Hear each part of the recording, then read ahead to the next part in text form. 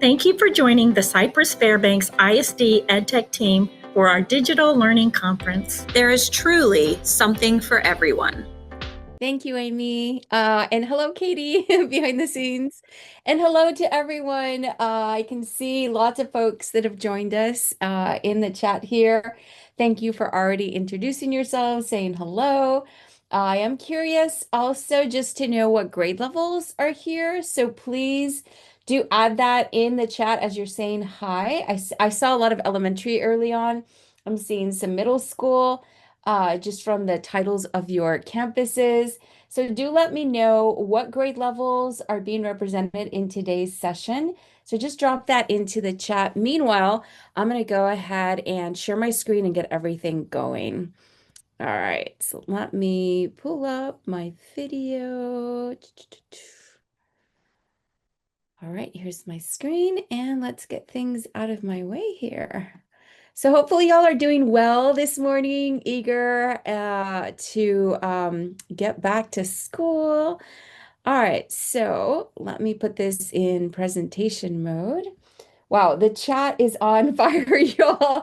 I'm trying to keep up. It's just flowing in. It's amazing. Oh, I see pre-K in there.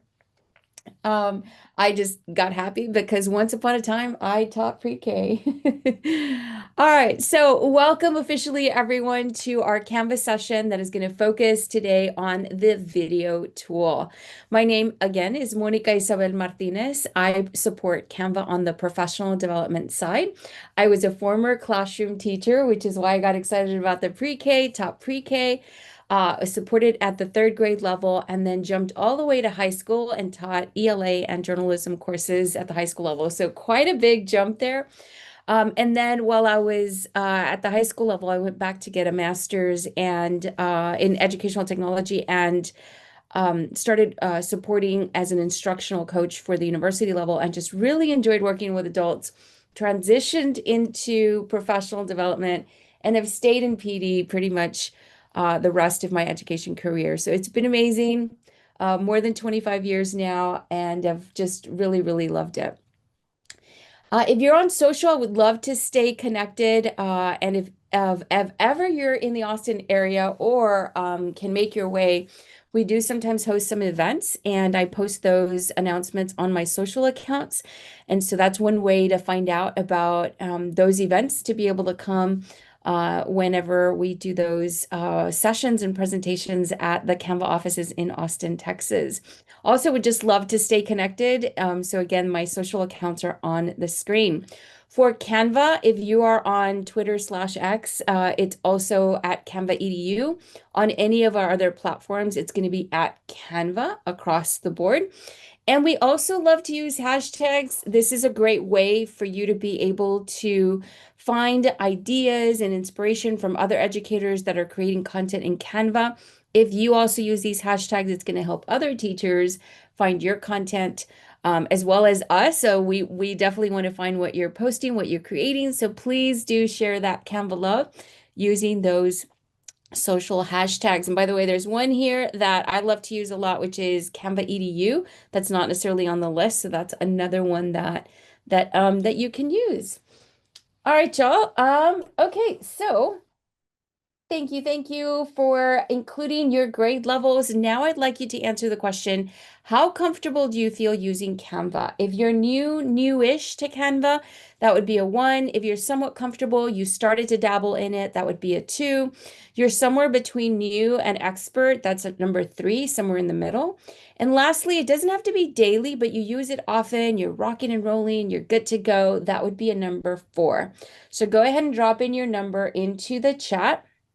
And then after you select 1 through 4, you can also go back in, and if you're using Canva with students, go ahead and add a 5. So that's separate from your 1 through 4. Go ahead and go back in, add a 5 if you've used it with students, or if you assign something and your students elected to use Canva, that also counts. All right, so seeing definitely lots of 1s and 2s. So definitely seeing more on that end, and then a sprinkling of 3s and 4s. Ooh, more 3s and 4s coming through. All right, so good balance of expertise in the room. I'm definitely going to be leaning on those of you who marked yourself as a 3 or a 4, just to share ideas, ways in which you might be using Canva already. So please do feel free to share that into the chat so your colleagues can gain inspiration from what you've been creating so far. All right, so that was my first question, which was how comfortable you feel using Canva in general. I'm curious to know if you've used the Canva video tool. Drop in a yes or a no. And so just a quick yes, quick no if you've used the Canva video tool. Now, the Canva video tool is its own separate tool from all of the other tools, but you can also use video within our other tools like presentations and whiteboards, etc. So if you've used video in any capacity, please include a yes. If you haven't and you're new to the video tool, then drop in a no. All right, while you're doing that, I'm going to go ahead on here to just kind of cover our agenda. Really, really simple. We're going to dive right in. I'm just going to cover a couple of brief things about Canva education, and then we're going to jump right into our video tool because we have a short amount of time together and I want to cover as much as possible. Now, we will be doing a little bit of hands-on here throughout this session. So if you're able to have maybe a screen or a split screen or anything like that, where you can try some of this stuff out, please feel free to do so you can follow along. Otherwise, no worries. You can kick back and just kind of take it all in. Again, this is a pretty short session, so either way works. All right, so seeing a lot of no's that came through regarding your use of the video tool. So you're in the right place. That's what this session's all about. And I'm seeing here some examples starting to come through. Jessica, thanks for kicking us off there, making some flyers and creating stations with it. Perfect. All right. Okay, y'all. Here we go. All right. So what is Canva for Education? In short, especially as it relates to video, Canva Education is an all-in-suite visual communication platform that includes the video tool. That's this one with a little video camera.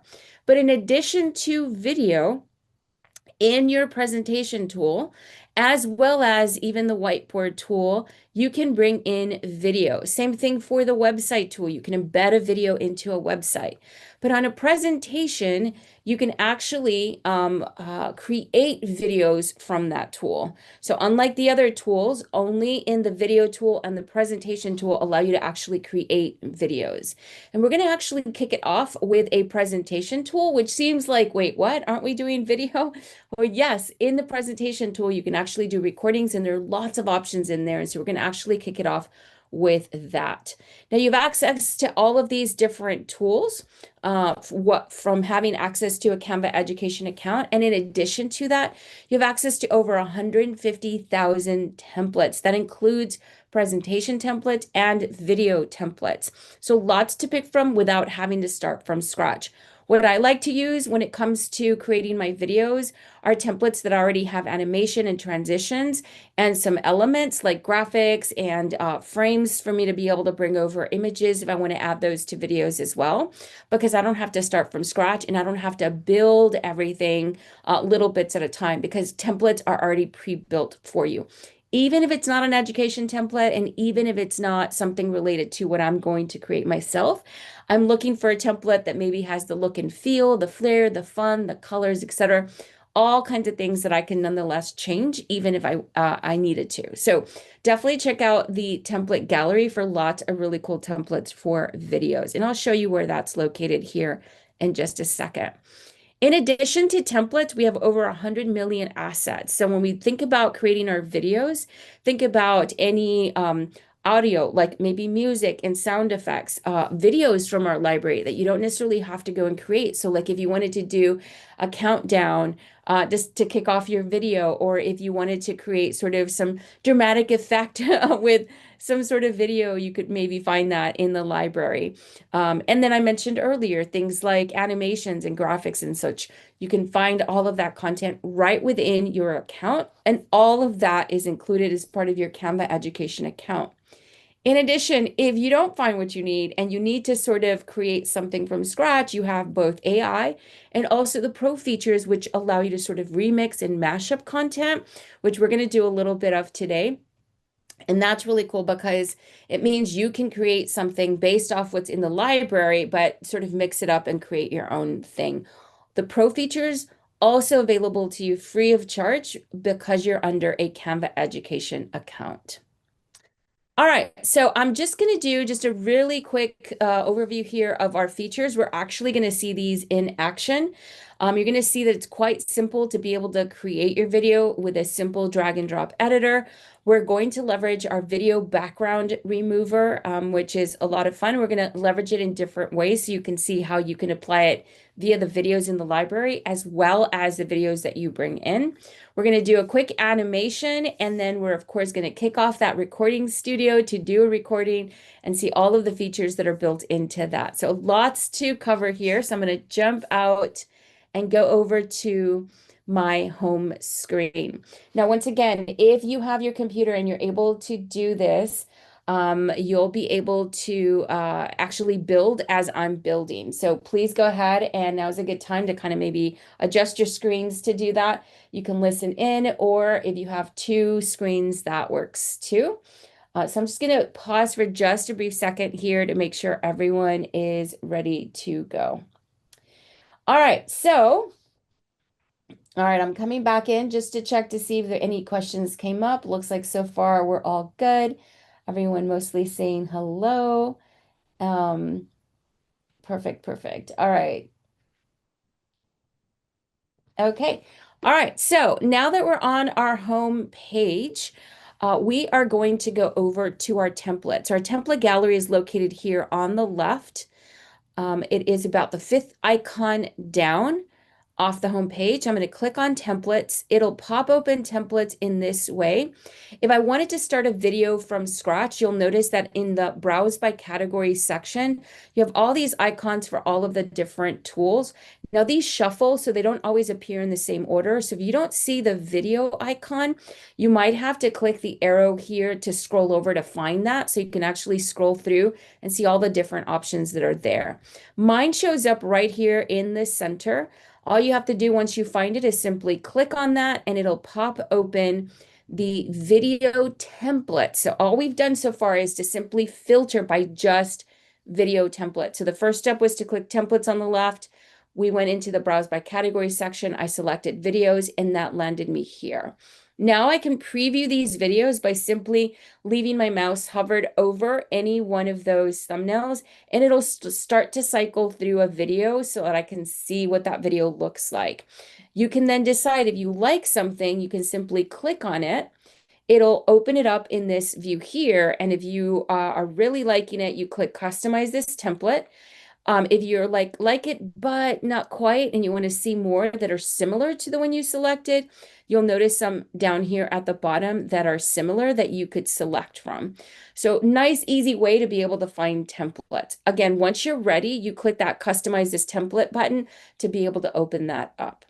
Now, we're not going to start from a video. We're going to actually start from a presentation. So I'm going to go back over to my templates by simply clicking the template icon on the left-hand side.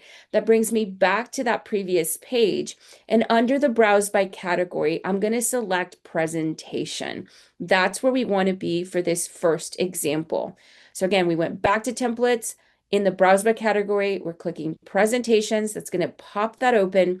Once again, it's filtering all of my results based on what I selected. So now here we have all kinds of presentations that we can pick from. In the interest of time and for this demo, it doesn't really matter what we select. We just need it to be a presentation template. So I'm just going to select a random one here. Again, you're going to simply leave your mouse hovered over. You get to see a sneak peek of it. Once you decide you like it, you click on it, it pops it open like this. And then you can click on the customize this template button. That's going to open up a new tab, and that's going to land you inside the presentation. And once it loads, you'll be able to see all of the different pages down at the bottom. So if you are doing this hands-on activity with me, I'm looking for you to land here. Okay. All right, so once again, just in the interest of time, pick something quickly. We just need a template to have content in it. We're going to actually create some additional slides, add some more content, and then do our recording. All right, I'm going to pause just really quickly to come over and see if there were any questions. All right, so we're going to be talking about what a Canva video is. And then, so I did see a question, how do I get to the page you are on? So to get to your home page, you log in the way you normally log in to get to all of your tools. And you should be able to get to Canva from there. Once you get to your home page, over on the left, you're clicking on template. And yes, Brenda, thank you for responding to that as well. All right, perfect. Okay, looks like we're all good there. Okay, all right. Now that we are on our presentation, we are going to add a couple of pages because we're going to actually create some content here. So down at the very bottom, we're going to leave our mouse hovered. We're going to place our mouse hovered between two pages. And what it does is it expands just like mine did here. And it gives me two buttons. The top one is the plus button to add a page. The one below that is the transition button if you wanted to add transitions between pages. We want to click on the plus button in order to add a page. And we're going to actually add a couple here. So you're going to start with the first one, and then we're going to add two more. So we want a total of 3 blank pages. So go down there to the bottom between the two little thumbnails and just click the plus button to add more pages. Joseph, I love your description. Yes, it kind of is. In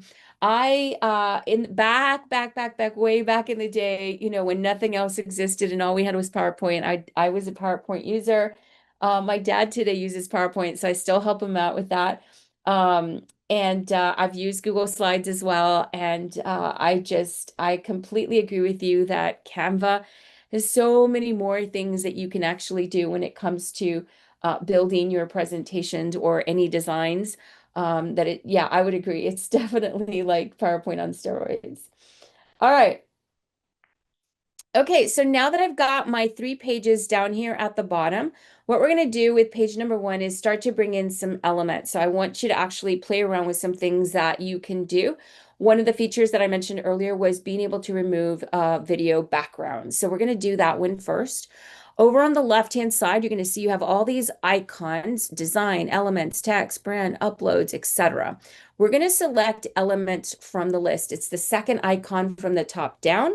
Your element has majority of those assets that I mentioned earlier. So once you click on it, it expands this window.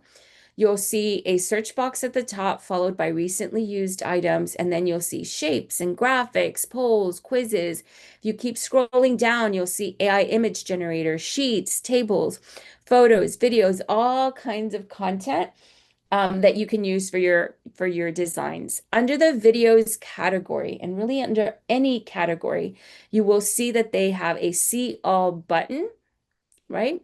So what we want is the video category. So we're going to click see all next to video here, and that's going to expand our video section so that we can see more sort of subcategories within the videos.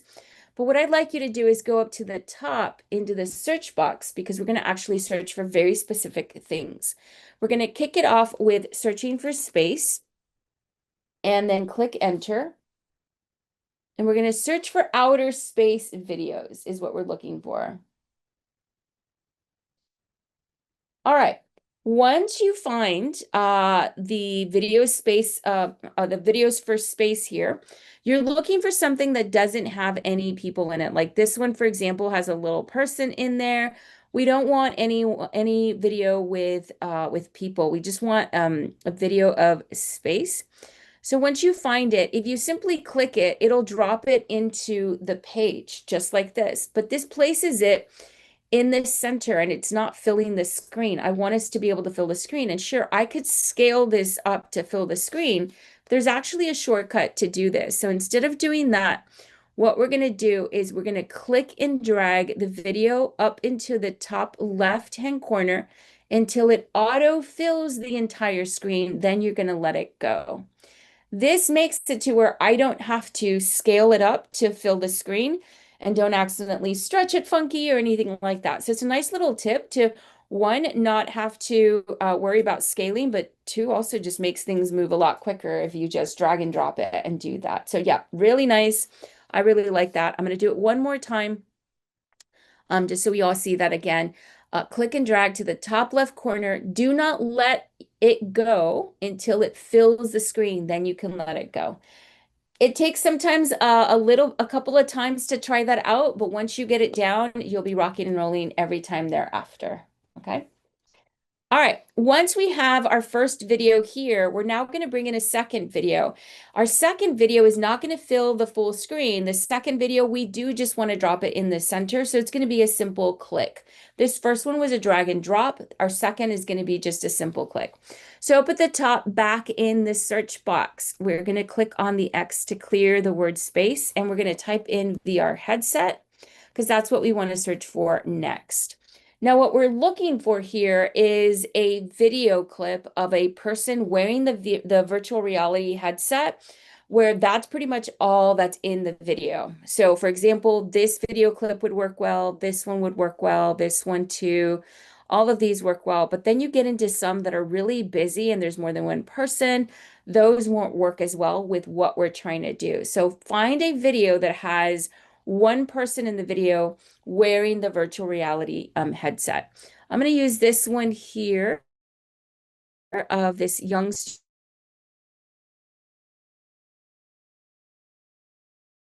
And I'm simply going to click because it's meant to just drop into the center. All right, now that it's in the center here, we're going to drop it down towards the bottom. All right, so now that it's down here at the bottom, I'm ready to go ahead and remove background, because what I want to create in this scene is us seeing the back, which is outer space, but right now the background of this foreground video is in the way, right? You see that wall back here behind our student. It's in the way. We can't fully grasp what's happening behind. So you notice that I dropped the video down to the bottom because otherwise it would look weird because she'd be floating, right? And so we need to bring this down so that it's a natural break at the bottom. Now what we're going to do with our foreground video selected, so the VR headset video is the one that's selected here, you'll notice that a menu pops up at the very top. From that menu, you're going to click on BG Remover, that's background remover. When you click on that, it'll remove the background of that video clip, leaving only the person. So Canva is able to recognize what's in the foreground and what's in the background, which is why it easily was able to remove the wall and not necessarily remove her or any part of her. That was also why it was so important for us to pick a video that didn't have a lot of clutter or a lot of stuff going on, because otherwise it can get funky when it's too busy. Like you might lose a pinky or, a bit of your hair or your arm or something. So you want to pick photos and videos when you use the background remover that are pretty free of clutter. All right. So as you're seeing this come into action, one of the things that comes to mind for me is the fact that when we do this remove background, I think of projects like PSAs, so public service announcement, or morning announcements that your students might be doing, or perhaps maybe a student recorded something and now they're bringing it in and they want to remove their background. Yes, they can absolutely remove a background from your own videos as well. So you can upload your stuff and then be able to remove it. So what that means is no more need for a green screen. You can actually do this straight from any device that has a camera to be able to record. You upload it into your Canva account and then simply remove the background. All right, so I'm going to do it one more time really quickly for those who may have missed it.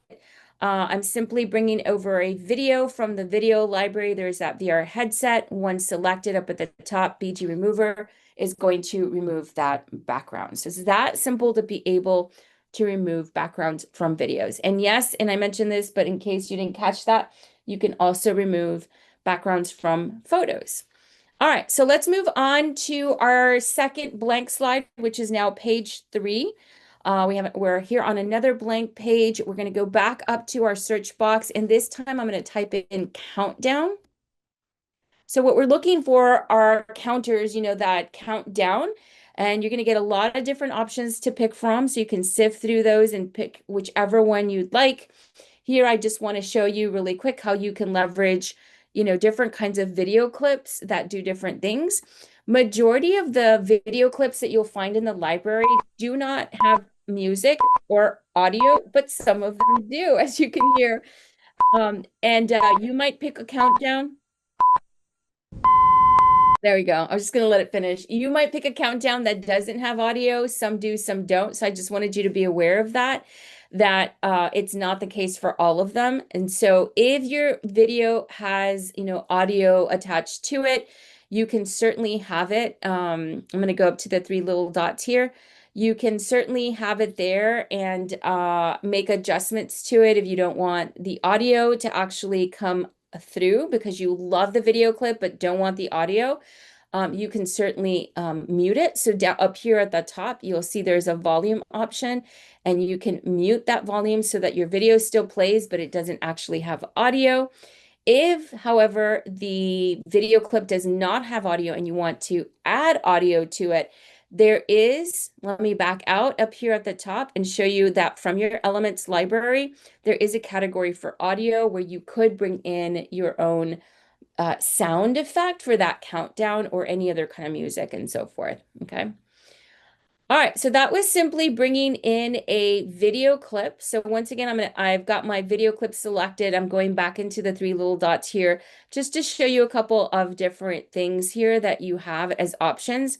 One of which is to show element timing. Element timing always allows you, if you do have more than one video clip, you can actually adjust the timing of when that comes into the screen. So if I push this lever down here at the bottom, this is the timeline for my video down here at the bottom. I can adjust that to have this video come in halfway through the slide, meaning I can add more elements to this video that come in at the beginning, and then the timer takes over about halfway through. So you can actually affect that just by simply dragging that over. And again, I went to that by going to the three little dots and then selecting, well, now it says hide element timing because I'm showing it, but yours would say show element timing. And Tracy, so the videos, if they're overlaid like we did here, they will both play at the same time automatically, unless you do what we just did, which was to go into the three little dots and say show element timing and actually adjust any one of those. If I were to bring in our person here halfway through the video, and then when I go into present mode, you'll see that my space will come in first. And then shortly after that,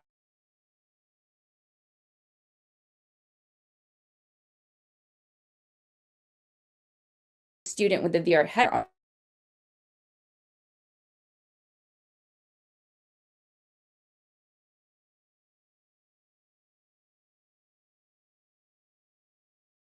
You're back in, but I saw it flicker.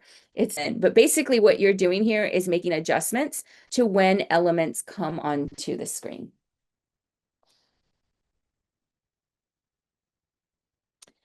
All right. Okay. All right. So just kind of keeping an eye here on the chat, making sure we've gotten all your questions answered. All right, we're going to move on to slide number 4. We're now going to do a really, really quick animation. This is to show you that you can add animation to videos so that they become a part of the video that you're creating. So for this one, we're going to come over to our photos category. So we're still under elements here on the left in the photos category, and then we're going to click on see all. I'm going to expand that.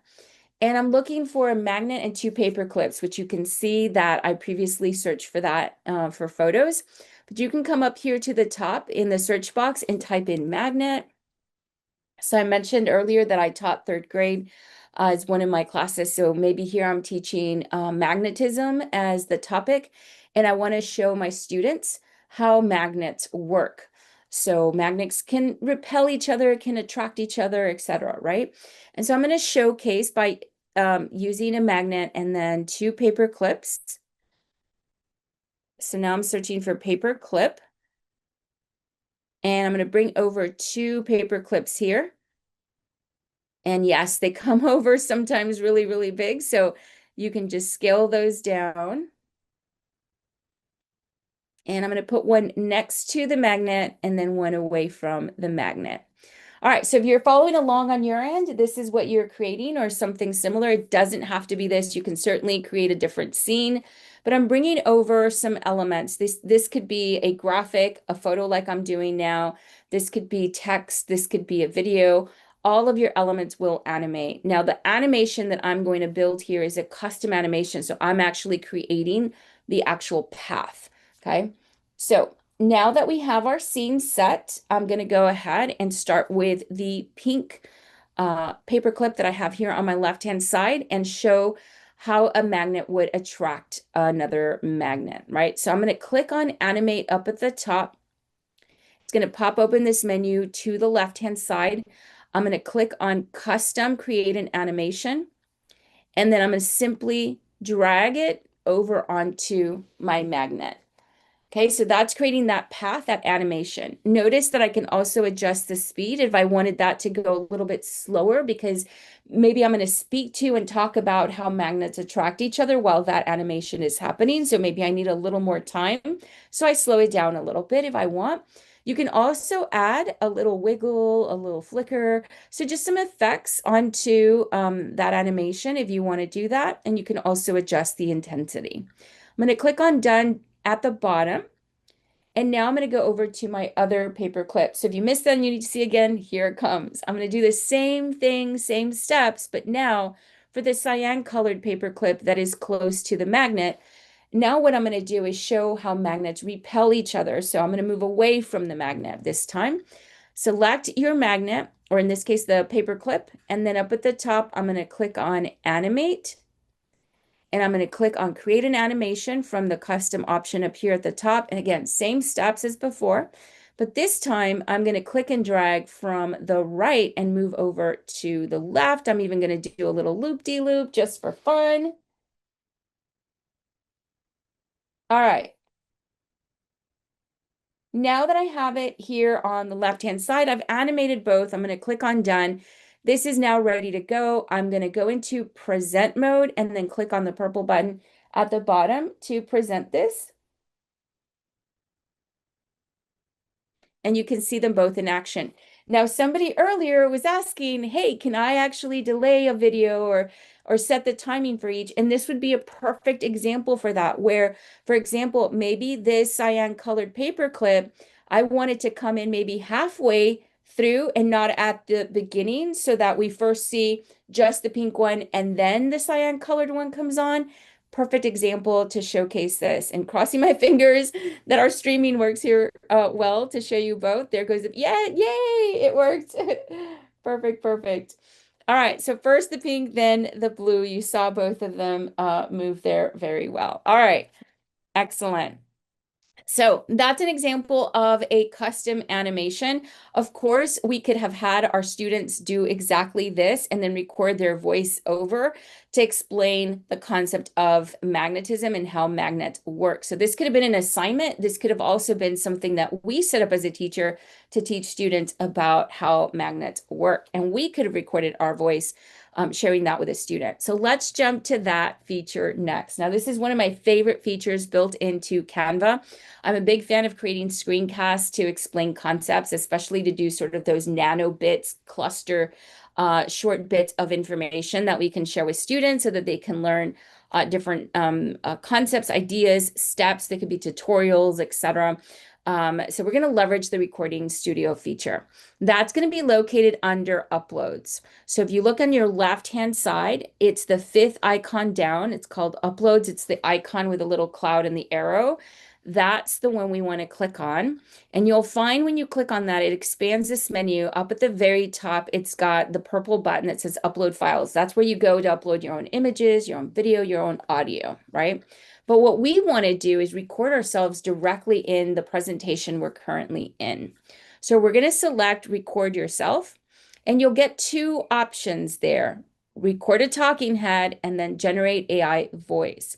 We're going to kick it off with record a talking head. I know that sounds a little funny, but we're truly going to be inside of a little either rectangle or a circle as part of this presentation. So we truly are a little talking head that's being added. We'll come back to generate AI voice, so don't worry about that. So you're going to click on record talking head. So once again, we went to uploads first. And then from there, we went to record yourself. That brings us here, record a talking head. It is going to launch the recording studio. And you can tell because it's going to change the color of everything. So it's kind of like you're in a studio and lights are off and the only light is going to be shining on you. There I am down there at the bottom. This is what I meant about the talking head. You truly are in a little bubble down here at the bottom. So a couple of quick things that I want to share with you from this screen. Up at the top right, if you don't see this menu popped open, just click the gear and it'll pop it open for you. I wanted to point out that in addition to what we're doing right now for this example, which is going to be us embedded into a presentation, you can also do camera and screen, meaning that I don't have to be inside of a Canva presentation. I can be on any tab on any other tool. I can even be on my desktop if what you wanted was to capture whatever's on your screen and then also you in the camera. You also have the option to only capture screen. So if you only want to show, it's almost like creating a GIF where you're just showing some steps to capture whatever you have on your computer. And then that's it. No audio, no anything. You can always add audio later, but you don't want to have the camera on. That would be that third option. But we're going to stick to camera because what we're doing is a talking presentation. One last thing to note here, under the camera options, you can drop down that menu. And if you have a document camera or any other camera connected to that device, it'll show up as an option, meaning that you'd also be able to capture that as the video instead of you, okay? All right, so we're going to leave it as is. Go ahead and click on the gear to close that. But now you know that you can go to the gear up there at the top right to find those options. Down here at the bottom by our bubble, we're going to just simply click our bubble. You're going to see a few options here. The first two have to do with effects, so filters. If it's too dim in your room and you need more light, you can add some filters here to bring in more light. If it's the opposite and it's too bright and you want to, bring it down a little bit, maybe add some warmth to the color or what have you, you can select from these options here to make adjustments. And then lastly, the second option, that FX is the same thing that's up here for effects. That's more of a skin smoothing. If you want to do a little bit of glamour glow, you could definitely do that there. And then the third button here is to change your shape, which is what I've done here. I've changed my shape into a rectangle. Now, you'll notice that I'm currently located down here at the bottom left. I don't really worry about moving the video clip at this point because later you'll be able to do that for each individual slide. You can position your video wherever you'd like. For now, I just really need to be out of the way so I can actually read what's on my screen. And then the next button is a mirror camera button. You'll notice that above me, let me just move my screen, it says adventure. So right up above me. But it reads it right to left instead of left to right. And so I just want to point out that you do have a mirror camera option that will swap it so that it reads the right way when someone's watching the recording. Adventure doesn't need to be in my video, so I'm not even going to worry about it. I'm just going to pull this back down like this. But in case you have text that's important, you can mirror the camera. And lastly, you can turn off the camera altogether if you don't want to actually come out in the video. I am going to leave it on for the purpose of showing you some features here in just a little bit. So go ahead and leave your camera on. Yancy, so content auto saves. So as you're creating content here, it will save automatically onto your Canva account under your projects. All right, so your camera automatically will pop open. If it's not automatically popping open into your recording studio, that's going to be a computer setting. So you want to touch base with your tech support crew to get that going. However, if you weren't able to even get into this studio, if that's what you're looking for, on the left, you're going to the uploads button. And then from there, you're going to go to record yourself. And that's how it gets you into the recording studio here. Ah, Jessica, not quite yet. You cannot animate, not from here, but you can later. You will be able to do it later. I love how you're thinking.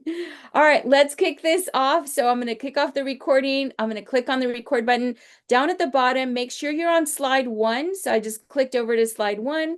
I'm going to click on the record button. It's going to count me down. And here we go. Welcome everyone to our class today. We're going to be working on a group project. Let's take a look at our video intro. And then I click on slide 2 to move over to slide 2.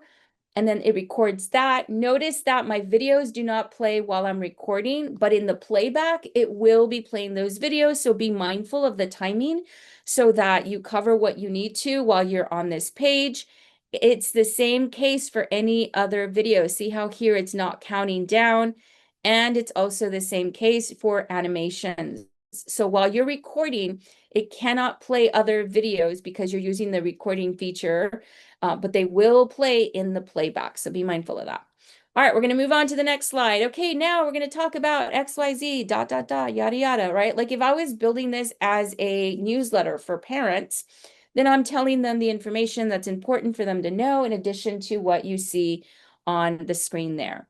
I highly recommend as you move from page to page, so slide to slide down at the bottom, to kind of give it just sort of a brief little pause on your end so that you don't cut your voice between slides. So just like this, our team is Chad, Helen, Jamie, Morgan, Samira, Sean.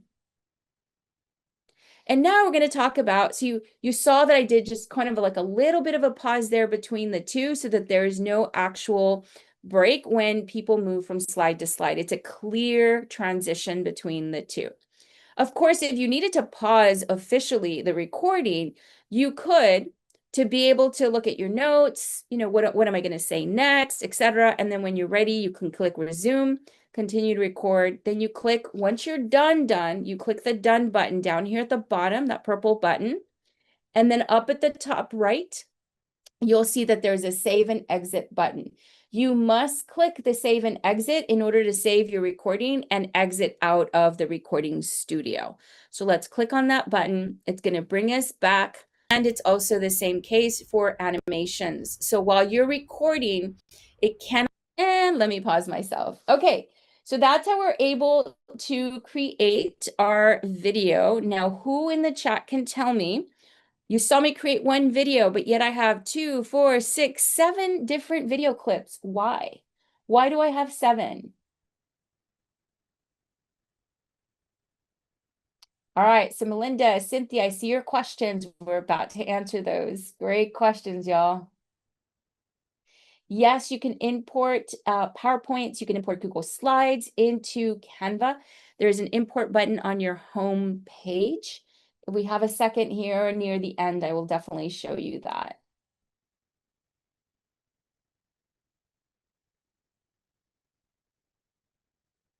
Yes, that is correct. So we have an answer, one for each slide. So as you can see here, if I go back over to my first, here we go. There's that first video clip, which is independent from the video clip you'll see on my second one. These are all individual video clips, and it only includes what I said when I was on that specific video clip. What you can also do to answer one of the questions that came up here is, yes, you can remove the background from your own videos that you record. So I'm going to click on that BG remover, just like we did earlier to that other video clip, and it is going to remove the background, allowing me to be embedded even further into this presentation, making it look like I'm officially a part of this presentation.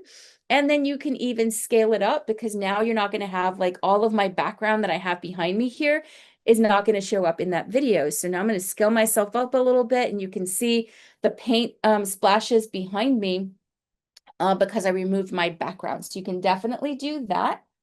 Earlier, we were asking the question that came up was about being able to bounce around. And yes, you can animate yourself just like we did earlier with the paper clips.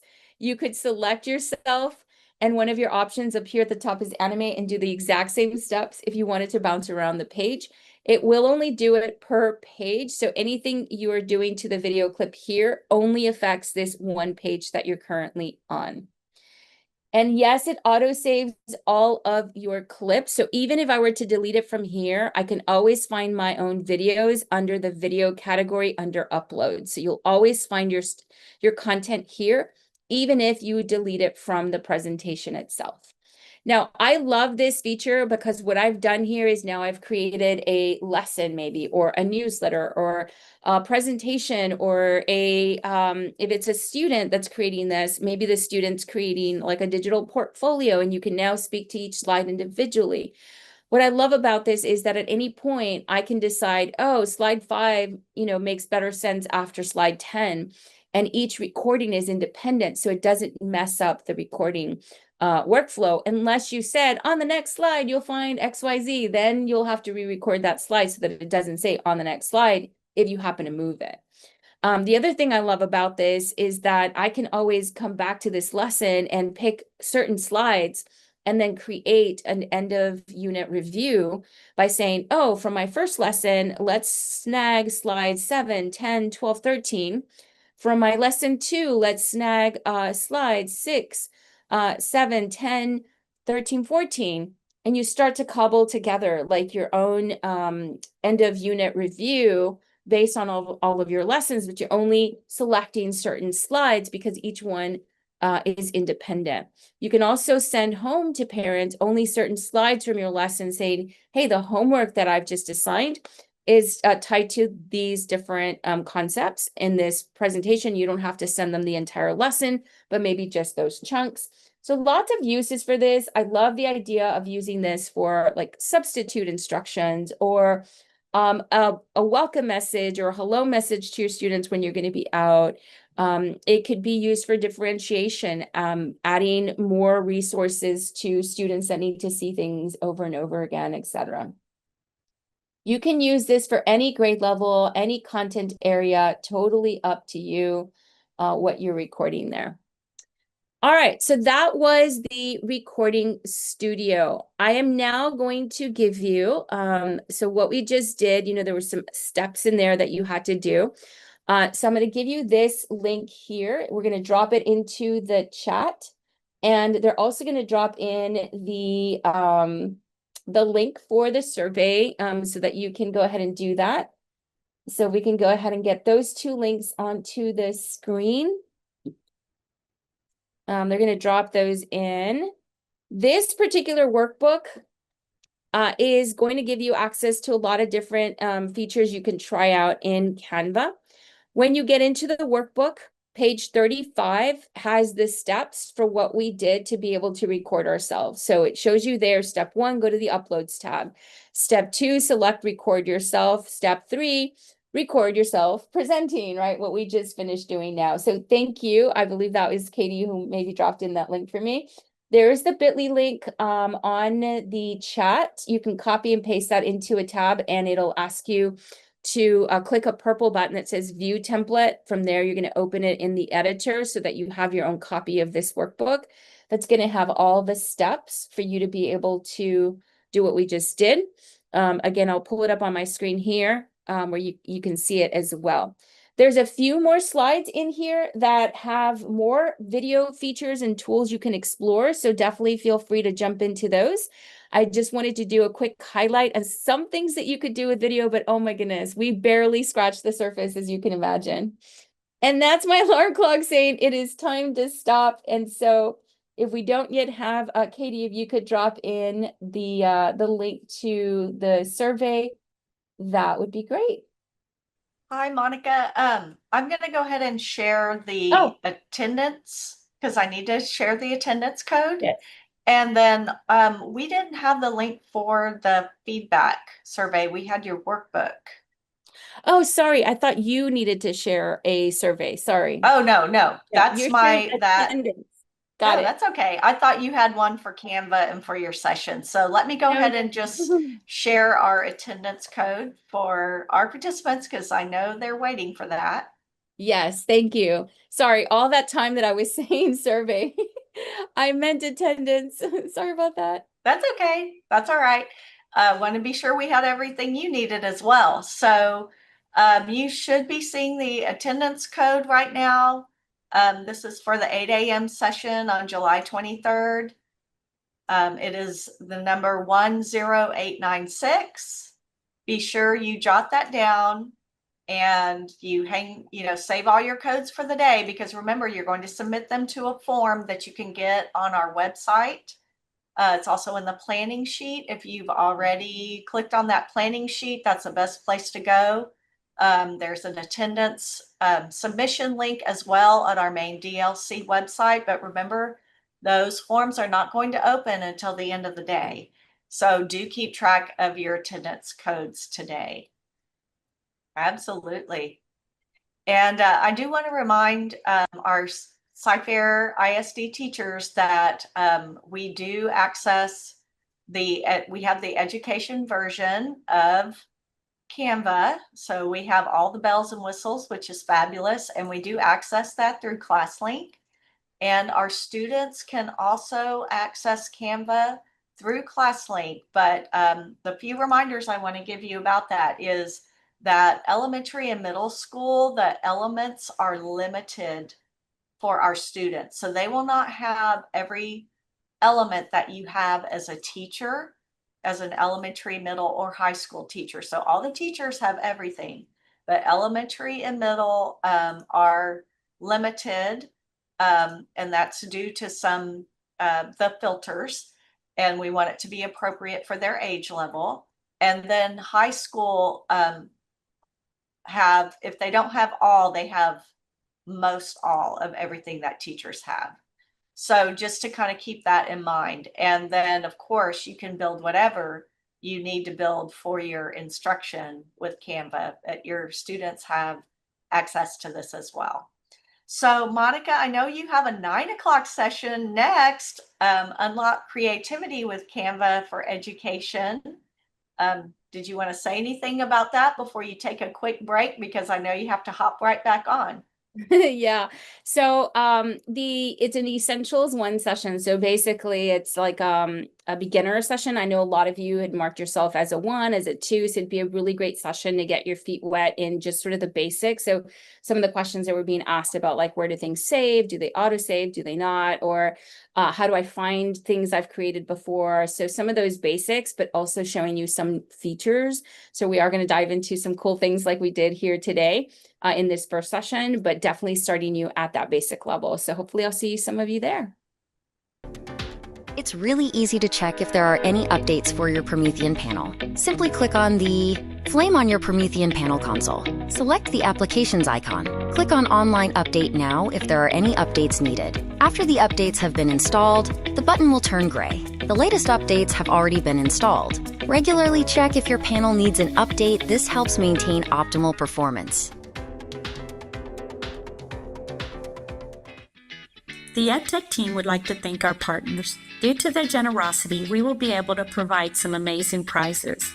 Campuses at each level will be able to choose a prize package that best meets their needs. These prize packages will include student and teacher technology such as wireless keyboards, headphones, charging towers, and many different types.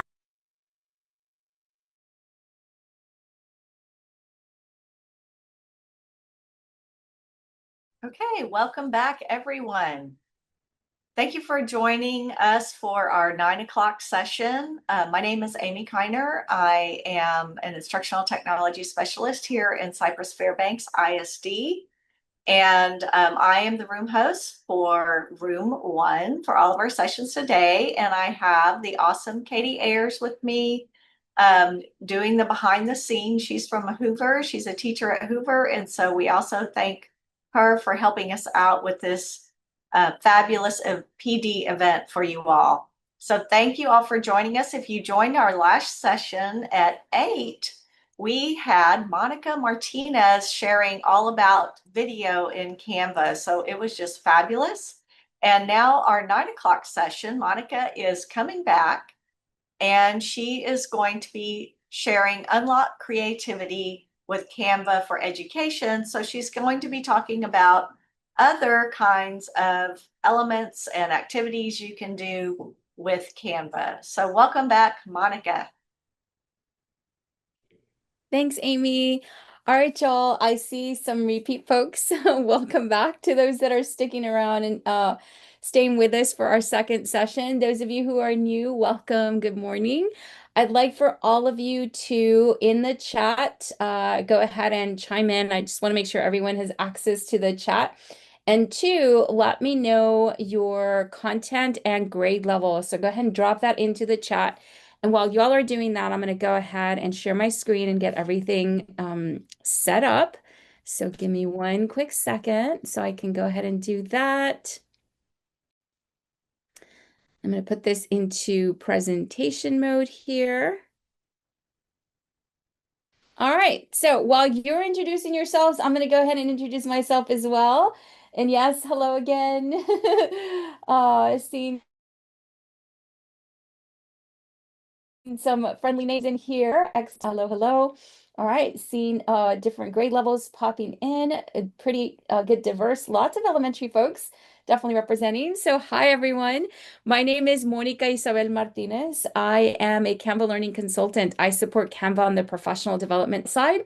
I was also a former classroom teacher. I'm seeing some of you as you're typing in here. I too was a high school teacher, taught high school level ELA plus journalism courses. So I got to work with kids pretty much from all high school ages. And I also taught at the elementary. I actually started in elementary as a preschool and then jumped into support third grade. And then after high school, I went on to university level. So I taught university classes and then was also an instructional coach at a university, which is I know is a little rare, but the school I was at, Texas State, had a program for that. So I got a chance to be in that role and just really enjoyed working with adults. So I transitioned over to professional development and have been in that role ever since. So it's lovely to meet you all. Thank you for being so active already on the chat. That's awesome. I love the energy. And yes, good morning to all. As you're jumping in, I see some new folks just now starting to jump into the chat there. Please introduce yourselves. Tell us your campus even if you want to add that, but definitely your grade level and content area if you're a teacher, or your title for those who are not necessarily classroom teachers. All right, a little bit of everyone in here today, so excellent. All right, so we are going to be covering Canva's Essentials 1 session. That's going to help you get started from the ground up. So we're going to do a little bit of an overview here in just a second. But before I do, I just wanted to share some of our hashtags that we use at Canva, because as beginners, I feel like finding examples that other teachers have created is a really great way to just find that inspiration and get an idea of like how we can start to use Canva in our classrooms. So I wanted to point this out here quickly. If you use the hashtags Canva EDU, which you don't see on the screen here, but that's one of my favorites to use, Canva Love, Canva Tips, any of those are going to land you on teacher examples. So we highly encourage teachers as they're posting to use those hashtags, which allows others to be able to find their work. You can also look for at Canva or at Canva EDU. We have social accounts for both. That's also going to help you find things, because as we find them, we amplify them on our channel. So you'll be able to find them that way as well. All right, excellent, y'all. So let's go ahead and kick this off with your level of experience. So if you're fairly newish to Canva, go ahead and drop in a 1 into the chat. If you're somewhat comfortable, you've started to play a little bit with the Canva tools, that would be a 2. If you're somewhere in the middle between being a beginner to using it often, that would be a 3. And if you're rocking and rolling, you use it often, doesn't have to be daily, but you use it often, you're good to go, that would be a 4. So go ahead and drop that into the chat. And in addition to that, regardless of whether you're a 1, 2, 3, or a 4, add a 5 if you've had students using it in your classes. All right, so all my folks that are 1s and 2s in here, you're in the perfect spot. This is precisely what this session is for, is to share how you get going using Canva. I do see a sprinkling of 3s and 4s. No worries, there's always new stuff to discover. Things move. So just the other day I was in a session and I was like, oh, where did that button go? because things are constantly evolving and changing. So there's a little bit for everyone here. Excellent, lots of 5s as well. All right, so lots of folks using it with students. I'm going to lean on those of you who dropped in a 3, a 4, and also the 5s to share ideas here as how you're using Canva in your classes currently, or how you're using it yourselves as part of your maybe communication or things that you're creating to inspire our other educators that are in the room with us today. So please go back in there and share what have you been creating? How are you using Canva? All right, so we're going to kick it off. We've got a short agenda here. If you have the ability to be able to do like a split screen, or if you have 2 screens to be able to try some things out as we're going through the session, please feel free to do that. In fact, I encourage that.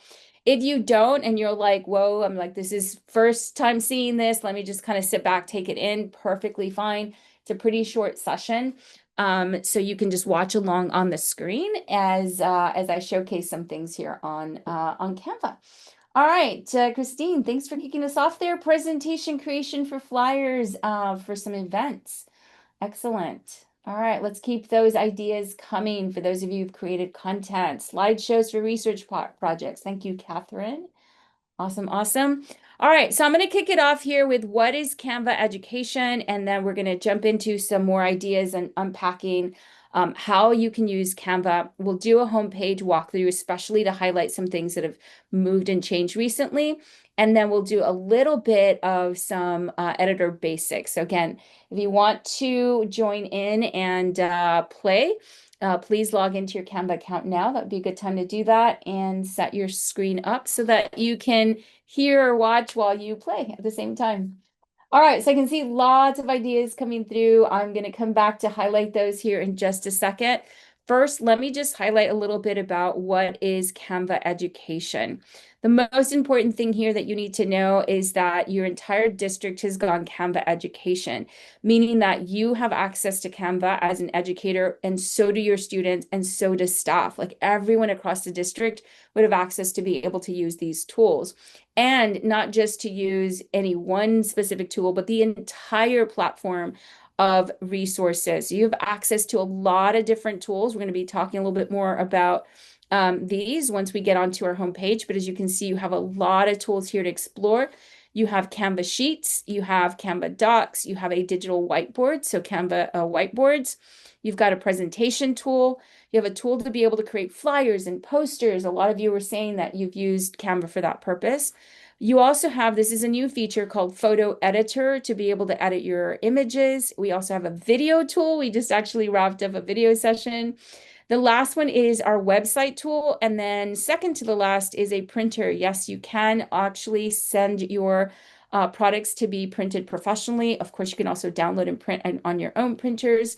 So lots to pick from there. So lots of tools to explore.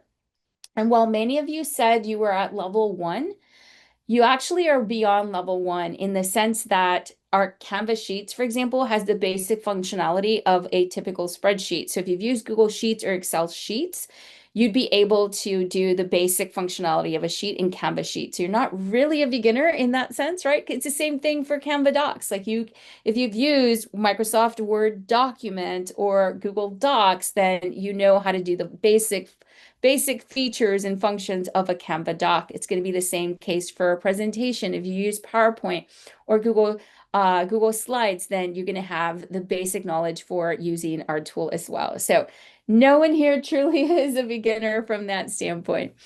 All right, I have to actually backtrack here. We just announced not too long ago that we went up to 150K. So this number is now outdated. We were at 80K not too long ago. We just jumped up to 150,000 education-specific templates. We are going to spend a little bit of time in the template gallery, so you get to see a little bit of how to leverage those.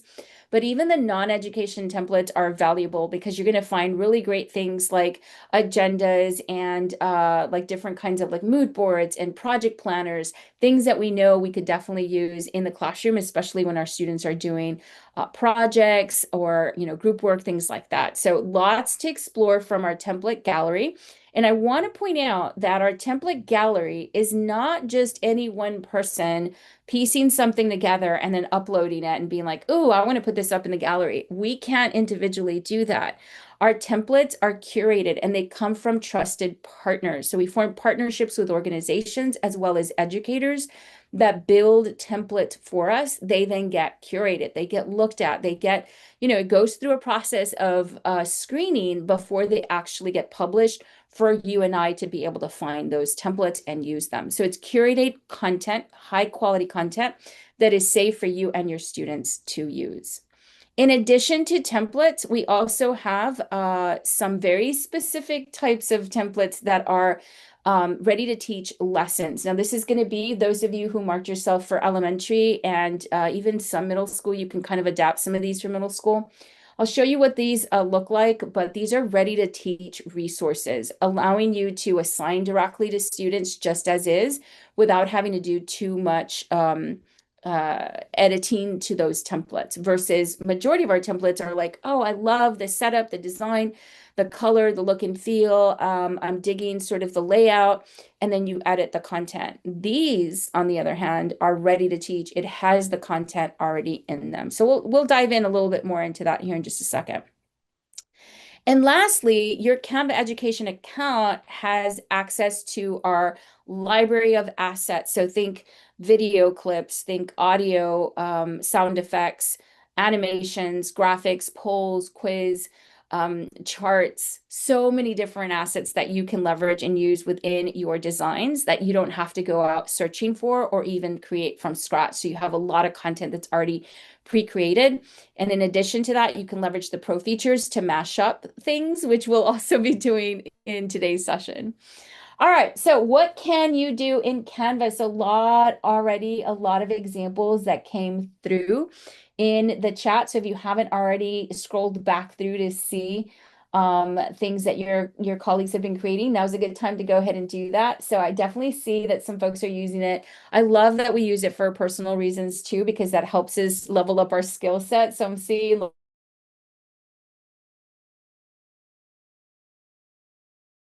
picture day, graphics, love that. I'm also seeing on here, where was the one I saw earlier? There was another one. So flyers, presentations, choice boards is a really good one. We've got lots of templates for choice boards. So let's see here, Rachel, I have health science students use a brochure template to create patient brochures over specific diseases or illnesses. Excellent. All right. All right, lots of things coming through here. Timeline projects, newsletters, etc. All right, so I've got a few here for you as well. On my list, I've got worksheets, posters, tutorials, presentations. So I'm going to use worksheets as one quick example. So if you were to create a worksheet, right, and we can set it up kind of like what you see here, where we're able to bring in our images of the C, also of the carrot. We can create buttons like this one that says, is for carrot. That can be a clickable button because you can add audio. So you can actually record yourself saying C is for carrot, or the assignment could be that the student has to record their voice saying C is for carrot. So the idea here is that we're leveling up what we would normally do in a worksheet if it was a tangible piece of paper. We're adding elements that are digital that help enhance the learning experience for the student. You, of course, yes, can do flyers and posters and banners and all that kind of fun stuff. And a lot of your colleagues here shared that they're using Canva for that. I love the fact that because we have a recording studio built into the Canva tool, you can create tutorials where you do screen captures, you can add audio, so you can create presentations that are not just presentations, but where you have animation and movement and videos, and then you can add voice and music to it. So many layers of content you can add. You can also leverage our whiteboard tool, which is one of my favorite tools, to do graphic organizers and brainstorming docs. Someone mentioned vision boards, mood boards, things like that. You can definitely build in there. And all of this content can be done either in collaboration, so everyone into one document together collaborating, or you can assign things where every student gets their own copy. So it could be done either way. So a couple more examples here on the screen. A lot of you have been mentioning quite a few of these already. So being able to do, students can create a student portfolio of work, They can create infographics, documentary videos, student journals, things like that. Now I'm going to pause here for a second. I know this screen has a lot on it, and we had to make it quite small just to try and fit as much as possible. This is not it. This is just a snippet of what you could do, but I'm going to pause here for a quick second and let you kind of take a glance at it. Feel free to take a picture of this if you'd like, just to have some ideas of things of where you can start. But I'm curious to hear from you from this list. Is there anything on here that you're thinking, whoa, I didn't know you could do that in Canva? Go ahead and drop that into the chat. Meanwhile, I'm going to check to see if there are any questions and see what else you all wrote. Ooh, Erin, that's cool. So Erin's students made a children's book about a Supreme Court case. That's really cool.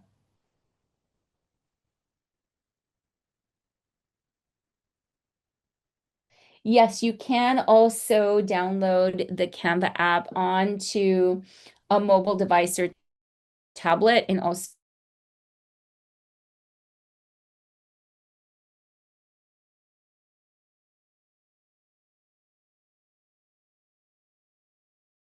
different, the experience, than if you were on a computer on an app. T-shirt, yes. So let me just quickly highlight in regards those templates, because not only of a shirt, but you can actually select people so that it shows up on a person. So you can see if your logo is too high, too low, or too big, and you need to make it smaller because it just wraps around the person's body. So it lets you see and really calculate, really well what you need to set that up with. So I really like templates that that give you sort of that extra layer of detail. How do they turn them in? So great question, Cynthia. If you're using Schoology, you can actually take the link of a presentation or design, whatever they're creating. They will have a link that they can then paste back into Schoology if that's the way that they're submitting their projects. My recommendation when it comes to teacher, student, sharing and collecting of content from Canva is to not reinvent the wheel. Whatever you're currently doing, stick to that so that you're not having to start from scratch and learn a whole new process or try and manage a whole different process just when you use Canva. That doesn't make sense. So stick to what you're currently doing. I will show you where to go to grab that link.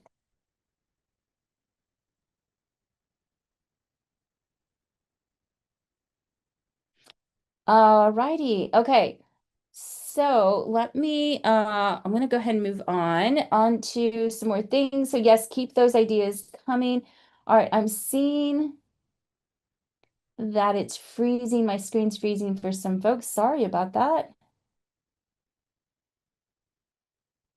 All right, I will keep tabs on that. We're going to do a homepage navigation. So I'm going to jump out of my presentation here, and I'm going to go over to my home screen.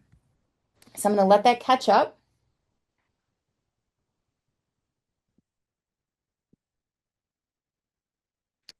If you'd like on your end, please go ahead and make your way over to the home screen as well so that you can follow along. Excuse me. All right, now that we're on our home page, I'm going to do just a really quick navigation. All right, I still am seeing some folks saying you keep freezing. Okay, give me one quick second, y'all. What I'm going to do is I'm going to turn off my camera and hope that that helps.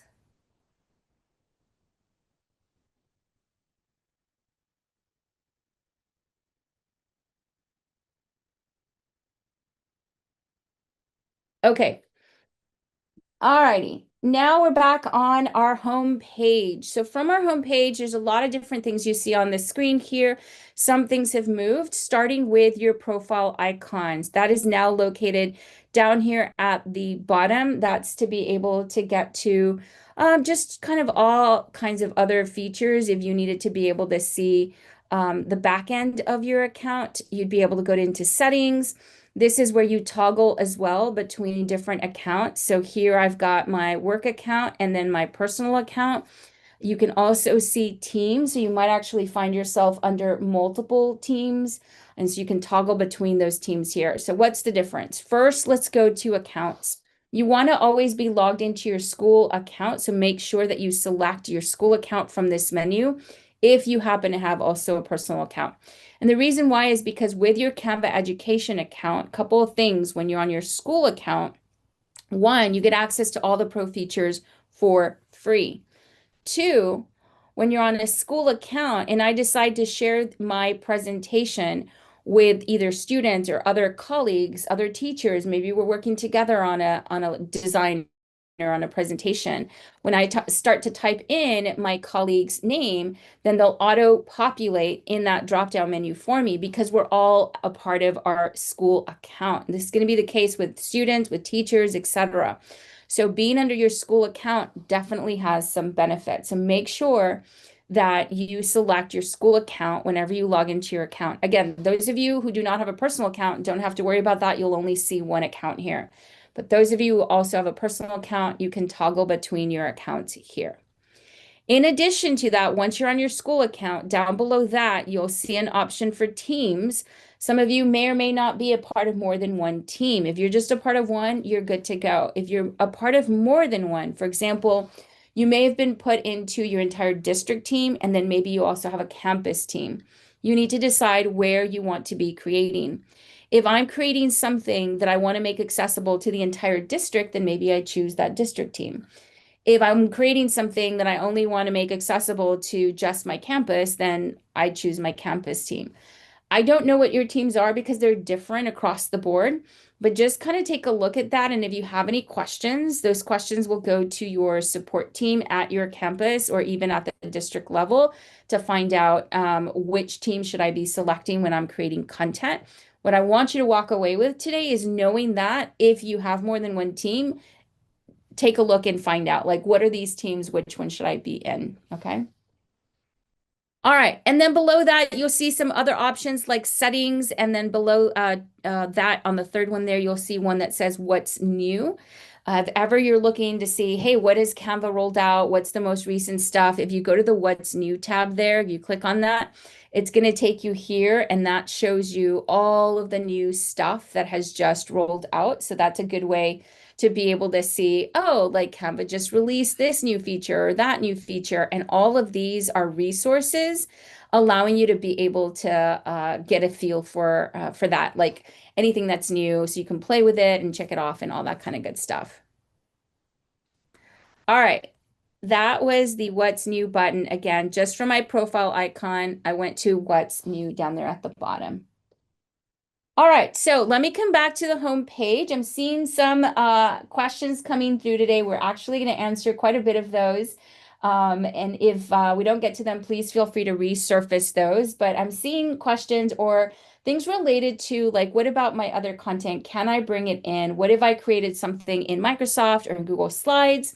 Can I bring those into Canva? And the answer is yes. From your home page, you have a button here that says Uploads. And when you click on that, pops this window open, allowing you to be able to upload your files or an entire folder full of files.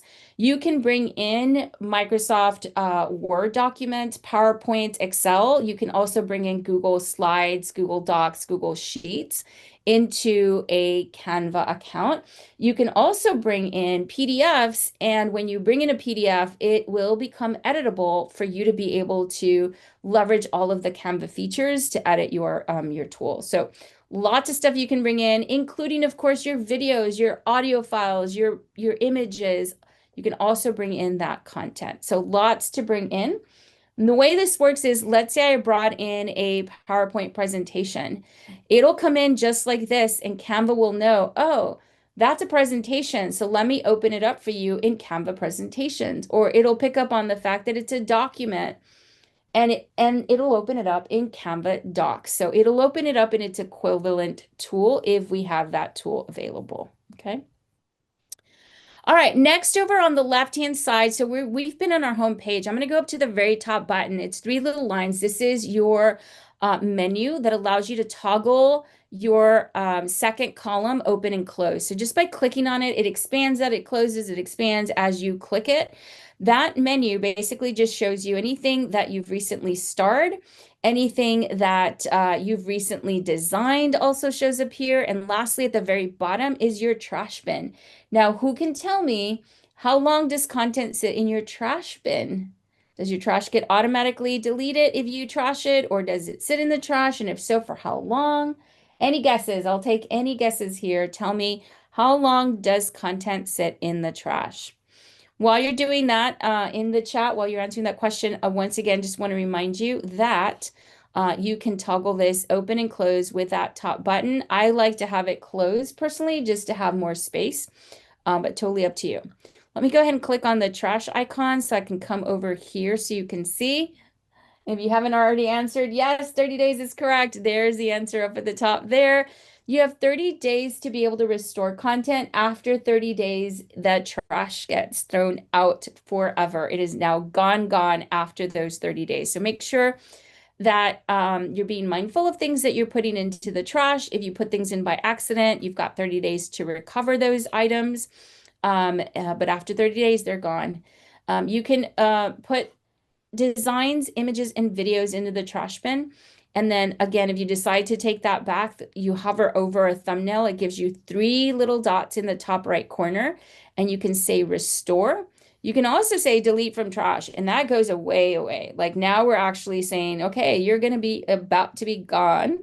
So we click on that, and you can no longer recover that particular item. Okay. You decide to restore, you go to the 3 little dots, click restore, and that'll take that file back into your projects, which is what we're going to talk about next. All right, I'm going to go ahead and close this menu here, this second column, because again, I'm not a big fan of having that displayed like that. I'm going to go back to my home page. In Canva, all of your content auto saves. So as you're creating, you don't have to go file, save, file, save. Anything you create, anything you make a copy of, any templates, things like that will automatically be saved into your account. Where do they go? On the left-hand side, we're going to go down to our projects icon. It's the one with a little folder here. Once you select it, it lands here on this page. You've got a big banner across the top. Down below that, you've got some filters you can use, and then you can see below that you've got recent designs. If you create folders, you'll have a whole folder section. As you can see, I'm a fan of folders. And then below that, you'll get into your designs, where you can always click on see more to find more content. Now, after a while, this can get overwhelming, because not only will you show and displayed here, not only will you see your content that you've created, but you'll also see anything that anyone else has created and shared with you. So perhaps colleagues have shared documents with you, and then students, as they're creating their assignments and completing them, they're sharing them with you so that you can view them and, give them feedback and so forth. All of those projects are going to sit in this one big bucket. So what I recommend is to leverage these filters up here at the top. So if I only want to see content that I've created, I go to owner and select myself from the drop-down menu. It's going to filter all the results by just my designs. I can further filter by going to category and selecting, for example, presentations. Maybe I'm just looking for my presentations. And I can also filter by date modified. Maybe I'm looking for stuff I've created in the last 30 days. You can also filter by anyone else in your school district. So if I'm looking for something that my colleague Amy shared with me, I can type Amy's name. Amy could be my student. I could be looking for content that my student Amy shared with me, and I would be able to find Amy's content there. So leverage those filters as you see fit. But I will tell you this. If I know the title of what I'm looking for from your home page, you've got the option to search for. This is a box here that allows you to do searches as well as prompts. From your home page, you can click on your designs, the first little button right up here underneath what will you design today. And you can actually type in, so ES1 is the title of my Essentials 1 session that I do, which is what we're doing today. And I know I title all of them ES1 as part of the title, so I can just simply click on that and do a search for that.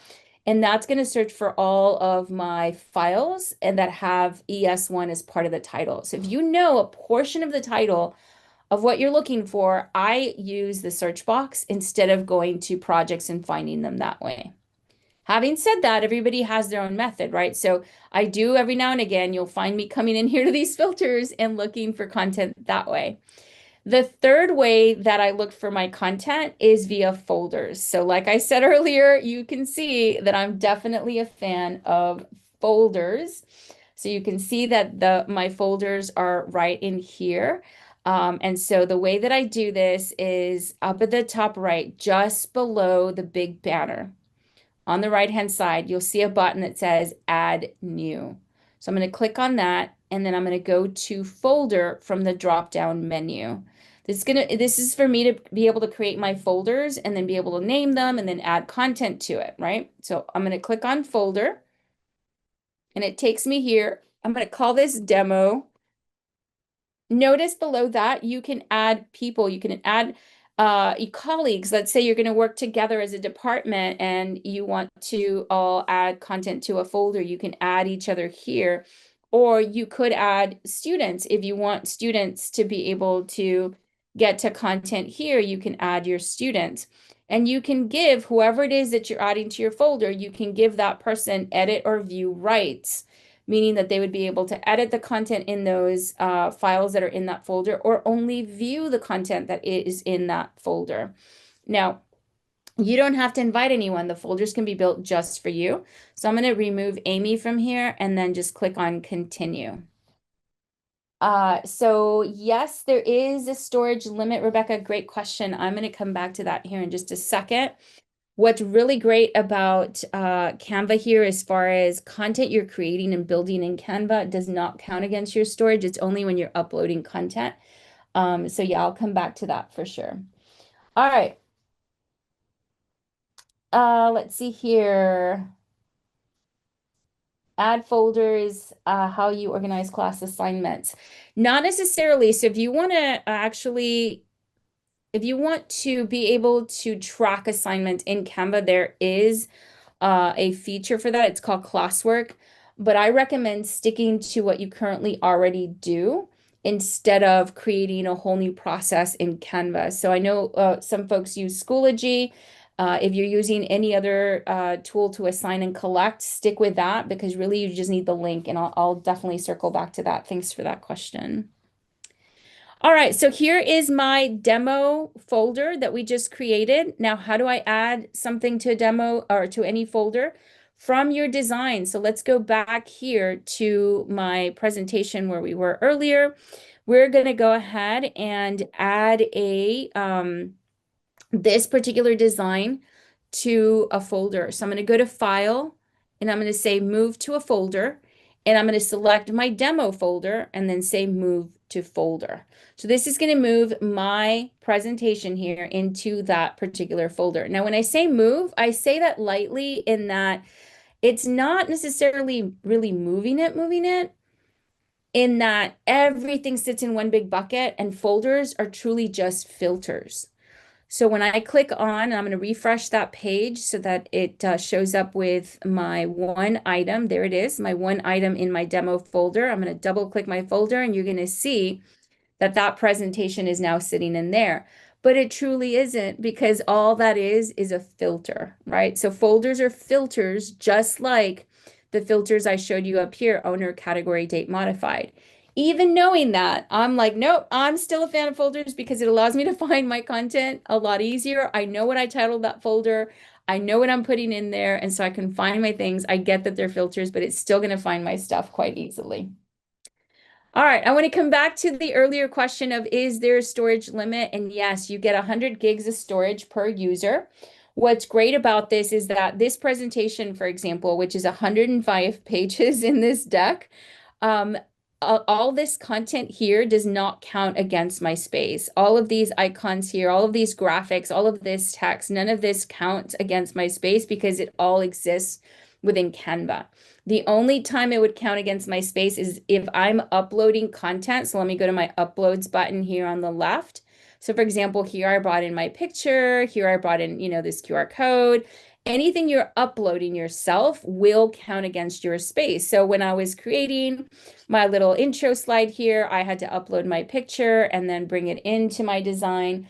Whenever you upload that, it only counts that one time under your uploads. You can use it 10, 20, 30, 50 times on 50 different designs. It doesn't count against you 50 times. It only counts against you that one time for that small amount of content. It also compresses your content, so you're not bringing in everything in its highest quality. It's meant for visual, like a digital screen. And so you're good to go with the quality that you're bringing in for your screen for like content like this. So that's what's cool about that too. All right, let's go back. Sarah, I've yet to hear anyone run out of space. However, if you're inching on that, because let's say your class does a lot of video projects, and by a lot, I mean like, each individual person is, maybe uploading 20, 30, 50 different videos like every week or so, like that would be a lot for you to actually run out of space. But if you do, definitely go to your district support tech folks to see if they can help with that.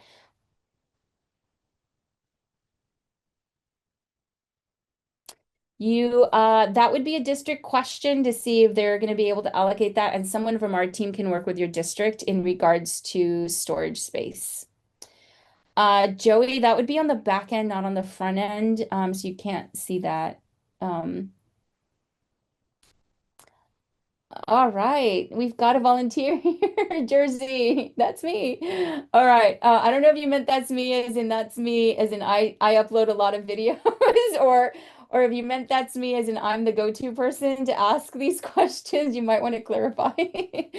All right. So that was a little bit of our projects. Let's jump over to templates here really quick. I just want to show you that from here, you're able to get to your entire template gallery. So from here, as you can see up here at the top, you've got some filters. I'm going to go ahead and click on the education filter. I want to show you what you can find from here. So over on the left, template, up at the top, filters, click on education. That'll take you to this view here where you can see, you've got a lot of different filters here as well. So where you can see templates by subject, you can also see templates by grade. So this will go all the way over to 12th grade. So all the grade levels. And then you can also see by resource type. You've got an arrow here you can click through to see a bunch of different resources there. So lots of different categories for resource type. This is where you'll find the ready to teach lessons. This is what I mentioned earlier near the beginning, where there are some resources that are ready for you to assign to students without having to make too many edits. So these particular sets are grouped together based on topic. This topic happens to be circuits and electricity. It is for 6th grade science. It comes with 4 different assets. We have a presentation, we have a worksheet, we have a video, and we have a graphic organizer. You can decide to use the lesson, or you can decide, if you keep scrolling down, to just use any one template and not necessarily use all 4 templates. So completely up to you. I like to actually explore the individual activities, so we can pop one open. And if you decide you like it and you want to use it, you can say customize this template, and that'll pop it open like this so that you can so that you could use it. Now, once you create your own version of the template, this is now yours. Nobody else can use it. You can rename the template up here at the top. This will auto save to your projects section. Okay, so this is now yours. You can come in, edit, all that kind of good stuff. Now, let's say that we now have our template ready to use. We want to assign it to our students. Again, I know most of you use Schoology. If you use something else, just drop that into the chat. Let me know what else you might be doing when you're sharing content with students. But from here, I'm going to click on share. And up here at the top, if I'm only sharing this with one or two students, or maybe with a colleague to help me continue fleshing out this activity, you simply add them here. And then you select the rights of what you want to give them: can edit, can comment, can view, right? You can also type in your students' names there if you wanted to do that. Or what I recommend, if you're going to assign this per individual student, every student, you want them to get a copy. So a copy of this worksheet per individual student. Then the option you want, down here at the bottom, you'll see a button that says see all. It's the 3 little dots. I'm going to click on that. And then you're going to select from this menu here, you're going to select template link. When you select template link, it'll take you to this page here where you say, yes, go ahead and create a link for me. And when I copy this link here, then I'm going to go to Schoology or any other tool like that I might be using and simply paste that link in. Okay, so for those of you using Schoology, you copy that link, you go back to Schoology, you paste the link in where you normally paste links. And when your students click on that link, it's going to automatically take them through the process of making their own copy of that worksheet. The students will complete that worksheet, share that worksheet with you when they're done, and you now have access to be able to give them feedback. So then they turn it in the way they normally turn it in Schoology. Now, Martha mentioned Google Classroom. If you're using Google Classroom, you'll notice that one of my options under Share is Google Classroom. So I can come straight into Google Classroom from within Canva to be able to share that activity with my students. It'll link into your class, so it'll take you to your Google Classroom class, and then you go in and you basically just start to create your assignment. So the steps for this, for using Classroom, are the same as you would in Google Classroom. So nothing new to necessarily learn here other than just go to Share in Canva, select Google Classroom. That takes you into your class. You click on Go. It's going to take you so that you can go ahead and start creating your assignment. It will automatically drop in the link to that particular activity. And from here, you can choose to make a copy for every student. Okay. All right. Okay, so let me back up, and what I'm going to do now is share a workbook with you. I want you to have this resource, and in the little bit of time we have here left, I'm going to go ahead and dive into a couple of quick little things in the editor. So let me share this link with you, and now is also a good time to share. Amy, if you want to have me hop off and you come back on to share the attendance code. And they're going to drop in this link for the workbook in the chat as well.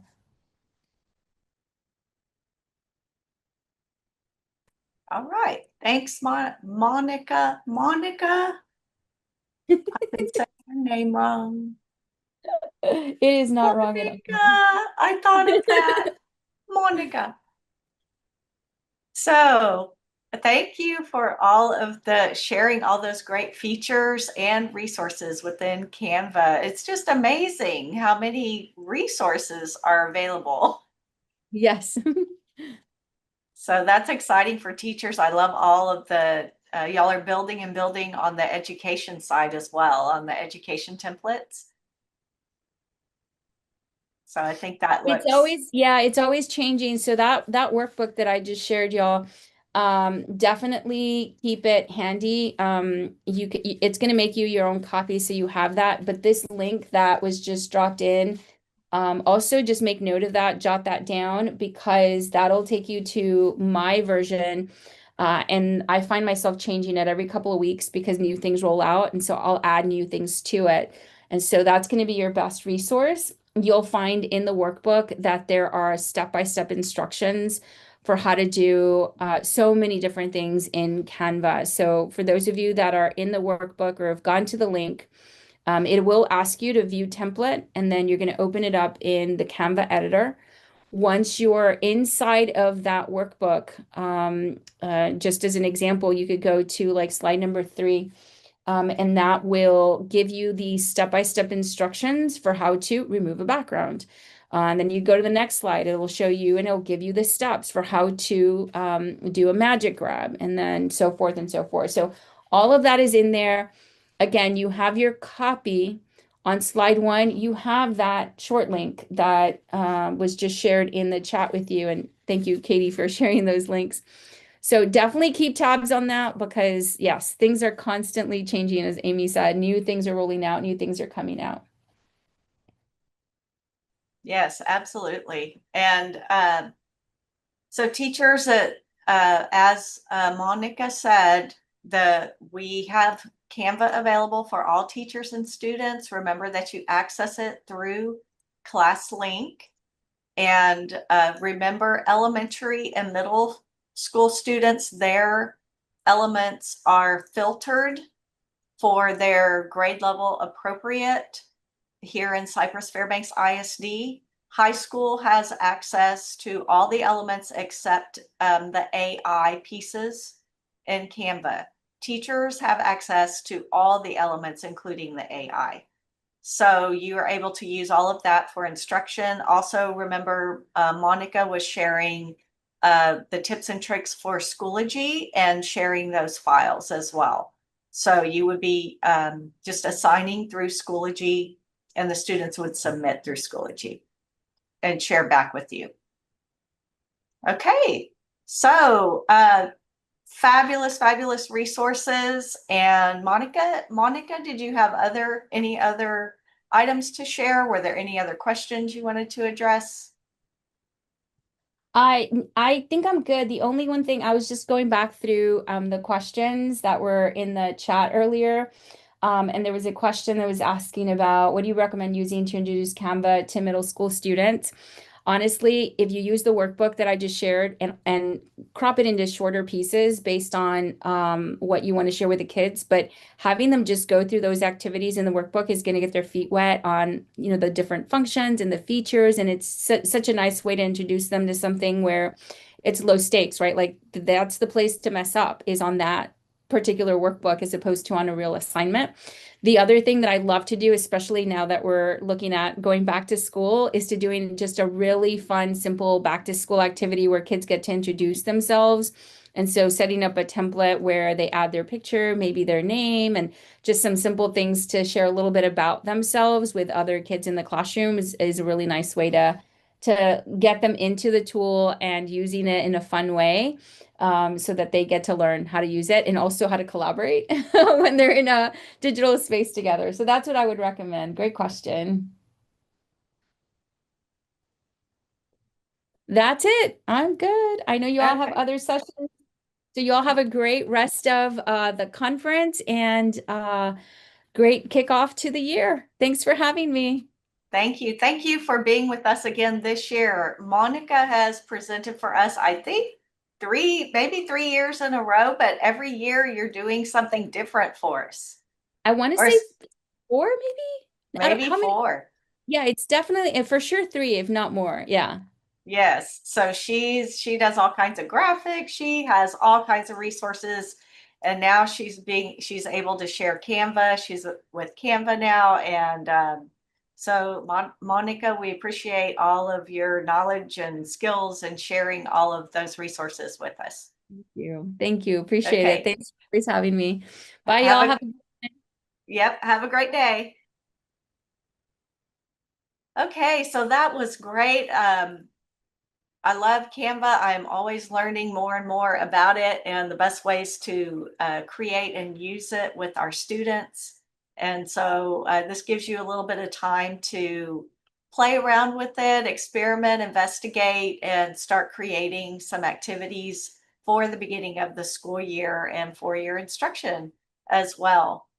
Our next presenter is going to be from NoRedInk at 10 o'clock.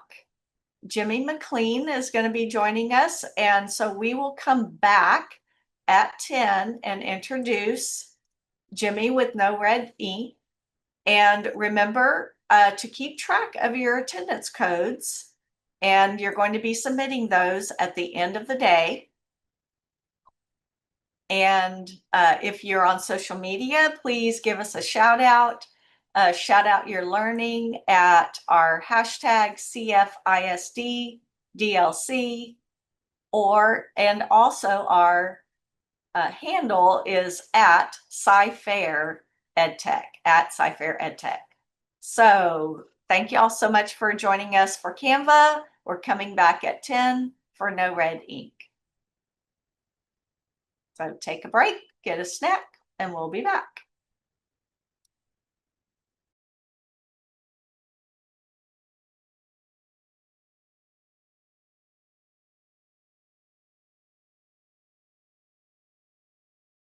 Due to their generosity, we will be able to provide some amazing prizes. Campuses at each level will be able to choose a prize package that best meets their needs. These prize packages will include student and teacher technology such as wireless keyboards, headphones, charging towers, and many different types of robotics. Don't forget to submit your attendance at the end of each day. Also, fill out your feedback form for one of these fantastic packages.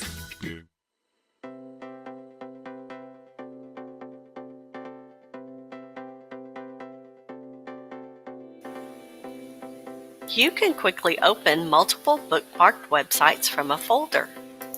Simply right-click the folder and select Open All. Your websites are open and ready for the day. Welcome to the Cypress Fairbanks ISD Digital Learning Conference. Our EdTech team is so excited to host this conference virtually again this year for our educators from CFISD and surrounding communities. In past years, over 4,000 attendees have gained valuable knowledge. Thank you for joining the Cypress Fairbanks ISD EdTech team for our Digital Learning Conference. There is truly something for everyone.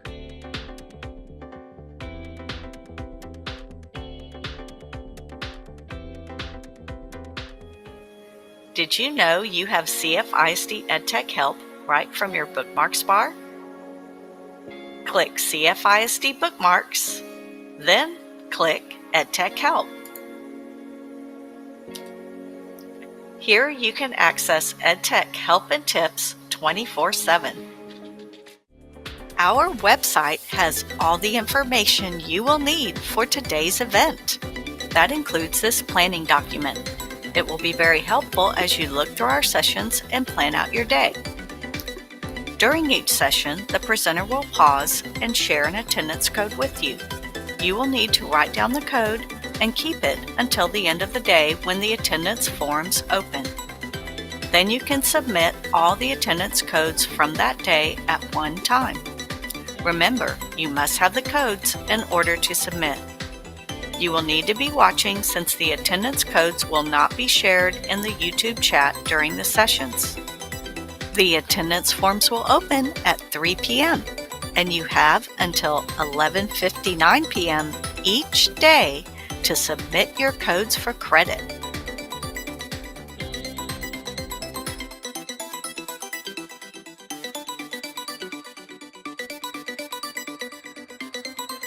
Did you realize you can choose what Google Chrome opens every time you start up? All you have to do is come to the three dots in the upper right, go to the settings, and then on the left, choose On Startup. You have three options. You can open the new tab page, continue where you left off, or open a specific page or set of pages. Continuing where you left off does exactly that. See if this saves you some time.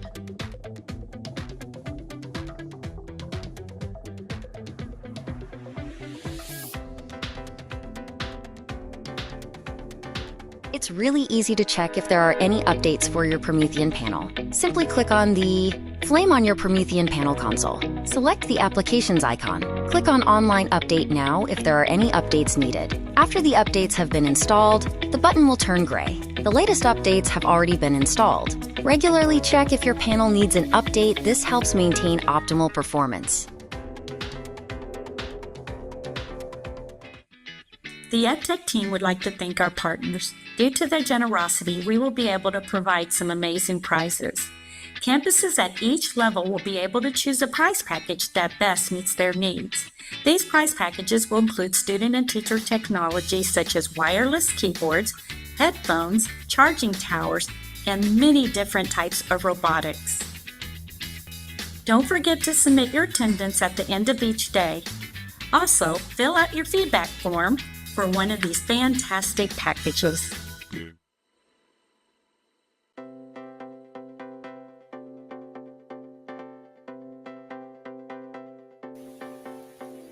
You can quickly open multiple bookmarked websites from a folder. Simply right-click the folder and select Open All. Your websites are open and ready for the day. Welcome to the Cypress Fairbanks ISD Digital Learning Conference. Our EdTech team is so excited to host this conference virtually again this year for our educators from CFISD and surrounding communities. In past years, over 4,000 attendees have gained valuable knowledge. Thank you for joining the Cypress Fairbanks ISD EdTech team for our Digital Learning Conference. There is truly something for everyone.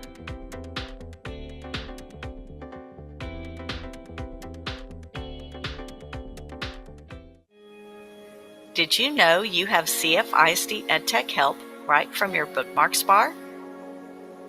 Click CFISD Bookmarks, then click EdTech Help. Here you can access EdTech help and tips 24/7. Our website has all the information you will need for today's event. That includes this planning document. It will be very helpful as you look through our sessions and plan out your day. During each session, the presenter will pause and share an attendance code with you. You will need to write down the code and keep it until the end of the day when the attendance forms open. Then you can submit all the attendance codes from that day at one time. Remember, you must have the codes in order to submit. You will need to be watching since the attendance codes will not be shared in the YouTube chat during the sessions. The attendance forms will open at 3 p.m. and you have until 11:59 p.m. each day to submit your codes for credit.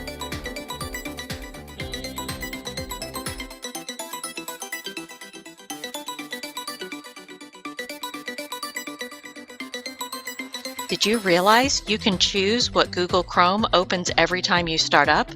All you have to do is come to the three dots in the upper right, go to the settings, and then on the left, choose On Startup. You have three options. You can open the new tab page, continue where you left off, or open a specific page or set of pages. Continuing where you left off does exactly that. See if this saves you some time.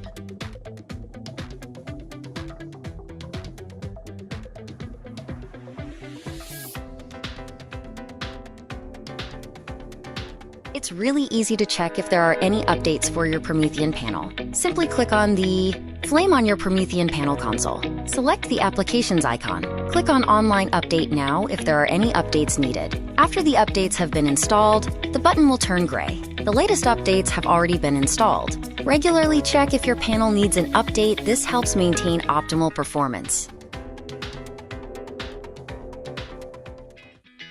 The EdTech team would like to thank our partners. Due to their generosity, we will be able to provide some amazing prizes. Campuses at each level will be able to choose a prize package that best meets their needs.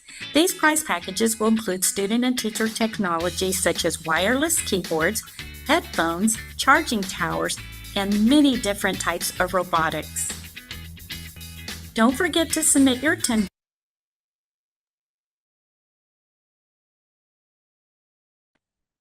All right, welcome back everyone to our 10 o'clock session.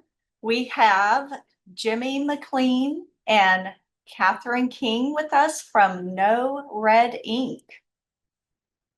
So welcome, Jimmy and Catherine. Is it Katie or Catherine? Sorry. It's Catherine. Catherine. Okay, great. So welcome, and this is a program that we have in Cyfair ISD. I know you said that y'all have worked with training and implementing it across our district, definitely with the high schools. And then I'll let you talk a little bit more about the NoRedInk and where we have it in SciFair. And I'm just going to hand it right over to you. So welcome, Jimmy. Thanks for joining us today. Awesome. Perfect. Thank you, Amy. And good morning to everybody here on the second day of the SciFair Digital Learning Conference. Great to be here with you. As Amy said, yes, we've begun our district-wide implementation, or for the high schools, all of the high schools of NoRedInk. But hopefully, we're going to share some things today that other teachers, both high school teachers who aren't English language arts teachers, can find useful, as well as folks in elementary and middle schools. But before we start, would like to introduce our team. So the three of us here on the screen are the Texas NoRedInk team. We work with our largest accounts in Texas to support and make sure that everybody has what they need. Taylor Brock is your customer success manager. Catherine King is our account manager. I'm going to pause. She's here with us today. I'll let her introduce herself. Yeah, thanks, Jimmy. Hi, everyone. I am your account manager. I work with district leaders in SciFair just to align to your district's top priorities. My purpose here today is really just to help Jimmy facilitate in the chat as he's presenting. So as questions pop up, please don't hesitate to put them in the chat. And then also, if you're joining today and you currently don't have NoRedInk's premium version, there will be an opportunity for you all to learn more at the end of the session. Excellent. Thanks, Catherine. And yes, I'm Jimmy. I'm your professional learning specialist. I'm actually based in Houston, just down the road. I taught upper elementary English language arts a little bit of time in Ohio and sometime here in Houston ISD. So I'm pretty familiar with your district and the needs of teaching English language arts in Texas.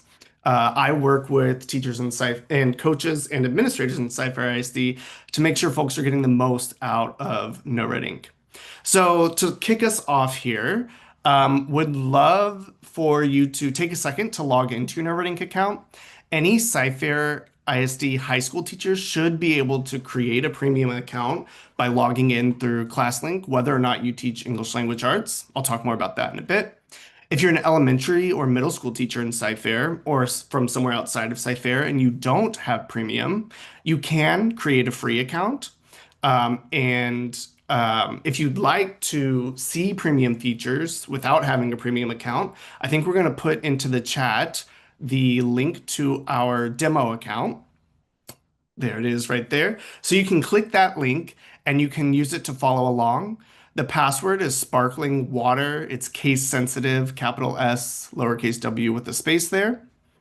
I see someone asking, is it only for English language arts? It's primarily for English language arts, but not only. So I'm going to talk throughout our presentation about ways that content area teachers can find use, especially since we know that we're seeing more writing on STAR tests and other tests. So we'll talk about ways that we can support that. So anyway, go ahead, take a second to log in. And then if you could also put in the chat what grade level and content area you teach. I'm going to give us just a few seconds.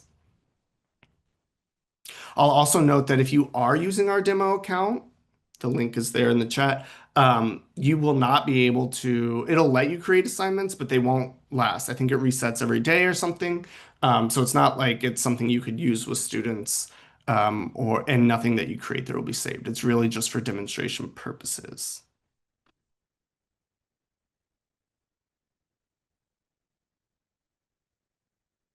Great, seeing folks in the chat here. We've got some ELA and ELAR teachers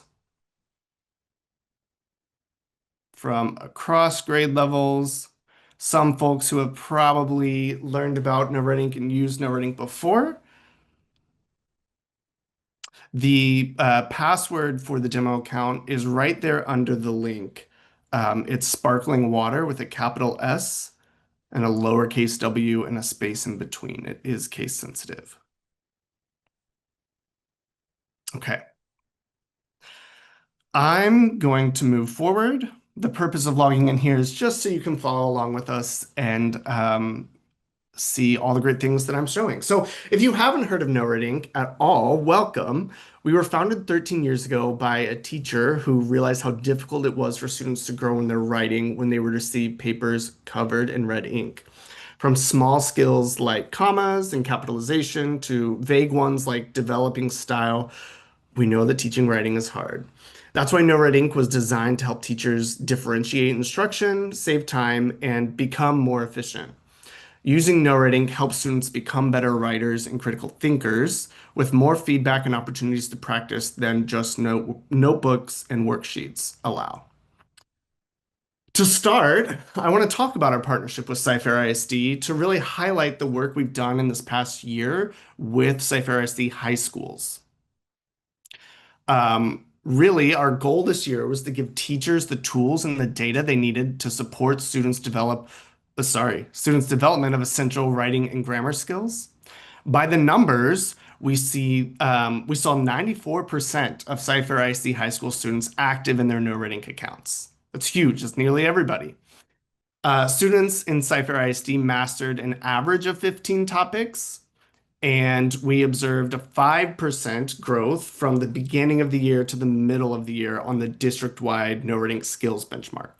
So a very successful first year, especially for such a large district.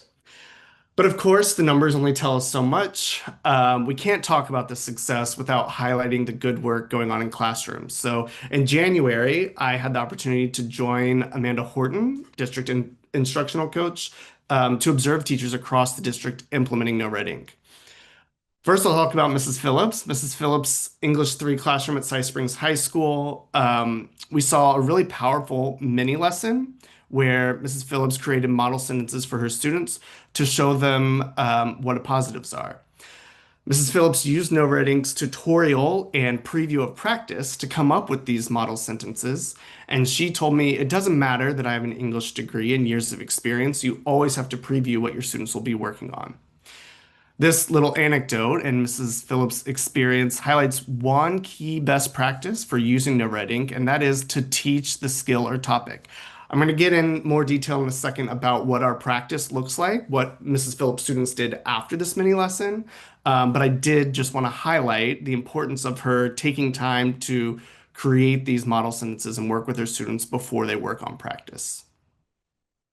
Another thing that CFISD high school teachers do is thoughtfully adapt the NoRedInk skill building module to meet the needs of students and the structure of their class. So Miss Petrie, an 11th grade English teacher at Lingham Creek, begins every class with 5 minutes of NoRedInk practice, usually following the structure of doing the tutorial on Monday.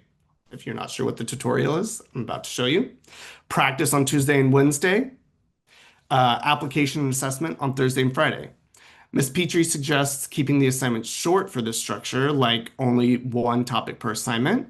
She also creates assignments for students to move on to as they finish, such as using our skills quick write, another thing I'll show you when we get to the modules. And you'll see these different pieces highlighted in the module. Finally, 2 teachers, Mrs. Nelson and Ms. Jackson, one at Lingham Creek and one at Cy Springs, but both English 1 teachers, use NoRedInk as part of their individualized and blended learning environment. So if you're used to choice boards, or if you use a station rotation model or a studio model, NoRedInk fits really well into those practices. Ms. Nelson creates stations with different focuses, one for reading, one for writing, one for language. She and her team create a notes page using the NoRedInk tutorial and lesson to help students as they work independently. And then Ms. Jackson introduces the day's agenda to her students, and then they complete activities in order at their own pace. She uses NoRedInk as one of the activities, but she teaches in small groups and has other hands-on activities for students to complete as well. So, little overview about the great things happening in high schools, and I see some folks chiming in about who has access to NoRedInk. I'm just going to reiterate that we have a free version that anybody can use. We have resources for 3rd grade all the way through high school, but currently our premium version in CFISD is available only to high school teachers. Still, hoping that you're going to find some things to get excited about during our time together, I'd like to take a second, if you could put in the chat where you are with NoRedInk. I'm going to give 30 seconds because I know we've got a little bit of a lag time here. But one would be I'm brand new to NoRedInk. Two, I've explored, but I've never created an assignment. And three would be I've created assignments or supported teachers with creating assignments. I'll give you 30 seconds to share in the chat. This will help me think about what to highlight for the rest of our time.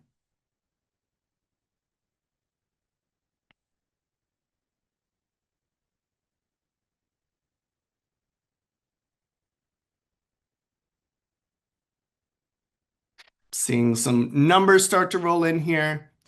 Lots of ones, a few threes, a few twos.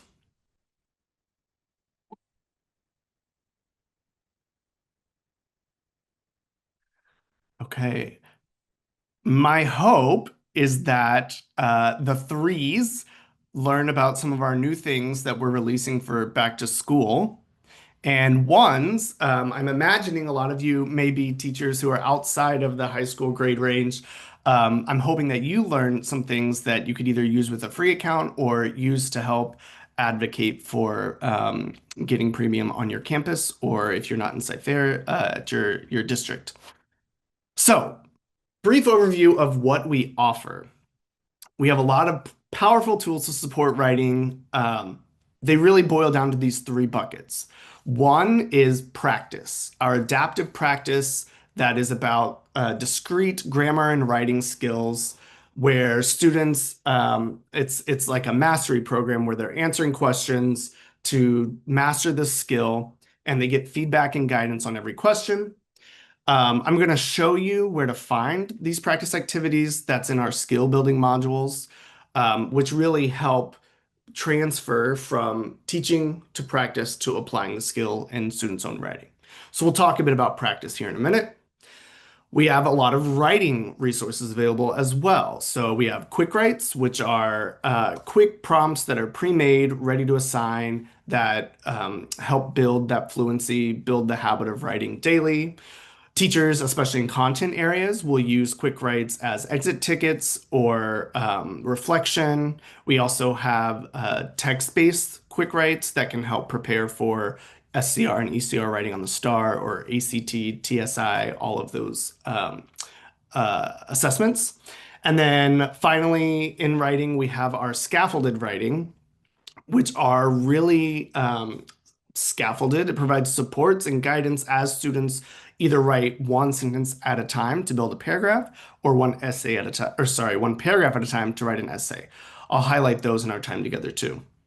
The last section, we're not going to talk much about today, but we have some resources for assessment, including planning and unit diagnostics that are TEKS aligned, that teachers can assign at the beginning of a year or a semester or a unit, to really get information about where students currently are on targeted skills.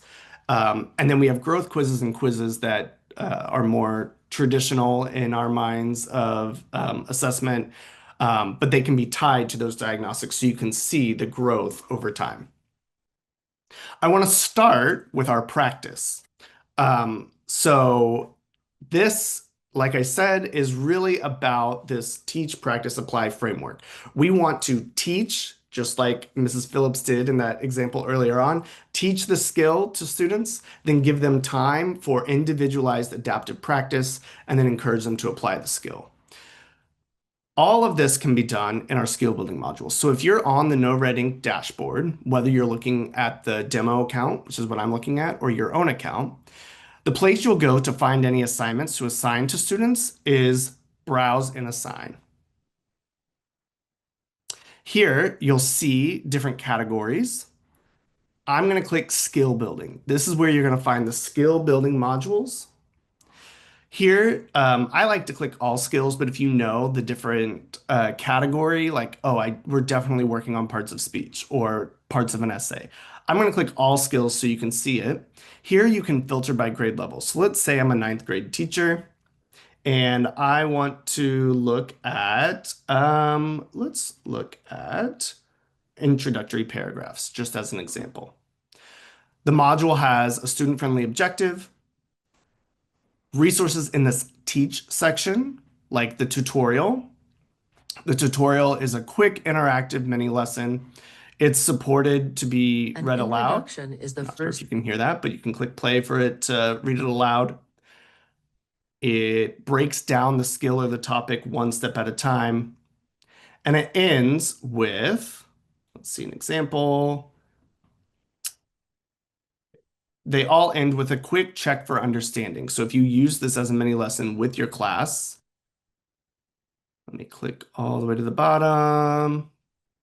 You should be able to answer together. Here it goes. Let's try it out. Take a look at this example, then answer a few questions. Here's the example. And it's asking, is this a strong hook or a weak hook for this introduction? So together you can answer this. That's all under the teach section. The practice is the part where students complete the adaptive practice. So let's say select the strong hook. I'm going to click these. One of the features is that NoRedInk uses students' interests for the example sentences and for the practice. So I had to just choose some of my interests. So here we go. You'll notice it's saying drag in the strongest hook for the thesis statement and the theme. So I come down here and I think if this is the thesis and this is the theme, which one of these would be the strongest hooks? Notice, for those of you who are threes, you may not have seen this yet. This year, we have released translated practice directions. So you'll see here, this is translated in Spanish. It can also be read aloud in Spanish. Super helpful for emerging bilinguals. We support 36 different languages, and it's something that teachers can turn on just like you turn on and off the read aloud accommodation. You would just go to manage classes. And if you turn on translation for a student, the next time the student logs in, it'll ask them which of these languages is your home language, and they'll choose it. And that will enable the practice translations. So when a student answers a practice question, they submit their answer. If it's wrong, it prompts them with hints and examples, and it asks them to complete 2 questions in a row before moving on to get back on the path toward mastery. Very high level, brief overview of practice, but that's how practice works. Let me go back to my modules, skill building, and I'll choose a different one now. They're all laid out the same way: teach, practice, and then down here, apply and assess. This is one of the most important parts of the module to really get students. Great that they've learned it, great that they've practiced it and probably mastered it, but can they apply the skill in writing? These skill building quick writes are aligned to the same objective and asks students, in this case, this is the passive and active voice practice, and it walks them through a writing activity where they have to actually correct errors or in this case, just change the passive voice to active voice in context. So they don't just understand what passive and active voice are, but they can actually change it in context. And then finally, some of our modules offer extension activities for students who are ready for that. I'm going to pause here. I just talked a lot about skill building modules with teach, practice, and apply supports. I'm going to give 30 seconds for folks to chime into the chat. Already seeing some excitement about our translations, but you can chime into the chat how you think you and your students would benefit from using skill building modules, or enter additional questions you have.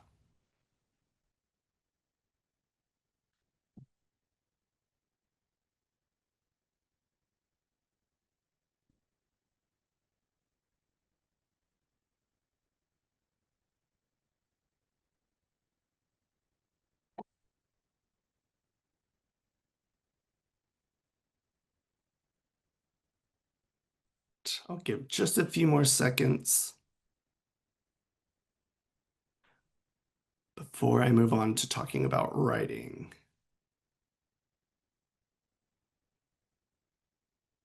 All right. I'm going to go ahead. If I start to see a bunch of things, I know we've got a little bit of a delay.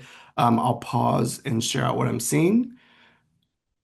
But with nothing currently, let's talk about writing then. So practice, the adaptive practice is the skills, discrete, like can I learn the skill, the grammar topic, and can I apply it? Writing is the category for all of our writing support, including both those open-ended quick writes and the scaffolded guided short responses, and guided essays. First, let's talk about quick writes. So quick writes are the most flexible activity. Quick writes, as you see on the screen, can have sources on the left, text sources, and then on the right is where students write. You'll notice here at the top, it says write at least 75 words. That is actually a progress bar. So when you create a quick write assignment as a teacher, you set the minimum length. Let me show you a quick example. If I go to daily writing, and let's just say it's the beginning of the school year and I want to get my students writing, I might use this soundtrack of your life prompt. If you could create a soundtrack of your life, what songs would you include and why? This is what students see. The prompt on the left, a rubric, if you set one over here, and then here's where they type. As they type, the progress bar fills in. So notice that my teacher has set a 75 word minimum. I can see with each word that this fills in. Students can submit it not having met that minimum length, but it will prompt them and, it'll prompt them to review their work, but it'll also let them know, hey, your teacher suggested that this should be 75 words and yours isn't. Are you sure you want to submit it? So the quick write is both a style of prompt.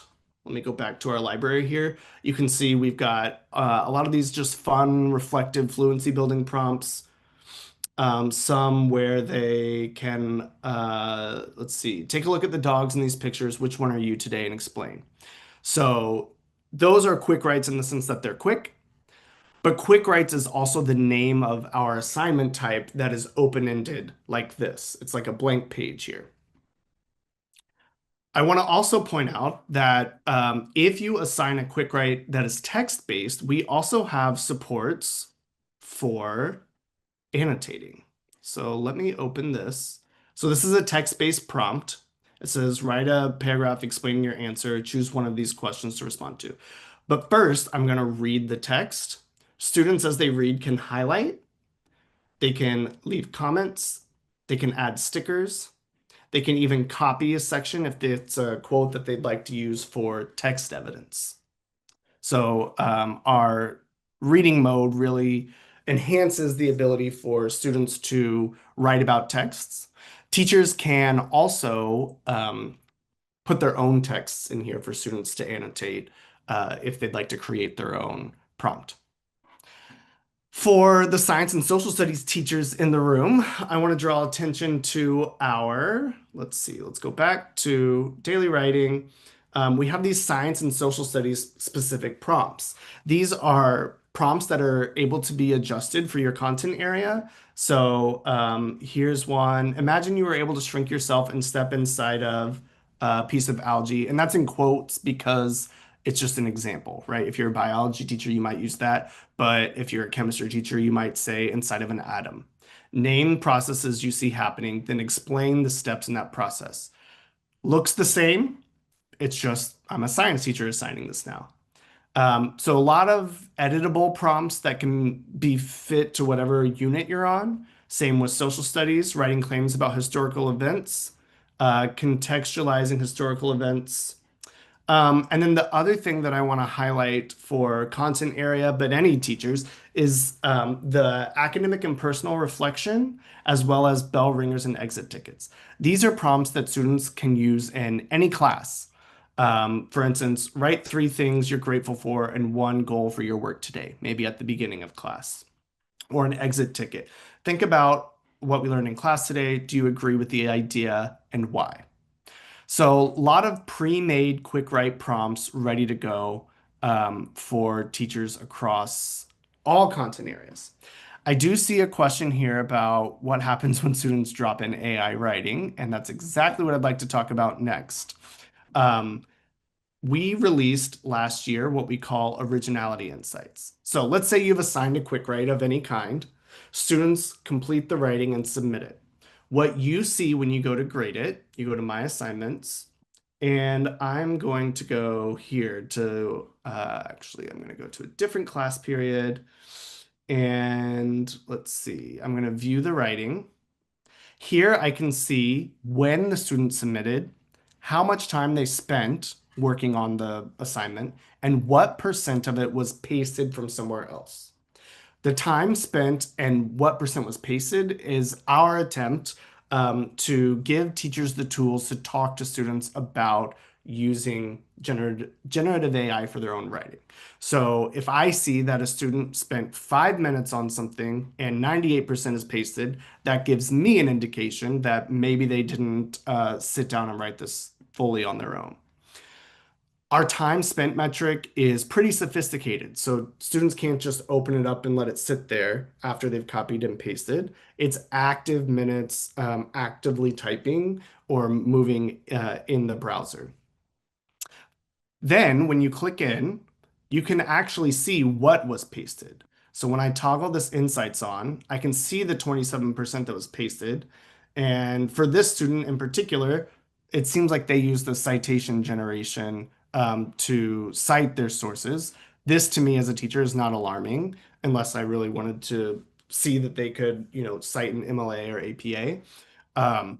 But if entire paragraphs were pasted, then that's something I would talk to my student about. Things that you often see pasted are obviously like text evidence, or for some students, words that are difficult to spell. They can just paste that in. Again, that's why we have it this way, so that it's not just a flat number of what's pasted, but the teacher can see what exactly was pasted. So we can't see exactly where it was pasted from, but we can see what is students' original writing and how long they spent working on their writing. Finally, the other, for the threes in the room, the other big thing that we're releasing for back to school, you may know that we have previously released our NoRedInk grading assistant for short responses that are quick writes. So in the past, the way our grading assistant works is you assign a prompt that is grading assistant enabled, students submit it, and then our grading assistant takes the first pass at grading it. The teacher still has to approve the feedback. So let me show you an example of what that looks like. Here's one. I can go in as the teacher. You know it's grading assistant enabled because of this wand. I can go in. I can see the suggested scores and comments from the grading assistant. I, as the teacher, still have the power to override the score, to delete or rewrite comments, and then submit it to the student. The student is none the wiser. Unless you tell the student the grading assistant gave you some support in grading it so that you could get that feedback to them quicker, that's up to you. But the teacher has to approve and has the chance to override any of the feedback from the grading assistant. That's the quick overview of Grading Assistant. But what I want to tell you is that this fall, actually just last week, we released Grading Assistant for essays, for argumentative essays specifically. So if your student completes a Grading Assistant enabled argumentative essay, let me show you how you can find that. I can go to Browse and Assign. If I go to maybe text-based writing and I go to an argumentative essay, some of these now have the grading assistant supported wand. So this is our first genre of essay that's supported with grading assistant. We plan to release literary analysis and expository essays throughout this fall, but this is one of our big, exciting new releases for this year. I'm going to pause here like I did with the last section. We're about to talk about the scaffolded writing, the guided short response and guided essay, but I want to pause and hear any reflections or questions about quick writes or about grading assistant.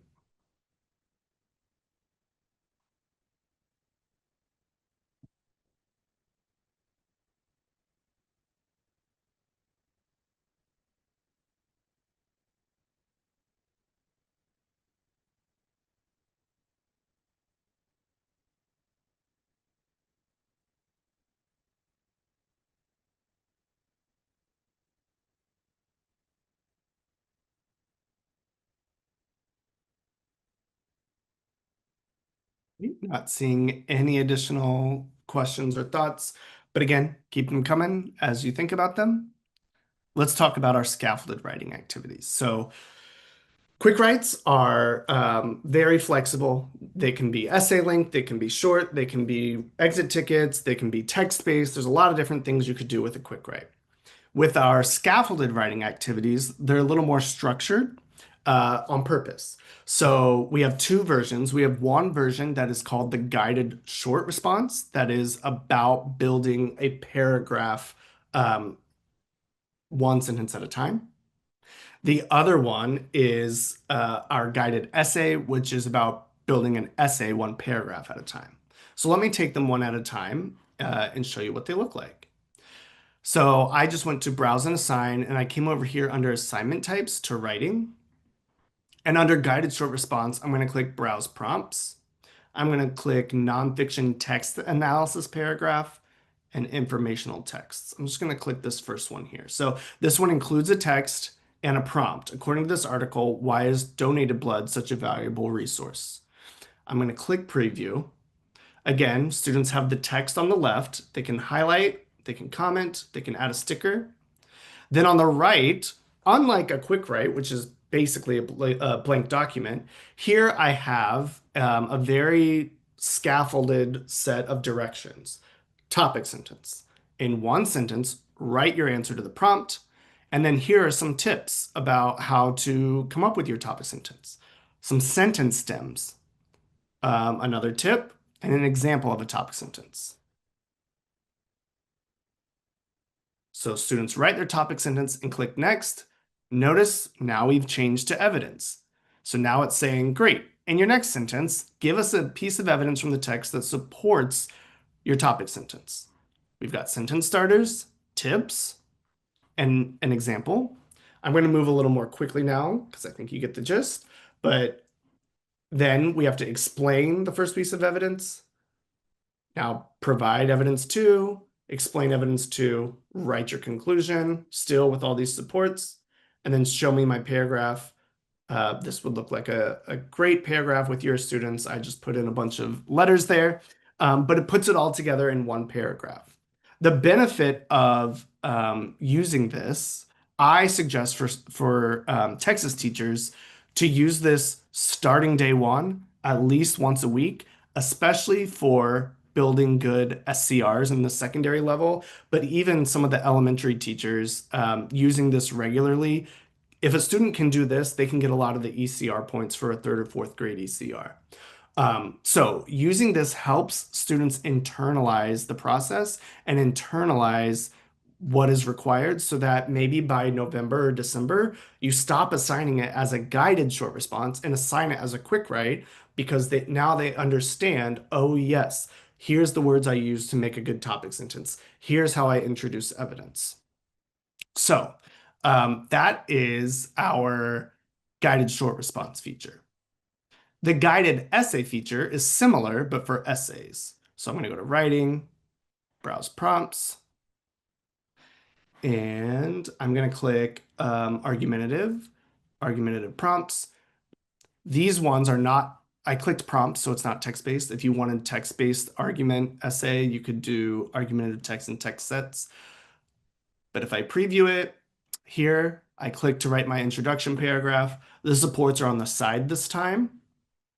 And this is why it's important anytime that you use really any NoRedInk activity, but especially with these ones, it's important to show students where to click to find these tips because I know many students who would not even click these to see this. They'd say, I don't see any supports. So it's important to show where to find these.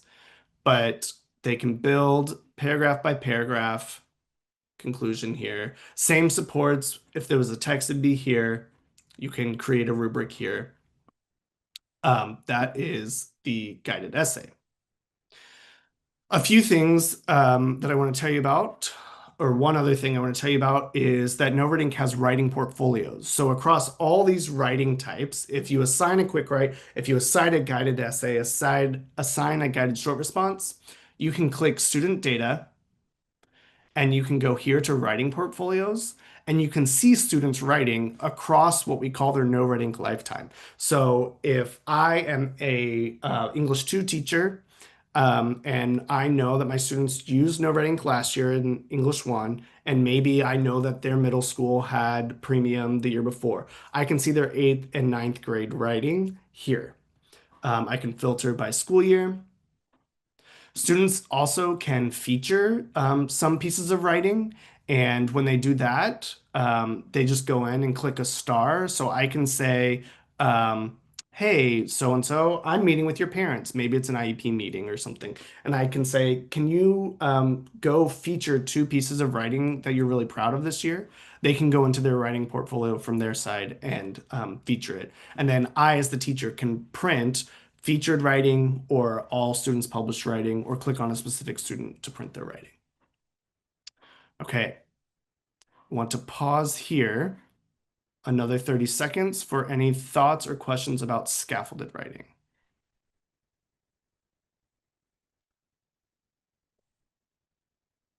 Ooh, while you're thinking and writing, I see Tracy says, I found the quick writes helpful when we were in an unexpected time crunch to come up with writing prompts on a novel we were reading in class. Yes. And when this timer's up, I'm going to show everybody some of the novel supports we have. Will this include the 8th grade writing since they do not have the full version? There are some things that will be available and some that won't.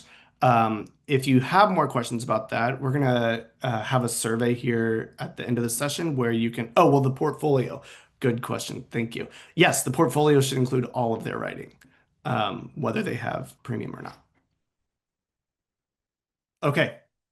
Oh, I said to Tracy's comment that I was going to show, if you go to Browse and Assign, we do have this novel analysis tab. If you click there, we have a set of commonly taught novels across the country. So if you happen to teach one of these, we have chapter by chapter prompts that you can assign to students. But maybe more useful are these at the top for any novel. Just like I was showing with those science and social studies prompts, these are editable prompts that you can change based on what you're reading. So for instance, if I wanted to assign this one as a quick write, I would click assign, and then I, as the teacher, can change this to say, okay, we just read chapter 5, and what does chapter 5 suggest about the importance of friendships? And then I can assign it to my students right there. So you can find specific novel prompts here, or editable novel prompts for any novel, or if your students are doing independent reading or self-selected reading, you could adjust it to ask them, for instance, to talk about a character in the book they're reading, not necessarily one that everyone's reading together. Okay, a few teacher tips that I'd like to share with you, whether you currently use premium or use the free version or would like to use premium in the future, some things that you might want to know about. We just talked about portfolios. Another thing that I didn't mention is that you can assign practice, you can differentiate who you assign practice to. So let's say that I just read my students' work and I see that I have maybe a third of the class who really need to work on one specific skill. I might go into skill building and say, let's say it's counter argument paragraphs. I'm going to come down to the practice. Maybe I want them to complete these 2 practices. I'm going to assign it as practice. Then I'll say it's just in first period and it's just these, what is that, 5 students. I can assign this just to them. And I encourage you, that's one of the things that's special about NoRedInk, is that you're able to both write and practice discrete skills in the same platform. So based on your rubric results, maybe your grading system results, you can go in and assign targeted practice activities for students who need it, and only the students who need it. And maybe for the others, you go find an extension activity in that same module. The other thing that is helpful to know about NoRedInk is that you can easily share assignments among teachers. So if I go to my assignments and let's say I created this quick write and I work on a team of teachers who all want to share the same assignment, I can click the share button, share with other teachers. I can copy this link and email it to them, or what a lot of teams who collaborate like to do is put this link in a Google Doc or a Word doc. When a teacher clicks this link, I'll show you exactly what happens. It takes them directly to the assigning page. So this is everything as you had set up. Then the teacher can continue to edit the prompt for their students. It won't change the original prompt. And then they can click continue and assign it to their students. So it's very easy to share assignments with teachers. Great. I want to pause here to see if there are any lingering questions about NoRedInk, specifically about the product. Like we've said a few times, if you have questions about accessing premium, we're going to have a way for you to share that with us in just a second. But I'm going to pause to see if there are any other questions from the chat that I can answer.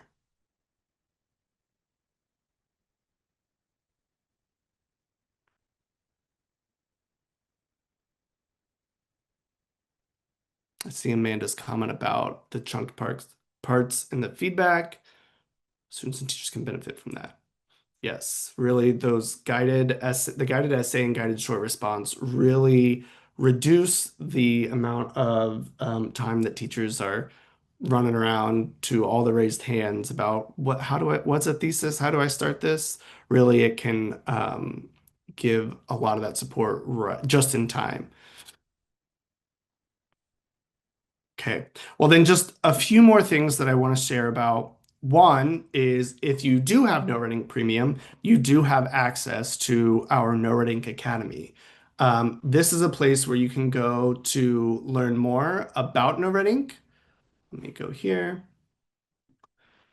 There are bite-sized, self-guided professional learning modules that you can do on your own. You can click Browse All Courses. If you want to learn about a specific feature like Grading Assistant, we have a bunch of different courses here. If you want to learn about just how to get started, getting started with NoRedInk, there's a course here. It can help you set up your classes and understand really what's available all on your own time in a very short amount of time. The other place that you can go, you can just search the NoRedInk Help Center. And there are articles for instance, logging in with ClassLink might be something that you want to know about, using NoRedInk with Google Classroom. There are articles you can learn about there. And then finally, if you email support@noredink.com, they are pretty quick about getting back to you with any account questions or any login trouble that you have. All right. Well, the last thing I'd like to ask of you is to please, if you don't mind, fill out the survey. One, to let us know about what you learned today. But two, this is where you can give us information about getting premium, either just for your campus or anything that any additional information you'd like, you can find it in this link. I think our maybe Amy or Katie will drop this link in the chat in a second. There it is. There's the feedback survey. And then I'm sure I'll give just another minute and then I'll let them have the screen back so they can share your attendance code.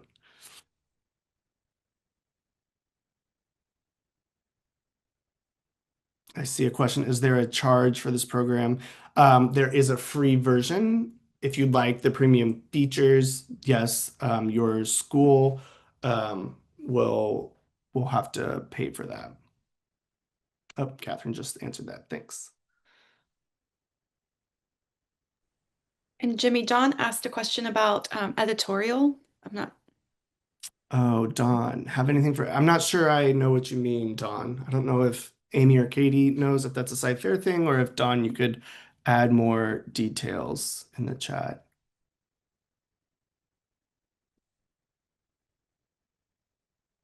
Maybe it's a type of writing, Dawn. I'm not sure. Yeah, I'm not familiar with that. I'm sorry. If that's something specific, you could always email like the English language arts coordinator or one of their coaches, and they might have the answer to that. Definitely. Cool. All right, I'm going to stop sharing my screen now. But if you are still looking for the link for our feedback survey, it is in the chat. And I think I'm going to pass it back to you, Amy. Okay, great.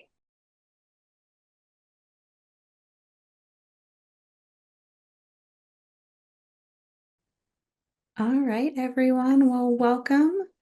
Happy Wednesday. My name is Krista George, and I am a professional learning specialist with Mind, which is the company behind ST Math. And as Amy said, we are going to do a quick overview of facilitating mathematical discourse with Puzzle Talks. And we'll be doing this using ST Math. So to get us started this morning, there is going to be a resource in the chat for you. 2 links, both are options to make a copy of today's digital agenda. That first link is going to prompt you to make a copy of this agenda, which I do suggest doing so you can take some notes, refer back to it later on. However, if you would like to work off of a PDF version, that second link will take you to a PDF version of this agenda. You'll also see the URL stmath.link/10960C on the screen. And this agenda follows the order of our training. It has lots of different links and resources that we will be using throughout our training today and will be great resources moving forward when you maybe go back into your classrooms and apply the learning that we will engage in together today. And so as you all are pulling up that digital agenda, I am going to talk about our learning objectives for our time this afternoon. You all are actually going to experience an ST Math puzzle talk and find out some different ways to really explore and facilitate some mathematical discourse with your students. We'll identify a purpose for this math discourse, talk about some different routines to embed this mathematical discourse with puzzle talks into your math instruction. And then we'll also go through a few strategies and resources to really get that mathematical discourse up and running within your classrooms.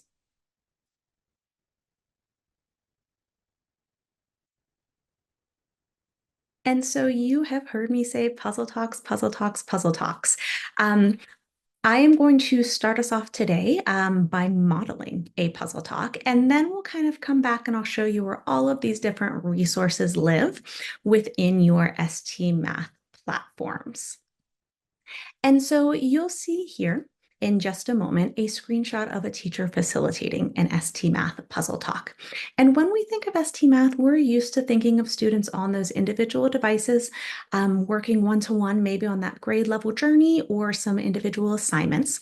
But with a puzzle talk, this is a great way to take your instruction to the next level with ST Math. You can see here that an ST Math puzzle is projected whole group, and that a teacher is really engaging these students. You see all of those little hands up in the air, some whiteboards ready to talk and think and solve some problems together. So I'm going to go ahead and log into my ST Math account. And again, as I am kind of navigating quickly through this portion, we are going to come back and I'm going to show you step by step where you can access all of these pieces as well.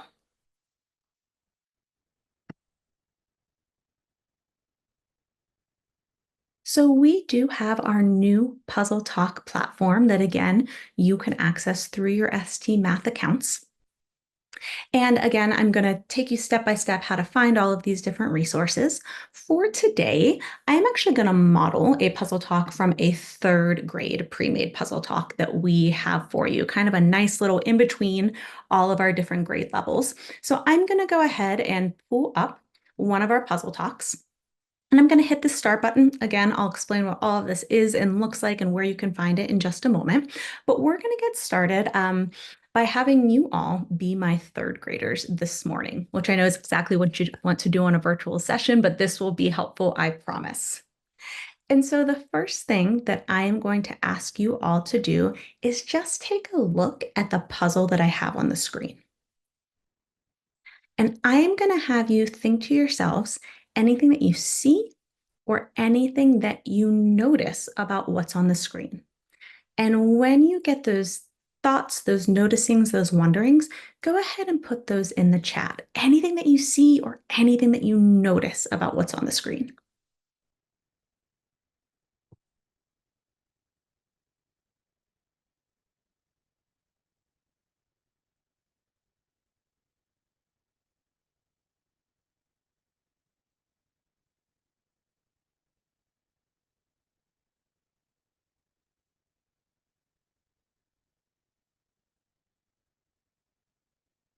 Oh, I see someone saying something about eating 3 apples. Beautiful. Ooh, 2 rows of 10. Already hearing that mathematical language. I see flowers.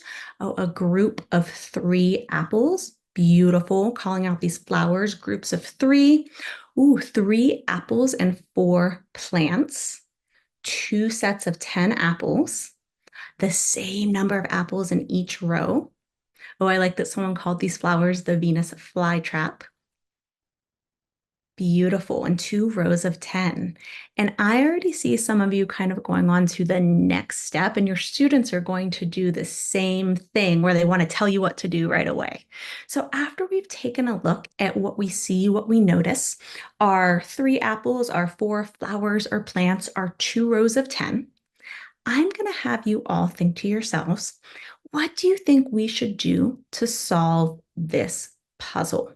Normally, this would be a great place for a turn and talk for students to kind of think, work together throughout this. But I'm going to have you think to yourselves, what should we do to solve this puzzle? And if you or your students ever need a hint about where to get started, you can always click on the screen and something is going to flash. That's our hint that we have to do something with whatever is flashing. In this case, our apples are flashing, and you'll notice as I'm scrolling over them, they turn green. We start to see some numbers, and we can actually choose or select up to 20 of those apples. So based on what we've seen, go ahead and put in the chat if you haven't already, what do you think I should do to solve this puzzle? And why do you think it's going to work?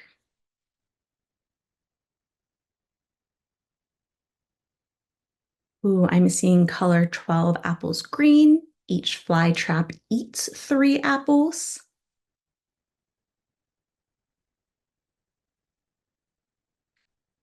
Great question, Christina. This is a 3rd grade puzzle.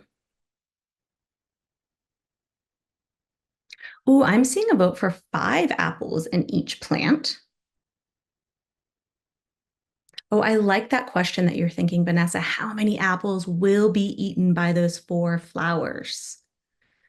I'm seeing lots of votes for selecting 3 apples for each plant. Each flower gets 3 apples. So if we count that out, that's 3, 6, 9, and 12.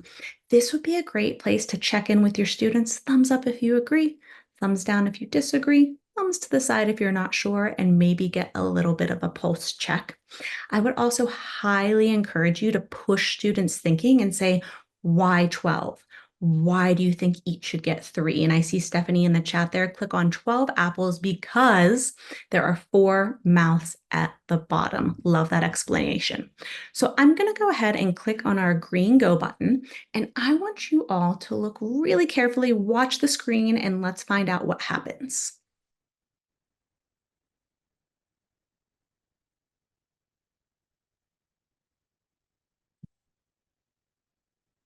And so you may have heard that ding. You see Gigi hustling across the screen. I'm actually going to go back. I've used my animation control, which you and students have the ability to do. We'll talk about how to do that shortly. And we can really back this up and learn and break down and analyze. In this case, why did we get the puzzle right? Or if we didn't get it right for some reason, why not? And so we can see our little key with our 3 apples is coming down. Each of our 4 plants, like you all predicted, get those 3 apples. And then you can see all of those 12 nice colored green apples go into our plants. They're happy, they lick their lips, and Gigi gets across the screen. This would be another great place for you to really have students stop, pause, and explain why something was correct. If you wanted to take this puzzle talk a step further, this is where maybe you could challenge students to use a whiteboard and say, Okay, we solved the puzzle. We saw why it was correct. Now I want you to prove your thinking. I want you to write an equation or a number sentence that shows why this worked. We'll talk about these little tools in the Puzzle Talk platform shortly, but this would be a great place to kind of track students' thinking. Maybe you have a student that said, well, I added 3 plus 3 plus 3 plus 3, and that equals 12. Maybe you have a student that took it a step further and said, well, we have 4 plants, and each of those 4 plants, or 4 groups of 3, I see that in the chat there as well, times 3 equals 12 as well. Or maybe you have some students even thinking to the next step and say, well, I chose 12 apples. We have 4 flowers, and each of those 4 flowers, if we divide that, then each of those 4 flowers are going to get 3 apples. This would be a great place to see where students are in their thinking, maybe show a progression of these different ways to solve the puzzle, and even get students talking and thinking about, well, we see addition, multiplication, and division. These are all different operations, but how and why do they work together? We'll talk about this little eyelet in a little bit too, but you can always hide all of those annotations so you can really, again, get students thinking and talking and learning about the math.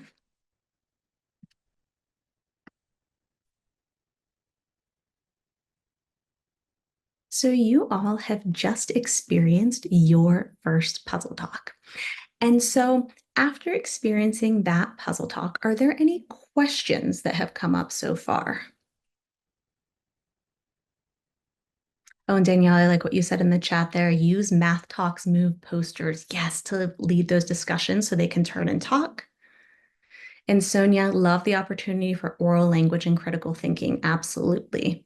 Yes, and students get a chance to hear peers thinking and other ways to solve the puzzle. So really learning from one another and maybe finding some different ways that they may not have thought of to solve these puzzles. So since we have had our first experience with a puzzle talk, we're going to move on to our next piece of identifying a purpose for math discourse. And so using ST Math to encourage some purposeful mathematical discourse really creates a culture of problem solving where it's okay to make mistakes. And like Sonia said, learn from one another. It's a great place for collaboration and communication. So let's talk this out. Let's argue, let's critique, let's justify our reasoning, the reasoning of others. This really equips students mathematically to be able to solve different puzzles, different math problems in different types of ways that they can then apply to other types of learning. And great question, Caesar. How much time will we use for this activity? It's meant to be really flexible. We'll talk about some different ways and ideas shortly. You saw in my model, I did one puzzle, 5, 10, 15, 20 minutes tops. We'll talk a little bit more about that. But while we're thinking about that, we'll go ahead and run into our what is a puzzle talk definition. And as you saw, it is a short teacher-facilitated lesson using an ST Math puzzle that's designed to engage students in problem solving and encourage that mathematical discourse. So short, as I said, 5, 10, 15, 20 minutes tops. We'll talk about some different ways that you can incorporate this into your math blocks, into your schedules as well. But it's not meant to be another thing on your plate, just another great resource and tool to be able to encourage that mathematical discourse and maybe take your ST Math usage to the next level. And so now that we have a definition of what a puzzle talk is, I want to talk about what a puzzle talk is not. So an ST Math puzzle talk is not you going up to the screen and showing students how to play a puzzle. It is not a student saying, oh, I've played this level before. I'm going to show everyone how to solve this puzzle. It's not playing every single puzzle in every single level or game. And it is not a long, complicated lesson. As we said, short, Flexible, really student-driven. We are there to ask a couple questions, get that discussion going, and make sure chaos doesn't ensue. But this is really a student-led, student-facilitated way to get students talking about the math. So now that we know what an ST Math Puzzle Talk is not, I'm going to give you a moment to read through what an ST Math Puzzle Talk is.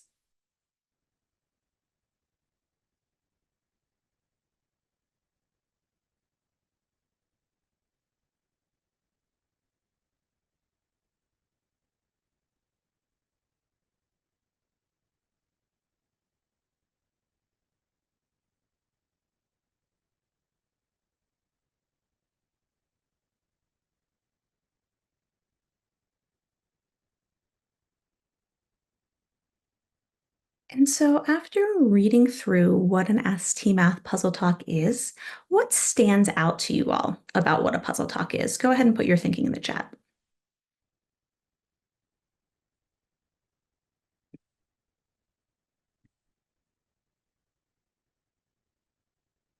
And Vicki, I'm seeing your question there. Our ST Math curriculum is technically K through 8th grade, but we do have some high schools that use our program as well to kind of help fill some gaps, get some students up to speed. So it can be used with high school students as well.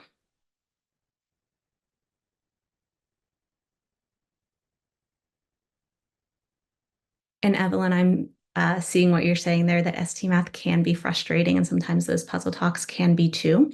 And this is where facilitating a puzzle talk can maybe sometimes help with some of that frustration, learning, hearing, trying different things and strategies and solutions, and learning and hearing from other students can kind of help some of that frustration subside sometimes. And I'm seeing in the chat that we're seeing, yeah, ST Math is student-led, student-centered, right? It's students, students, students, students. There's a couple things for us as educators to do, maybe making some connections, adding some vocabulary, but you'll see students are really doing the talking, the thinking, the sharing, the explaining, absolutely.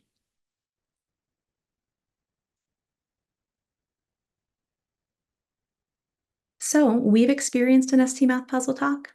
We've identified why mathematical discourse is important. So now we're going to talk about some different routines to get these puzzle talks up and running in your classrooms. So in box number 3 of that digital agenda, there is a link to our puzzle talk overview and resources. This document is going to be really your one-stop shop for any questions, where to find things, any resources that you want to do. If you're ready to dive in and maybe start thinking about implementing some puzzle talks in this upcoming school year, this puzzle talk overview and resources page is going to be a great place for you to go to dive a little bit deeper and get a little more information about puzzle talks and how you can facilitate them. So with that being said, we've talked about what a puzzle talk is, that it's a short teacher-facilitated lesson, really no more than 20 minutes. So when and how can we use these puzzle talks? This is a great tool to use as a mini lesson in your math workshop. So maybe it's your whole group instruction for that day. It's also a great tool to launch a new concept or unit. Maybe we're getting into fractions and you want to introduce fractions using a puzzle talk before you get to it in your curriculum.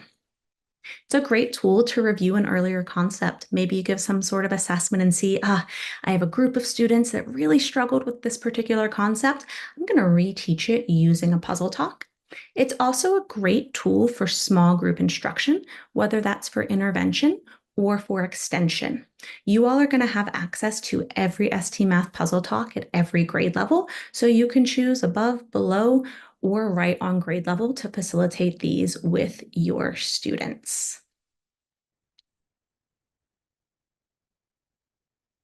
And so, since we have some ideas about how and when to use puzzle talks, I want to show you a couple different mock kind of shell schedules where you could get some ideas of where to plug in puzzle talks into your weeks.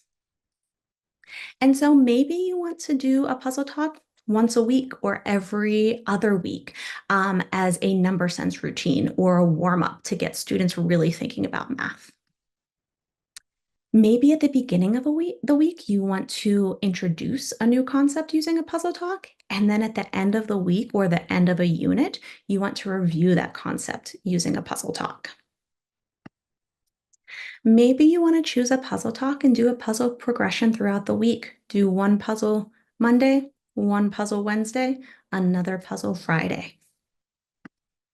Or maybe a few days a week, you're using a puzzle talk as you're leading your small group instruction. Again, puzzle talks are meant to be flexible, used in any way that works best for you and your students. These are just a few ideas of where we've seen some successful puzzle talk implementations in classrooms. With that being said, it's still important for students to get that one-to-one individual ST math time on those devices. So I have an example here where you'll see a few days a week, students are on that ST math one-to-one working through grade level journeys or maybe some assignments. And you'll see just one day a week is a 15-minute ST math puzzle talk. Again, this is meant to be flexible and kind of fit in where it works for you and your students. So I am going to jump back into my ST Math account and really slow down and take you step by step on where you can find all of these pre-made ST Math puzzle talks. So I'm going to kind of go back to my home landing page here. So when you log into your ST Math accounts through ClassLink, you'll come to this home landing page. And I'm going to turn my camera off for just a moment so you can see what I am doing in this upper right-hand corner. So in the upper right-hand corner by your name, you're going to see a curriculum button. When you click on that curriculum button, your last option is Puzzle Talks. So curriculum and Puzzle Talks. When you click on that Puzzle Talk button, it's going to take you to our Puzzle Talk platform page. This is where all of our pre-made puzzle talks live. They are planned out, ready to go for you, where you can just pull them up and teach from them. You'll notice on our grade dropdown, you can choose from any grade level. And then in this little search bar, you can actually search through these pre-made puzzle talks by topic. So let's say you have multiplication coming up. When I type in multiplication, it's going to filter all of the multiplication puzzle talks through the different grade levels, so you can really hone in and see what's available regarding that topic.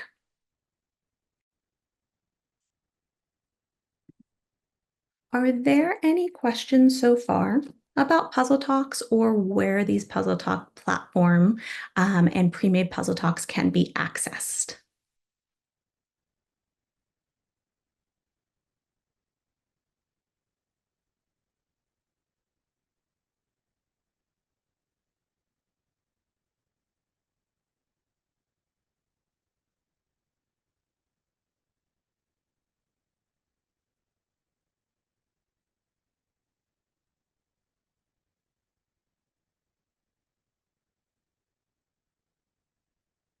Great question, Jill, about pre-K. So we are in the process of developing some pre-K specific puzzle talks. However, I would recommend going into that kindergarten section now while we're still working on the pre-K, and those will be pretty accessible to your pre-K students, especially because you are kind of leading the discussion and asking those questions. But we are in the process of making some. Oh, Kimberly, great question about exit tickets. We will talk about those in just a minute. Oh, and great question. Can you search by TEAC? Not at the moment, just by topic in the Puzzle Talk platform. And are you able to add a puzzle talk to our slide decks? So you may be familiar with ST Math logging you out after a certain minute amount of time of inactivity. But what you could do is you could copy and paste the link to that puzzle talk in your slide deck and just make sure that you're logged into your ST Math accounts to be able to access that. And so, Sandra, to access ST Math, my understanding is that you all will go into ClassLink. And when you're in ClassLink, you should be able to access, ST Math through that.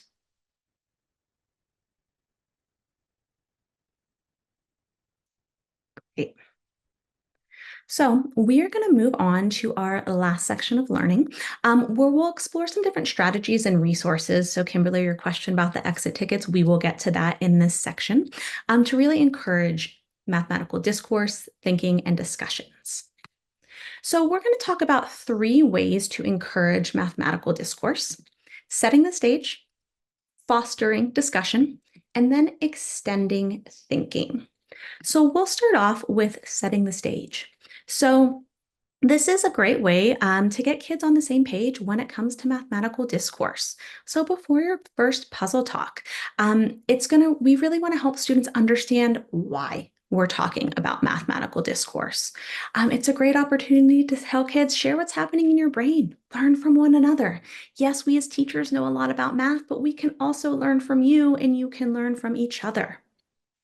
It's a great opportunity to really reinforce it's okay if we don't get everything right. The goal of a puzzle talk is not to always get the correct answer, but really to ask questions and engage that curiosity. It's a great place to respond to other students' thinking, ideas, answers, persevere when things get tough. How can we problem solve together and productively struggle to learn from some different mistakes that may be made, which is totally okay. And it's also a great time to be playful, have fun, and be really creative in our problem solving puzzle. And Colin, I see your question in there. I teach 6th grade. Can I repeat the same puzzle talk multiple times per day? Absolutely. You'll see when we dive into the puzzle talk platform a little bit more. Unlike ST Math, where the games are randomized, the puzzles in the puzzle talk platform are actually set puzzles that will not change. So when you're setting the stage for these ST Math puzzle talks, you may have noticed I asked some really basic questions. What do you see? How do you want to solve the puzzle and why? And why did this work? So I really used what we call our problem solving process to guide that puzzle talk. So what do we notice and wonder on the screen? Let's predict how we want to solve the puzzle and justify that thinking behind it. Let's make our selection, press that green go button, test and observe the math. And then let's use that animation control to really analyze and learn from that math that we saw on the screen. And then this last connection and extension piece could be as simple as what you heard me say: write an equation to represent your thinking. Solve the puzzle in a different way, use a different operation. It can really be anything that you think of that can really push students' thinking to get them talking more, and it doesn't have to be a heavy lift on your end.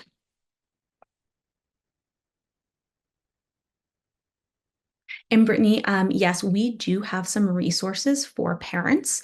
If you remind me at the end of our time, I will show you where to access that through our help page that has tons of different resources for parents to kind of learn and know more about ST Math. And so another way to set the stage with ST Math is for you yourself as the teacher to really understand the puzzle. I'll show you in just a moment. There are some teacher notes in those pre-made puzzle talks, and I saw some responses in the chat about game in a minute videos. We'll also show you where those live. And if you have used our game in a minute videos before, we've also updated that catalog and library as well. So we have way more of those game in a minute videos available to you also. I'll show you in just a moment where all of these pieces live in that puzzle talk platform. But I also want to draw your attention in box number 4 of that digital agenda. There is a link to our hand signals poster. This is a great way to establish some discourse norms within your whole group instruction and puzzle talks. Saying how I agree, how I disagree, and really getting in those rituals and routines of responding respectfully to one another. Another portion of setting the stage for these puzzle talks is to gather materials. Maybe you want to get some of those problem-solving process bookmarks out and ready for students to have. Maybe you want to have some different hands-on tools or manipulatives for students to use. I mainly taught 4th and 5th grade, and my bare minimum for ST math time and for puzzle talks was always a whiteboard, a marker, and an eraser. Then students could really jot down their thinking, have something to look back on, share, compare, talk to one another about their thinking. And maybe we have some math mats and game mats available that could be helpful as well. I'll talk about those in just a minute. And so I am going to jump back into our Puzzle Talk platform and show you where all of these setting the stage resources live. So I am back in my Puzzle Talk platform where I've gone to Curriculum, Puzzle Talks, and I'm actually going to use the puzzle that we saw our Puzzle Talk from. So I'm going to click into this multiplication and divisions relationship. And this gives you your kind of overview page of what this puzzle talk is all about. You can see what students are doing in this lesson, as well as the objectives for the lesson. And then as we scroll down, you'll see a whole section about preparing for this puzzle talk. So if there is a game mat available, it will be hyperlinked here. And our game mats are really neat because they actually mirror what students are seeing on the screen. So these will be great to maybe print out, put in plastic sleeves, and have students jot their thinking down. A great tool and resource that can really help students make those connections. And then Kimberly, going back to your exit tickets, we do have exit ticket questions linked here for all of our puzzle talks as well. And you'll see they're pretty basic, the ones that we have linked. I can show you where some other ones live on our help page as well. But these are really great to really push students' thinking, see what they learned and kind of took away from that lesson. And then this is where our game in a minute videos live as well. So our game in a minute videos are anywhere from 30 to 60-second videos walking you, the teacher, through the point of a game. Now, these are not meant for students because we want them to do the problem solving, the figuring out, but it can be nice for us to kind of know where the game is going before we facilitate students. You'll also see some vocabulary here that could be helpful to bring up or have students think about. And then there's also a Rate This Puzzle Talk. This is new. We want to hear from you all. What did you like about this puzzle talk? What didn't you like? What could we do or improve on to make this really helpful for you and your students? As we scroll down, you're going to notice that there are going to be 4 puzzles in each puzzle talk with the option of a 5th bonus puzzle, which is still on grade level, but it's a little more challenging. For each puzzle talk, you're going to see a details section. This is really that problem-solving process. What do you see? How do you want to solve the puzzle? There are going to be specific look-fors for each puzzle, as well as specific discourse questions that you can ask and engage students in. So again, everything is pre-made, ready to go for you in this Puzzle Talk platform. Before we move on, are there any questions about setting the stage for your first puzzle talk?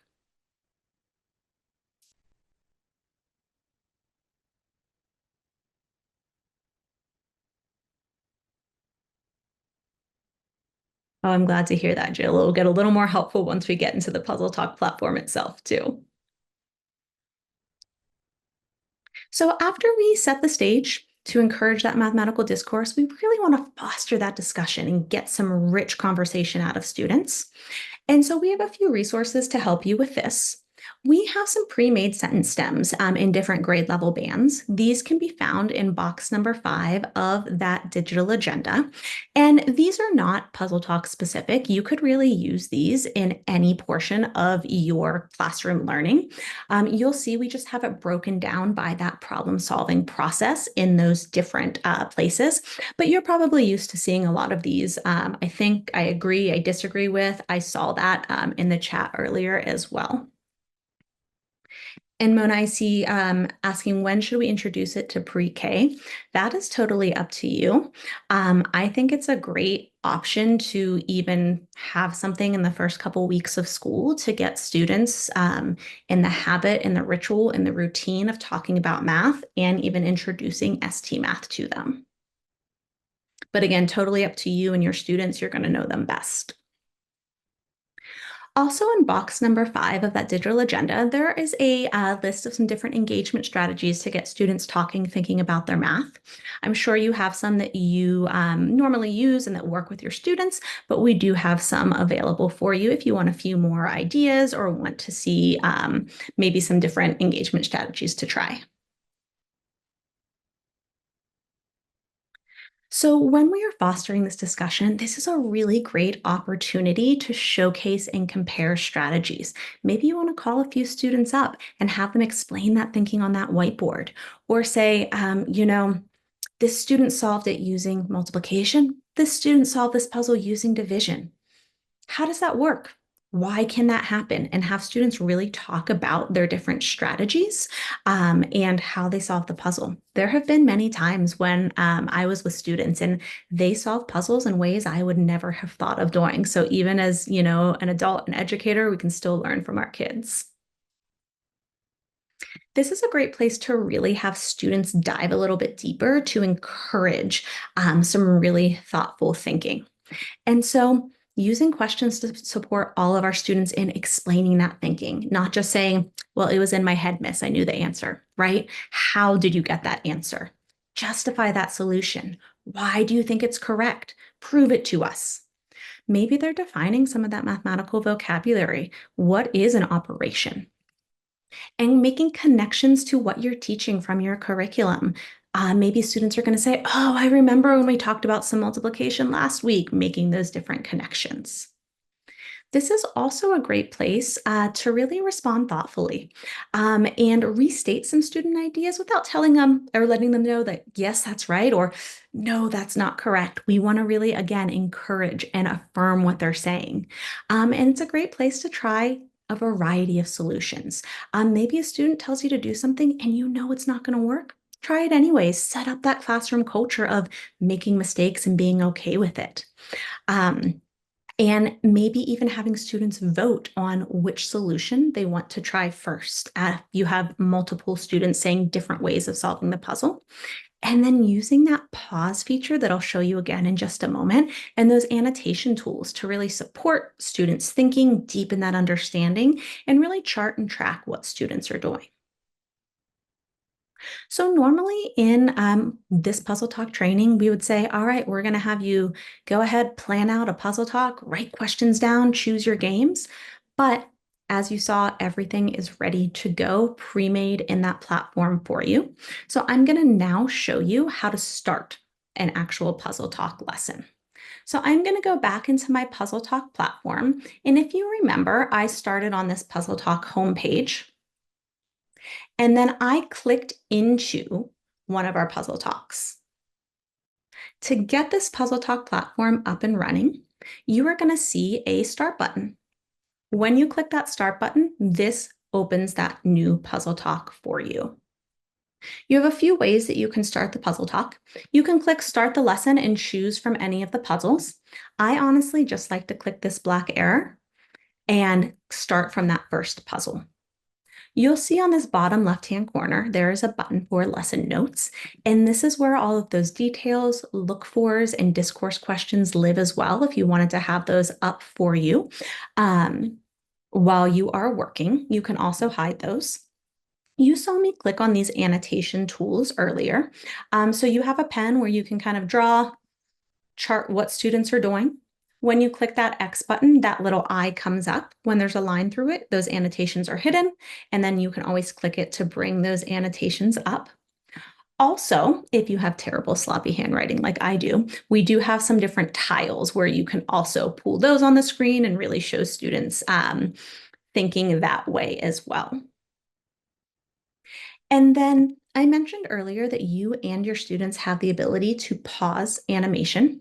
So when you make your selection and click that green go button, as soon as the animation starts to move, you can double click anywhere on the screen.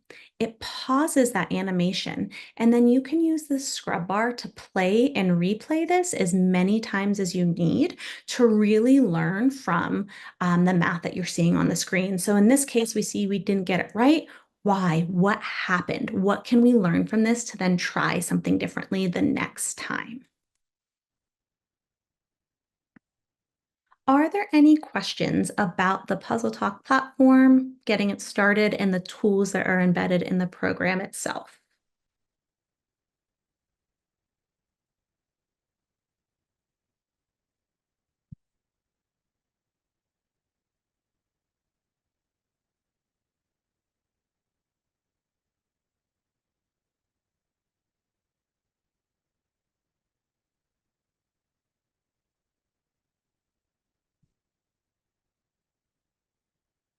So our last portion of encouraging mathematical discourse is to have the option of extending some learning and thinking. I'm so glad to hear that, Marcus. It's a really cool tool. So when we're extending thinking, this is where you can simply level up without a big lift on you. So maybe you're posing a what if questions to students. So what if the order of the numbers or the symbols changed in this puzzle? What would happen? How could you solve this? Maybe you want to add a limiting factor. Find a way to solve this puzzle without using addition or with using a different operation. Maybe you want to really challenge students to use multiple models. Okay, you've shown me one way to solve this puzzle. Show me 2 different ways that you could solve this puzzle. Maybe you really want to challenge students and have them create a word problem that represents the puzzle. Or maybe you want to have students make some real world connections. So how do you think an artist might use this math concept? So again, some really low lift ideas that can really push students' thinking and take them to the next level. Yes, these are great questions. The pause and replay button is active in the student's regular ST Math anytime they're in a puzzle. When they make their selection, press that green go button, they can double click and that pause feature will be there as well. And yeah, Kirsten, I agree. It is a great way to introduce how ST Math works to students and give them an idea about it. So I have 2 more resources that I want to show you, and then we'll wrap up for the afternoon. Located in box number 7 of that digital agenda, we have some Puzzle Talk facilitation guides and bookmarks. These can be really helpful for you, for students, as you're in and facilitating these puzzle talks to give them different ideas and to kind of give yourself some different ideas on how to keep puzzle talks moving as well. Also in box number 7, there are some links to actual teachers facilitating puzzle talks in the classroom. So if you want to see these live and in action, those are some great resources for you to go ahead and take a look at as well. So with that, we have worked through all of our objectives today. I hope you all have a better understanding of what a puzzle talk is and where you can find them and some different supporting resources as well. Before I sign off, I do want to go back and show you those family resources that you all ask about. So I am going to go back into my ST Math account. And in the upper right-hand corner, right by that curriculum button that we worked with earlier, you have a support button. Your second option under support is ST Math Help. So support, ST Math Help. This is going to take you to our help page where this search bar is basically like Google for the program. So you could type anything in there. I'm going to go ahead and type family and hit enter. And you'll see there's family guidebooks, letters to families, parents and families, family introductions to ST Math as well. So you have tons of resources available there. The last portion that I want to show you on our help page is where you can access some other exit tickets. And so when we scroll down from this help page, there is a resources and printables section. This is where all of our student-facing resources live. And you'll see on this far right-hand side a link to exit tickets. So this will give you a little more selection if you want to use some different exit tickets that we have available for students as well. And let me answer this question in the chat here. You'll have the code in just a moment. Amy's going to hop back on as soon as I wrap up. And then, Yes, Lisbeth, great question. The family supports are available in both English and Spanish. Great question. All right, so thank you all so much for your time today. I really appreciate the questions, the engagement that we have had from you this afternoon. And Dolce, I see your question. Are those puzzle talks the same puzzles we assign to students? The puzzles, the sequences in the Puzzle Talk platform are completely different from anything that students are going to see. They may have the same games, but the numbers and the sequence that we've created, students really shouldn't encounter those in their regular ST Math accounts. So great question. Thank you all so much. Amy, if you want to go ahead and hop on and get that code that we're all ready for, thank you so much.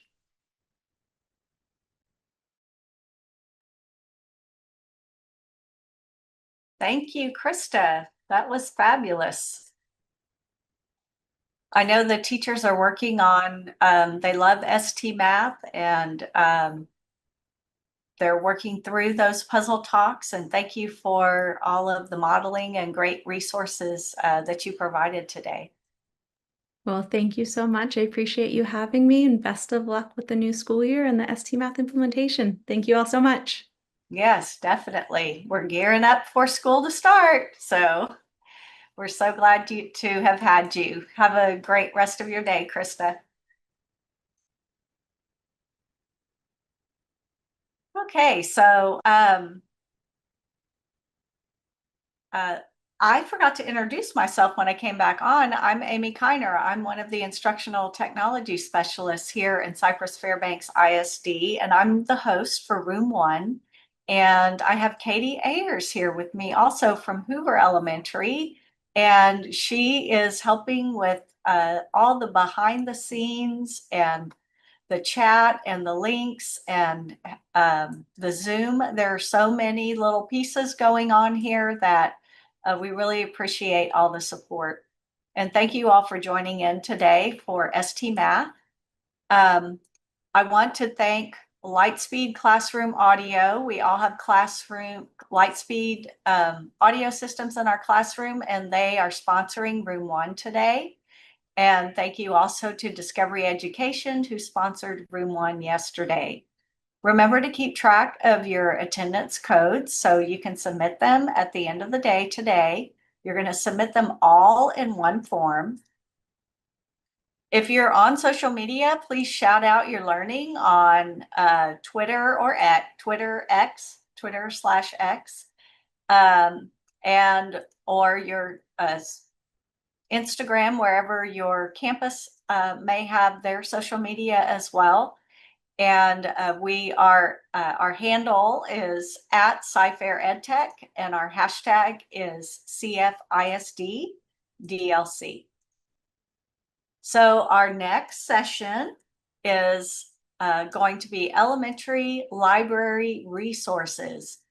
And Jennifer Garstecki, our district library coordinator, will be joining us at 2 o'clock to present all those wonderful resources we have at our fingertips and that our students can be using in our classrooms. So we'll take a short break and we'll be back at 2 o'clock.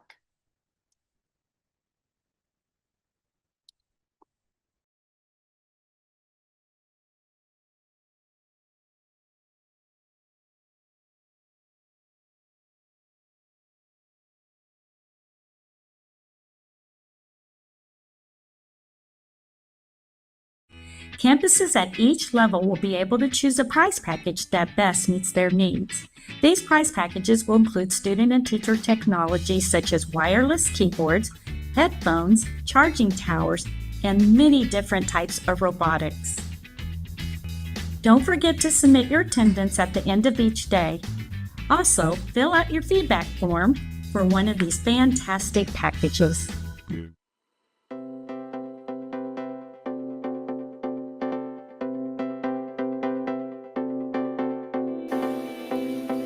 You can quickly open multiple bookmarked websites from a folder. Simply right-click the folder and select Open All. Your websites are open and ready for the day. Welcome to the Cypress Fairbanks ISD Digital Learning Conference. Our EdTech team is so excited to host this conference virtually again this year for our educators from CFISD and surrounding communities. In past years, over 4,000 attendees have gained valuable knowledge. Thank you for joining the Cypress Fairbanks ISD EdTech team for our Digital Learning Conference. There is truly something for everyone.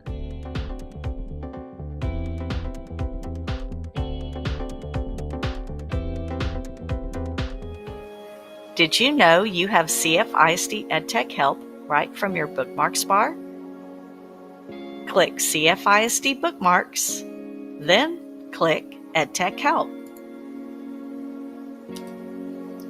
Here you can access EdTech help and tips 24/7.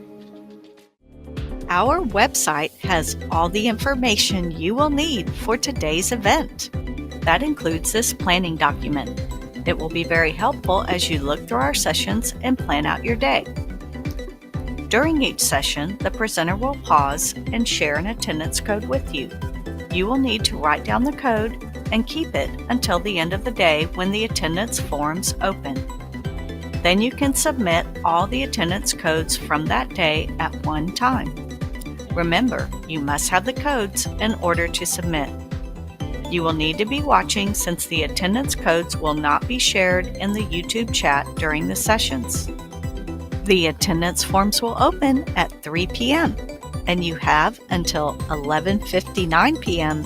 each day to submit your codes for credit.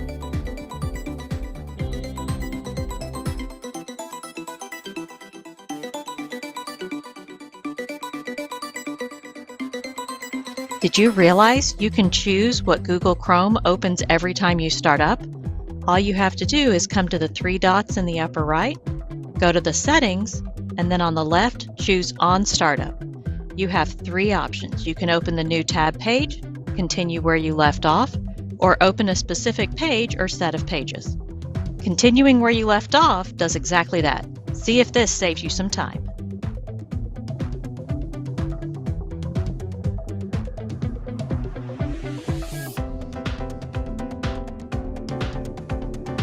It's really easy to check if there are any updates for your Promethean panel. Simply click on the flame on your Promethean panel console. Select the Applications icon. Click on Online Update Now if there are any updates needed. After the updates have been installed, the button will turn gray. The latest updates have already been installed. Regularly check if your panel needs an update. This helps maintain optimal performance.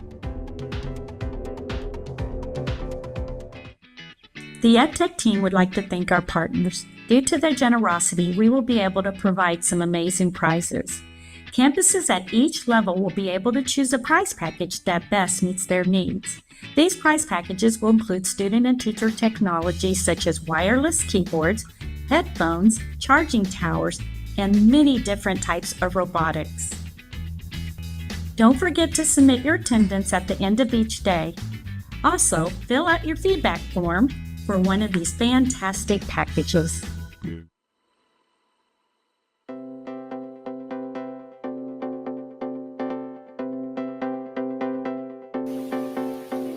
You can quickly open multiple bookmarked websites from a folder.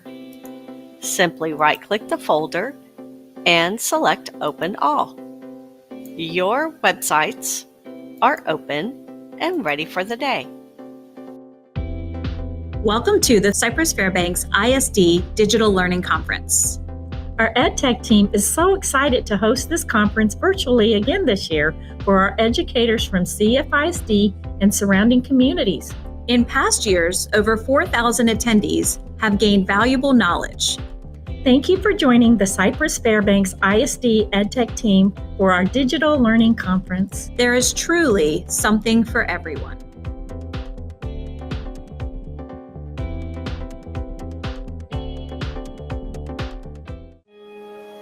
Did you know you have CFISD EdTech help right from your bookmarks bar?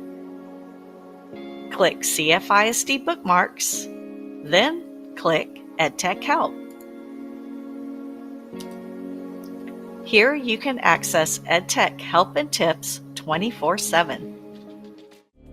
Our website has all the information you will need for today's event. That includes this planning document. It will be very helpful as you look through our sessions and plan out your day. During each session, the presenter will pause and share an attendance code with you. You will need to write down the code and keep it until the end of the day when the attendance forms open. Then you can submit all the attendance codes from that day at one time. Remember, you must have the codes in order to submit. You will need to be watching since the attendance codes will not be shared in the YouTube chat during the sessions. The attendance forms will open at 3 p.m. and you have until 11:59 p.m. each day to submit your codes for credit.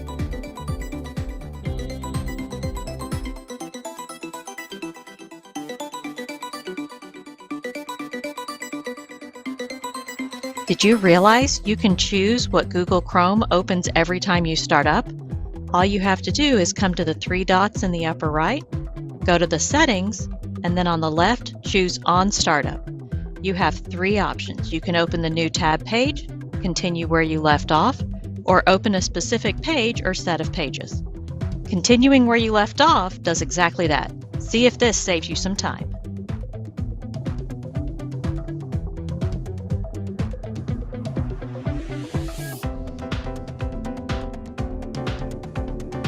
It's really easy to check if there are any updates for your Promethean panel. Simply click on the Flame on your Promethean panel console. Select the Applications icon. Click on Online Update now if there are any updates needed. After the updates have been installed, the button will turn gray. The latest updates have already been installed. Regularly check if your panel needs an update. This helps maintain optimal performance.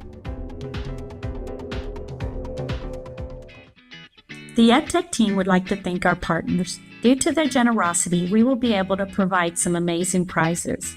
Campuses at each level will be able to choose a prize package that best meets their needs. These prize packages will include student and teacher technology such as wireless keyboards, headphones, charging towers, and many different types of robotics. Don't forget to submit your attendance at the end of each day. Also, fill out your feedback form for one of these fantastic packages.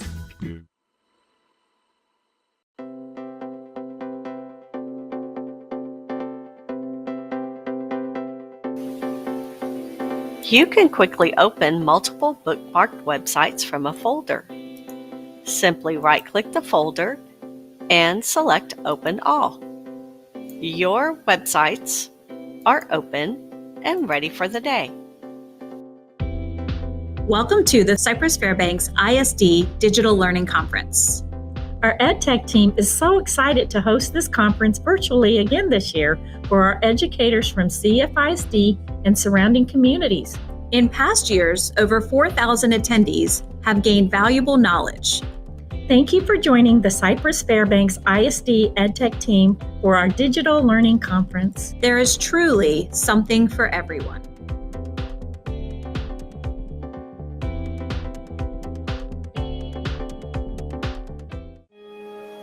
Did you know you have CFISD EdTech help right from your bookmarks bar? Click CFISD Bookmarks, then click EdTech Help. Here you can access EdTech help and tips 24/7. Our website has all the information you will need for today's event. That includes this planning document. It will be very helpful as you look through our sessions and plan out your day.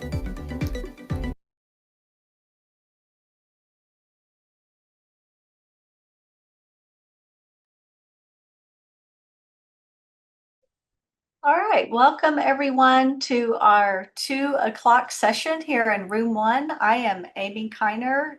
I'm one of the instructional technology specialists here in Cypress Fairbanks ISD, and I'm your room host. And I have with me Katie Ayers, who is supporting us. She's a teacher at Hoover Elementary, and she is our facilitator, supporting the Zoom, supporting the chat, and working the behind the scenes. So We thank everyone for their support to make this conference work and for all of our presenters today. Thank you also Lightspeed for Lightspeed Classroom Audio for sponsoring Room 1 today, and Discovery Education for sponsoring Room 1 yesterday. So our 2 o'clock session is Elementary Library Resources, and we have Jennifer Garstecki, our very own CFISD Library Coordinator. Yay! Thank Jennifer! you. And so she's going to tell us all about the elementary library resources today. Welcome. Awesome. Well, thank you for having me, Amy and Katie. I appreciate you being there. I've been at every single DLC since it existed, and so I've been behind the scenes with Katie and doing that job, and I've been hosting like Amy is, and I've presented, but my favorite, of course, is to go as an attendee. So thanks everyone for choosing this session. Our library team is absolutely fantastic. I'm very proud to be the coordinator of library services for Sci-Fair ISD. This is my 31st year in Sci-Fair. I was a teacher. I was a Thornton Patriot. I was a Cook Ranger. I was an Aragon Wildcat, a Jersey Village Falcon, and a Hamilton Elementary Lion. So I've done all 3 levels. And so I think what we're going to bring to you today on behalf of the libraries is going to be something that you're definitely going to use in your classrooms. I know our team of 41 librarians are excited to be back and help you all out learning these resources.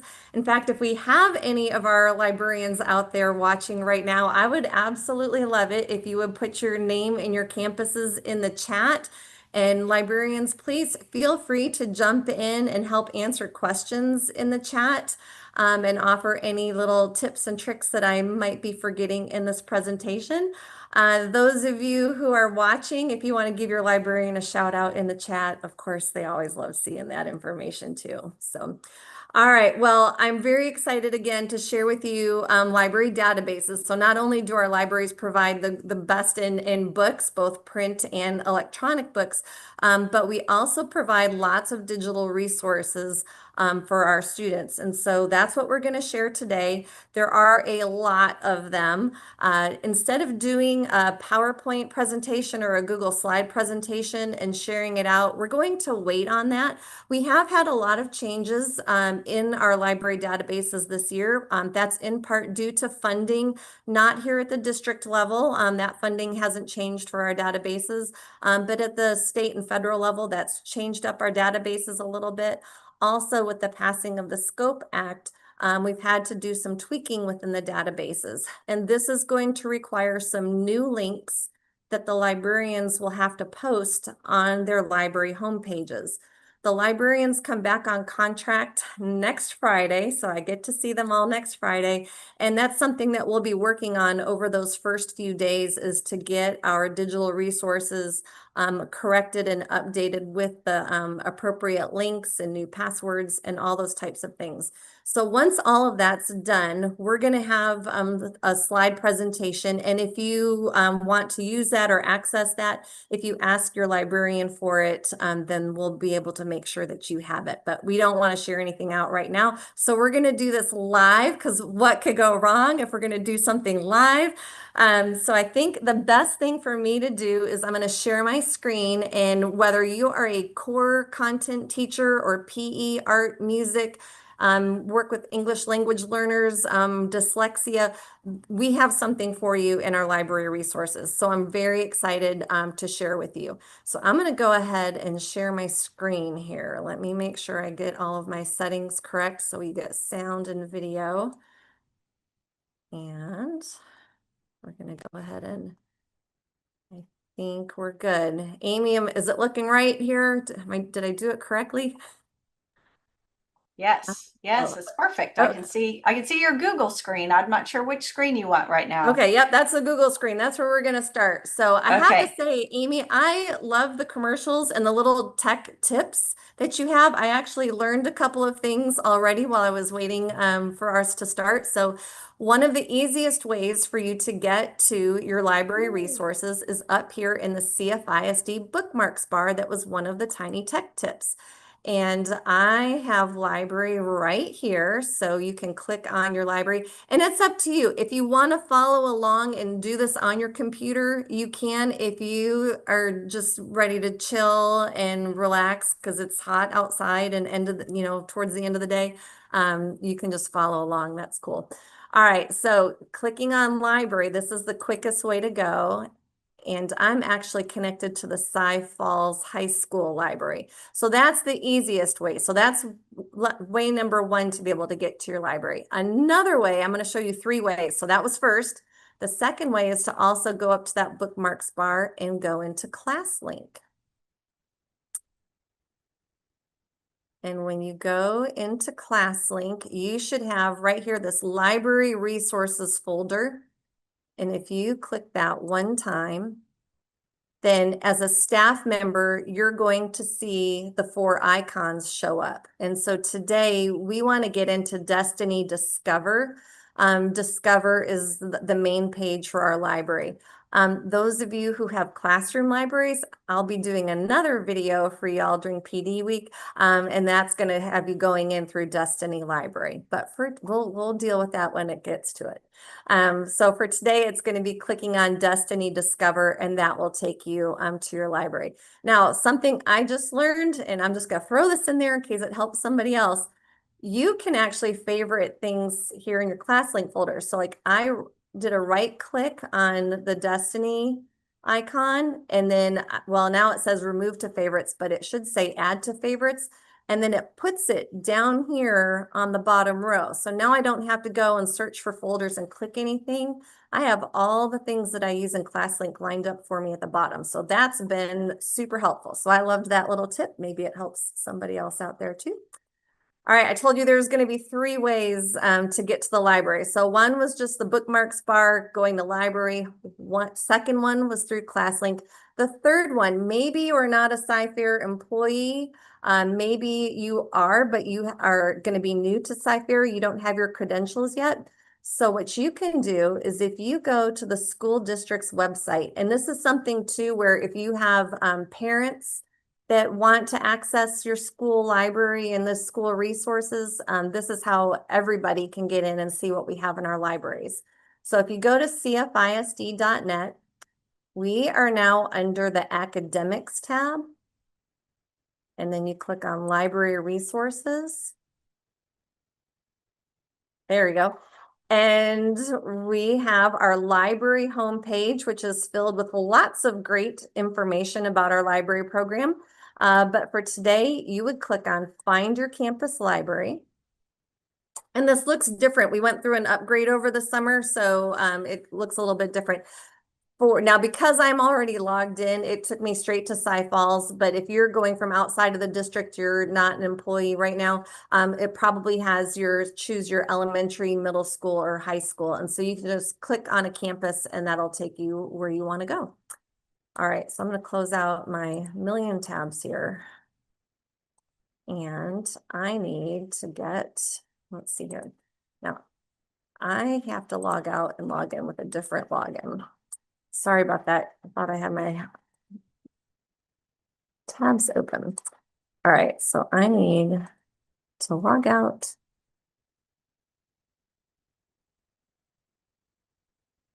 And log in so that way, because I need to be able to get into an elementary one and show you all the cool things. I'm going to go to, let's pick Walker. Let's go down to the end of the alphabet. They never get picked on.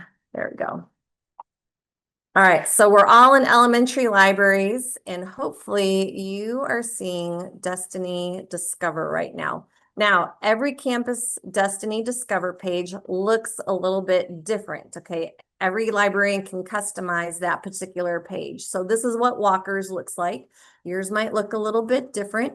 And again, over here is going to be, under Learning Resources, all of the databases that our libraries offer. Again, everybody's library, you might be missing some of the links that we're going to be talking about, or some of the links that you click on might not be working. And again, that's because of all the changes over the summer. So you can just follow along and be patient. All right, so today we're going to go ahead. Let's start with how about I do love my World Book Online. All right, so we're going to first start with World Book Early Learning category. And oops, did I click the right one? Hold on. That was Britannica. Sorry, here we go. World Book. Oh, this is her Early World of Learning icon. All right, so Early World of Learning. If we have any like early elementary, pre-K, kindergarten teachers out here, you are going to love this. When you click on Early World of Learning, I think what I always like to start with each database is for the educator resources. That way, if you want to learn more or you forgot something, there's always resources to help you out with it. So in Early World of Learning, if you go to For Grown-ups, then you've got the educator tools. So it talks about the different featured content. There's curriculum correlations where you can, of course, select Texas, your subject, and the grade that you teach. They have a guided reading program. And there we go, the titles. So there's lots of things to help kids with their reading. So this is for the educator tools, and it gives you more information about it. I'm going to click on the icon in the left corner again to get me back to Early World of Learning. Okay, let's get started with some fun stuff. So this is basics. And so in basics, we have 4 categories: fun with words, count and play, once upon a time, and welcome to reading. So we're in fun with words. So I'm going to click go, and we'll just click the first one, baby animal ABCs. And so they just kind of click A. Oh, you can hear, if you could hear that. And so this is to help them learn how to do the letters. So I am clicking on my mouse and dragging it and making the letter. So you get an idea like that. And you can keep going, but we're going to go ahead and move on because there's just so much. There's count and play, or let's do Once Upon a Time. Once Upon a Time has some stories and little songs. And you can play, hopefully the music will. Are you sleeping? Are you sleeping, Brother John? So you can have all these little songs for all your littles to play with and listen to. And then here's the Welcome to Reading. And that was the structured reading program that World Book has, where the kids can learn how to become independent readers. And so Trek and his friends, you click on it, you open up the book. They click through the pages, and then they can move up to the next level. All right. So that's part of Early World of Learning. Let's see if I can get back to, and that's really all there is in the Early World of Learning. So for my early elementary, pre-K, and kindergarten friends, that's where you would want to go. That's a great resource. Now for K through 5, here's World Book Kids. So now I know I'm dating myself, but back in the day, we used to get those print version of the World Book encyclopedias that made that really cool picture go across the spines of them. So this is, now you have the online version. And even though the print version was super fun and cool to have, it is always nice to have this online version because it's constantly updated. So again, World Book Kids is the database that we're in right now. I want to take you to Educator Tools. I always want to start with Educator Tools. So curriculum correlations, we already have Texas, so you can pick your subject. So let's say you were math. Let's say you were 5th grade math, and submit. And you got to give it a second. But then it gives you the different correlations, and let's see here if I'm not seeing anything in blue light. All right, maybe we don't, and I know we have some math, so my apologies, I should have checked that one first. But you can go through and dig through and find some correlations in there. Sorry about that. I want to move on. Well, I'm not going to go through lesson plans, but there's lesson plans. WebQuest is what I really, really wanted to show you. So these are really neat. And I think, and Amy and the ed tech coordinators could help you out with this, but these are going to be in PDF formats. And I think you could take Cami or Adobe and probably tweak and modify some of these WebQuests to make it more specific for your school. So if I did the study skills WebQuest, this is pre-made. You can download it as a PDF, but then it talks about or takes the kids through searching the different articles, the more information, contents, videos, and it goes, and this one's several pages long, actually. It's 8 pages long, but it helps them learn how to do maps and all sorts of amazing web quests. And the best thing as the teacher is you have the answer key. So that makes it really nice. So when you are, I did see, I peeked over at the chat going really quick. Every school, the databases that I'm going to show you, every single elementary school in Sci-Fair ISD has these databases. And when you go in through the library resources page, that Destiny Discover right here, when you go in through that page, it's going to take you directly to the website where you do not need passwords, usernames and passwords. And that's, again, why we're just, if yours isn't working right now, just be patient because everything is being tweaked. But we're gonna get everybody set up next week once everyone's back on contract. All right, so that is an example of a web quest, but they have them for all different subjects. So we have some language arts, media and tech. There's some science web quests. Whales, solar eclipse. Here's some history. Social studies. Yep, there's lots of really good ones. And then you can always create your own. I know several of our librarians have had fun making web quests. So, all right, so that's educator tools. So let's get into the nitty gritty of Worldbook. I love this stuff. All right, so in Worldbook Kids, we did educator tools. So let's really quick look at the bottom menu before we get into all of the searching and exploring. So down here at the bottom, you have pictures and videos. So this is a great resource if they need pictures and videos. And they have so many, they divided them up into categories. So you can go ahead, if you're playing along with me, pick whatever category you want. So perhaps you're a PE teacher and you want to look at sports and hobbies. Okay, we've got all different sports, air sports, animal sports, and the hobbies too. So I guess that's where the antiques come in at. Gymnastics, track and field, toys and games. All right. So again, these are all, we're in the pictures and videos section of it. So it's not the articles here. It's just the pictures and videos. All right, I'm going to go back to the home and we'll go back one more. Actually, I'm going to click on kids again. That gets me back the best. World of Animals. This one's fun. I know in elementary school, that's a really popular research topic is to do animals. So they can pick a category to get started, or they can just go ahead and get crazy and do an all animal search. I'm going to pick land mammals. And let's see here. Let's find a cheetah. All right. So this is a really neat feature. So you've got down here, here's cheetah, and you can go ahead and click to learn more about cheetahs, or you can compare with another animal and pick another one. So let's go with, where's a lion? All right. And I'm going to click on compare. And so that reminds me, we have a lot of books in the library where they have the two, like who would win, and they have the two different animals going against each other. So this is really fun to compare and contrast between different animals. And so you can kind of scroll down. And then they have like the scientific names, their diet, where they can be found, habitats, predators.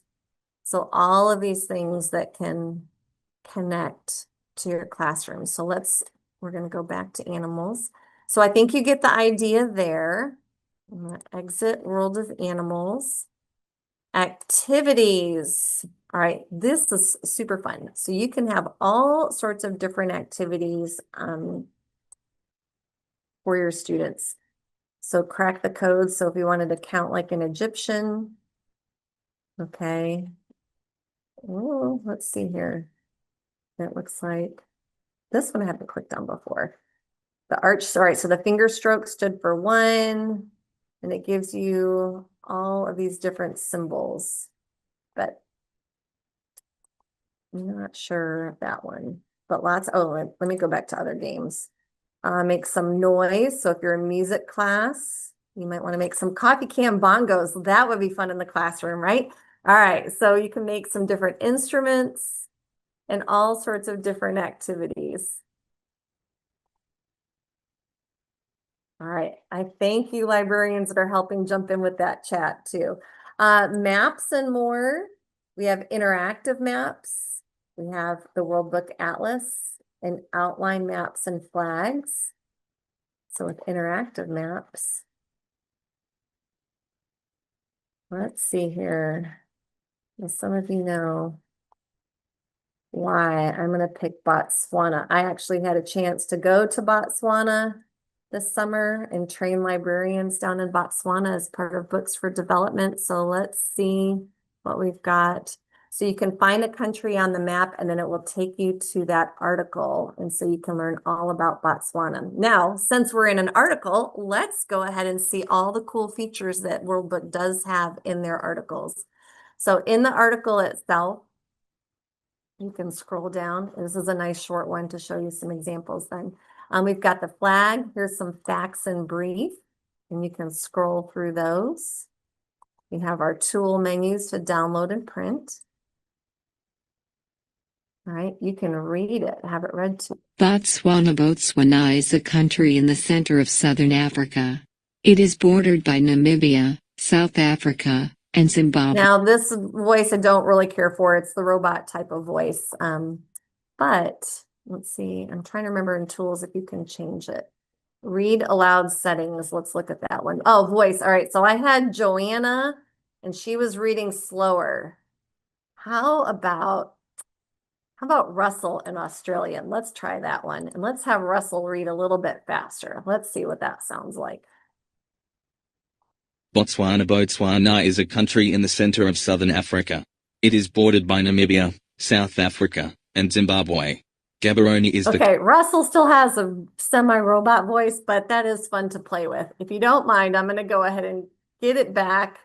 I think we had, Joanna going slower. There we go. We're going to do that. While we're in the tools menu, you can save an article. You can download it and save it to your drive or your OneDrive. You can copy the link and share it with yourself. You can send it to the printer. Citations, love this one. As a former English teacher, you can teach the kids how to cite the article and just highlight, copy, and paste it into a document.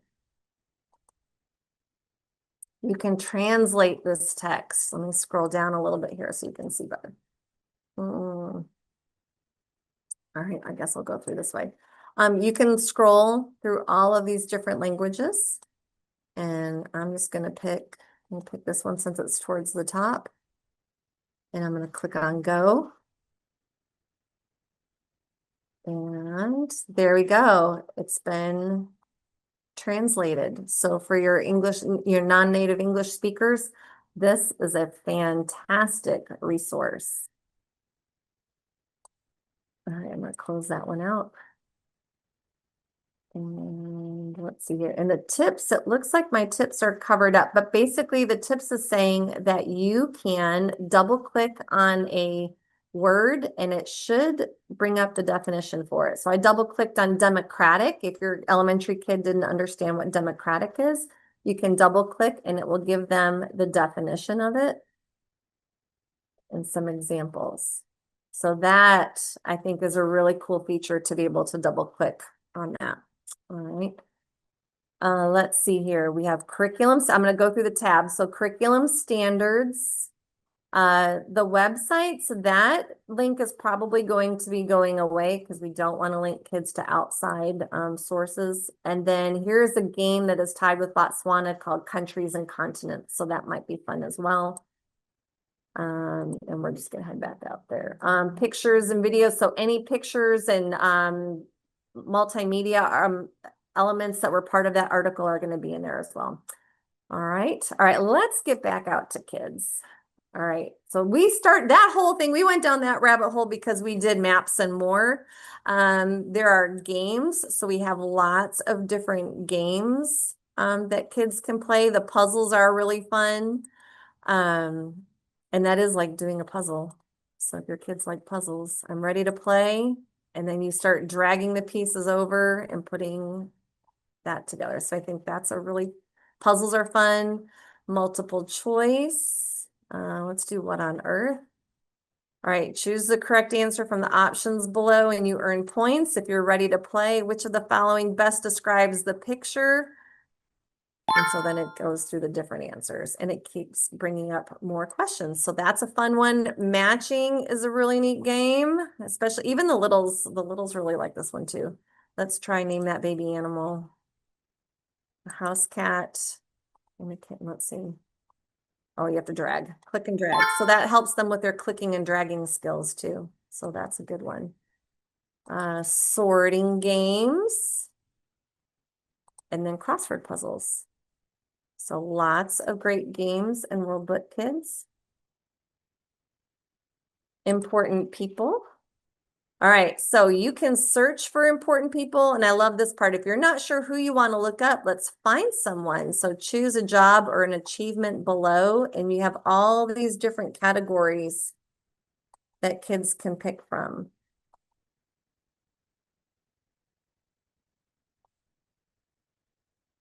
All right, and you can keep scrolling through. And the same thing that once you find a person, so when you click on someone, it gives you the list, and then when you click on the link, let's click on Yuri Gagarin from Russia. Then again, same thing, you have the article. This is a real short one, but it does have a picture with it, and it can read it to you as well. So that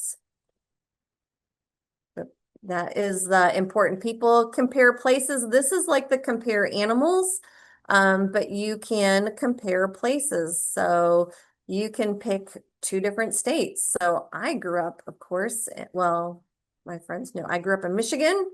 So where's my mitten? There it is, mitten, and Texas. All right, so we can compare the 2 states now.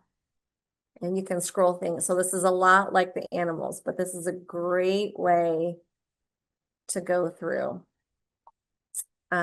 different states and compare places. And then, click on the exit button. Science projects. If we have any science teachers watching right here, we have lots of science projects that you can explore. Let's try machines. So making airfoils, friction, let's see here. So it's just got the directions on how to do it. Let's go back. Science you can use. Popcorn. Popcorn sounds really good right now. So again, it gives you everything that you're going to need and discussion questions as well. All right. Let's go back. We're almost through World Book Kids. And then there's a dictionary that's pretty self-explanatory. All right, so really quick. So if the kids know what they want to search, they can just go ahead and type it in the search box. But if they don't know what they want to look for, one thing they can do is click through these arrows. So here's octopuses, and then we got Morocco and flamingos, praying mantis. And the pictures, I mean, look at that praying mantis. The photographs in this database are absolutely beautiful. But you can always click on explore and it brings us back to those same main category titles that you can look through.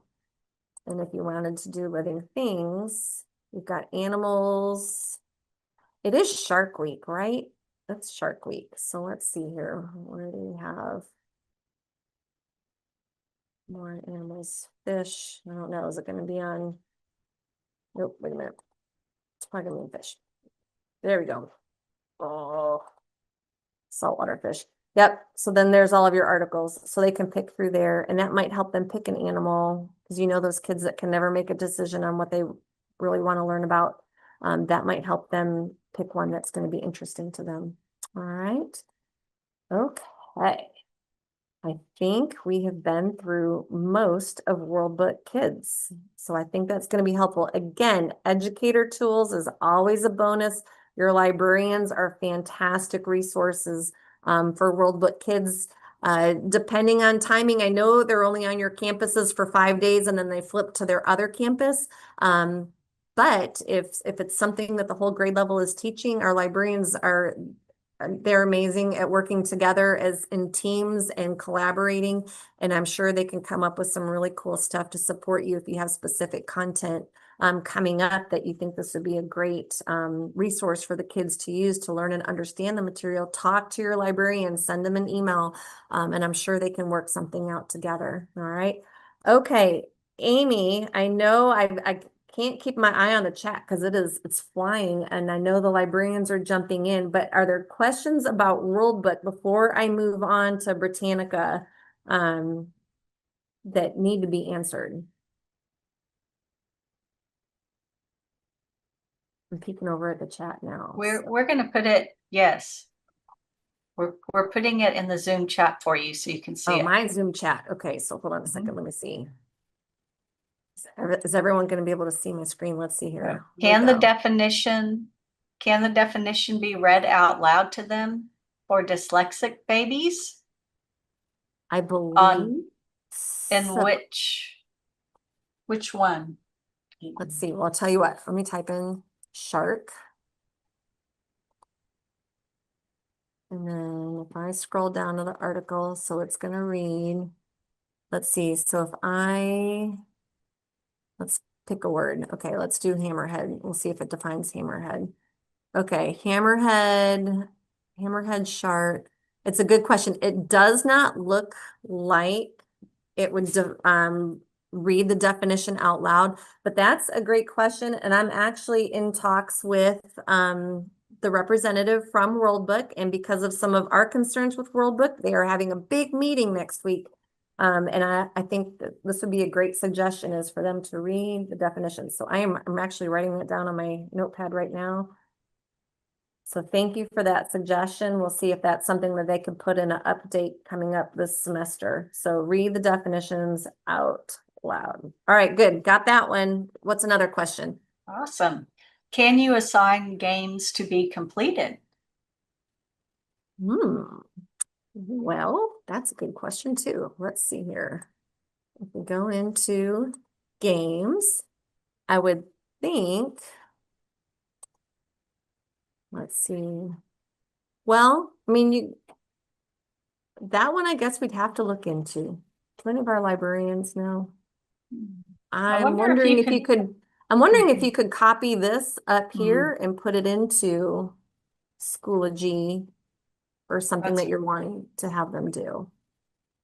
I was wondering that too, but I haven't tried it. You'd have to try it because it might, I don't know if it would take them straight in, or then they would have to put in their own campus code before they got there. Right. Or World Book, actually, I guess it's all the same for the district. Or does it a campus code?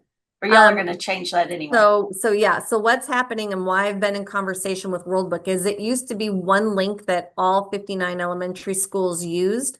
And so what's happening now is each school is going to get their own specific link that we want, that'll get posted on the library page. And that way, when teachers and students click on it, that school, it'll increase their usage data.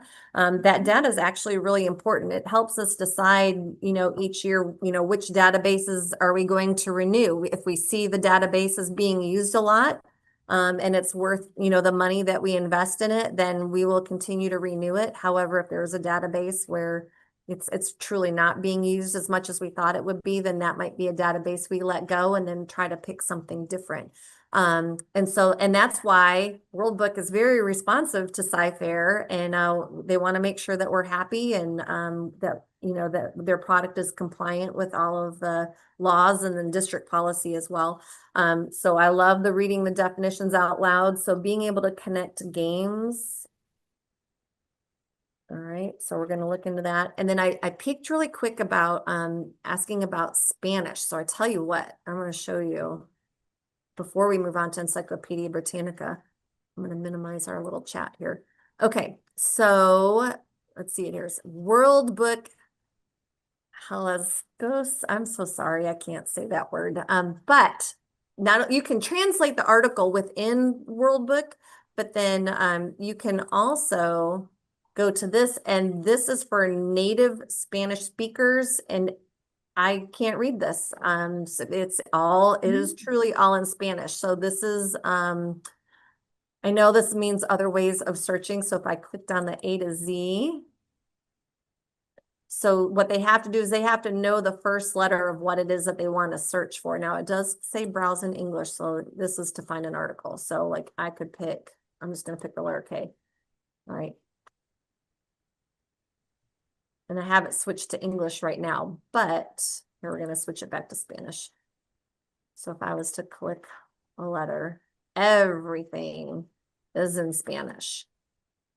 And so that's a little add-on that we get to help our Spanish speakers.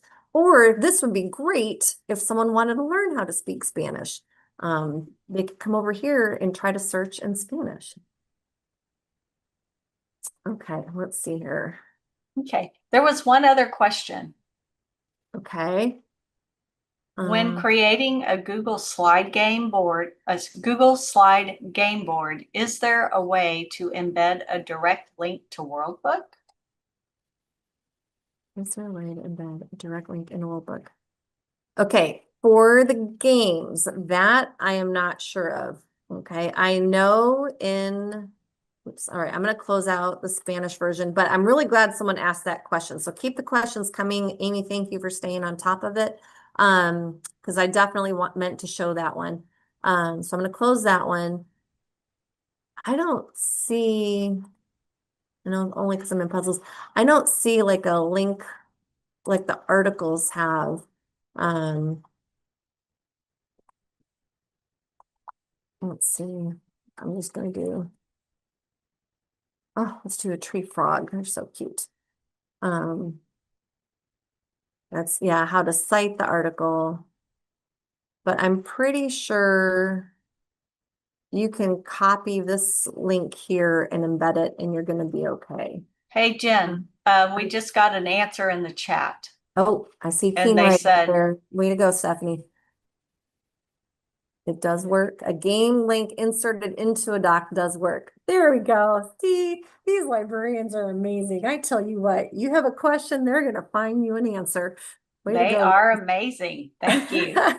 They are amazing. They're Absolutely. teaching me things every time I see them. Oh, me too. Me too. And I've done this for a while. So yeah, they're a great crew of people. All right. Any other World Book questions before we move on? Because we're already at 2:40. I'm only going to get to the other one. Okay. So let's do this. No, I think we're good. Keep going. I want you to get through your I'm going to close out. We're done with World Book. So we're going to focus on World Book. I know, and I've already seen in the chat, everybody loves PebbleGo. And so I'm not going to do PebbleGo because everybody already knows PebbleGo. If you don't know PebbleGo, I'm going to guess that you're new to Sci-Fair and your mind is going to get blown. And I know your colleagues on your teams are going to show you PebbleGo because that's absolutely fabulous. Tumble Books is coming back. National Geographic Kids is definitely coming back. I'll pop into that one super quick, only because it's so exciting. Y'all, we get all of those really cool yellow bordered books and magazines from National Geographic Kids. So when you click on National Geographic Kids, you get the magazine. Now you have to wait. So the most recent one is April of 2025. So May, June. So yeah, there's like you have to wait like 2 months after it's been published before we get full access. And so when you click on it, here it is. You can, I don't know if it's hidden behind my little screen sharing things. but you can click through the pages. Oh, here it is. I'm sorry, it's up at the top. You can make it big so it's full screen, and you can read the whole magazine. No advertisements. It's amazing. Titanic. Oh my gosh, they play that Titanic game in PE, and you can't keep Titanic books on your nonfiction shelf for the rest of the year. That was amazing. All right, so again, so you've got your magazines, and let's go back. All right, so you can click on the National Geographic Kids magazines. They also have, oh, let me go back to home. They have the books. I know when I was at Hamilton Elementary, they loved these books. Oh, Weird But True.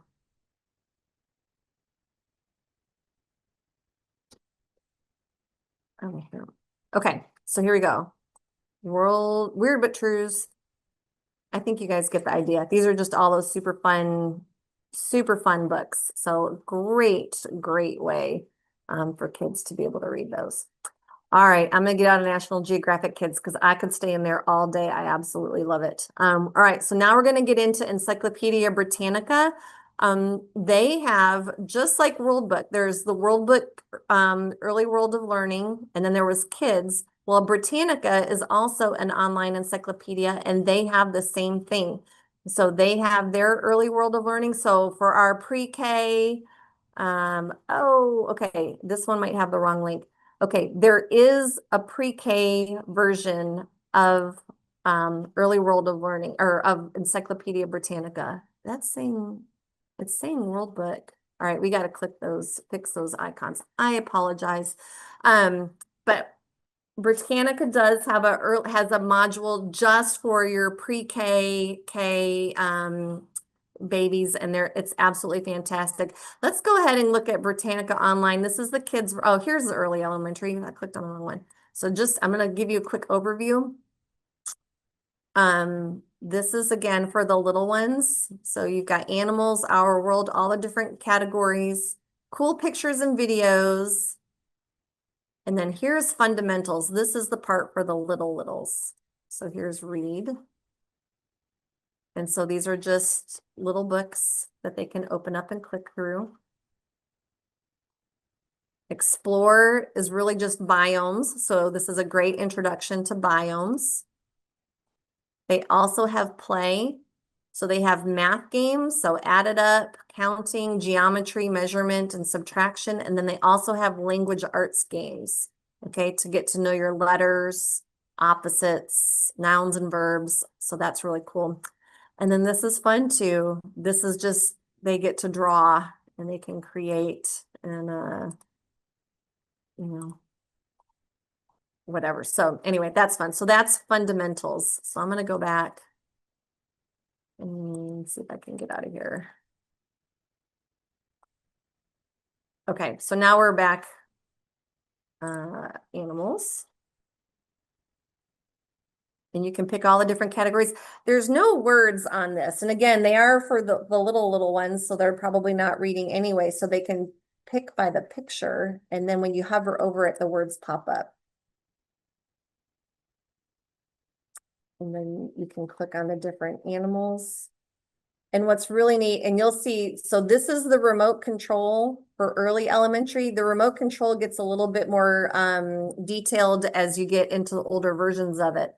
So you can scroll through it, but I really want to show you this module in elementary, but it's the same thing, so you'll see. All right, when you get into Britannica, really quick, oh my goodness, I'm almost out of time. There's the educator help. So you've got user guide, video tutorials, lesson plans. You can search by standards. This little thistle thing over here is new. So some of you, if you attended yesterday morning at 8 o'clock, there was a session called Teach Britannica. This is brand new. Yesterday morning was actually the first I'd ever seen of it, but it has little, instead of mini lessons, lesson minis, bell ringers and exit tickets, instructional strategies, and look at these graphic organizers. Pretty amazing stuff. Okay, so that's all part of our, so that's free for everybody, so everyone can get into that. Okay, so that was educator resources. So let's get back into the main part of Britannica. So this is just like World Book Online. It's just a different company that offers it. This one, again, they can start typing. If they know what they want to look for, they can type it there. Otherwise, this one that you scroll down more. So in the news, watch out. We got our Shark Facts, I think with Shark Week coming up, interactives. And then here's our Explore. You've got biographies, pictures and videos, and articles. Video of the week. Animal Kingdom. You have geography. And we do have Escolar. So just like World Book has the Spanish version, so does Britannica, and we get that add-on as well. So that's something for our native speakers. But I do want to, let's take you into an article. If we can get into one. Oh, these are interactives. All right, that's going to be more like games and videos. Let's see here. Go back to Britannica School. I wanted to get into, let's do a biography. Well, here, I'll tell you what, let's just do Hank Aaron. We're in baseball season. All right, so you have the picture. I love that it breaks it down so it's not too overwhelming with a whole bunch of text, and then you can click on that and then it pops up. It will read it to them. You can, if it's in blue, it'll take them to a brand new different article about baseball, a brand new article about Babe Ruth. So you can keep going down and it breaks it apart. But let's talk about this little remote. Like the kids love the remote. It's pretty neat. You can flip through here to the different categories. You can open all section. You can close all the sections. Okay. Gallery view. I don't know if there's much there. So you can cite the source. Again, if you're teaching them how to give credit where credit is due, so they know it's not fake news or made up. You can click on cite your source. Saving, sending, and printing. Translating. So here we go. You can select the language and you can switch it into any language that you want. So that can be very helpful with some of our new students. The font, here, let me open up the introduction. You can make the font smaller and you can make it bigger. And actually in both of these, and I don't think I showed this in World Book, but you do have the open dyslexic font where you can change it into that dyslexic font. So that's pretty awesome as well. Okay. All right, I didn't get to show you, but I want to because I don't think a lot of people use this one. Gale and Context Elementary is a really neat resource too. So this is one where I highly recommend if you haven't had a chance to go in and look at it. I know I always start with educator resources, and this one, it's down at the bottom, educator resources. So go to educator resources. And then it has all sorts of videos and materials to help you learn how to use it. But this one's really cool. You can see the different categories that they have.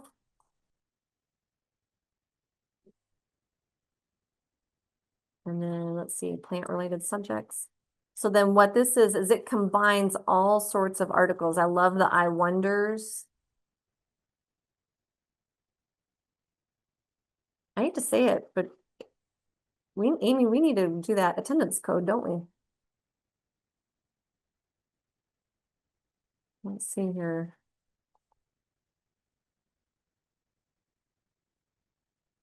Amy.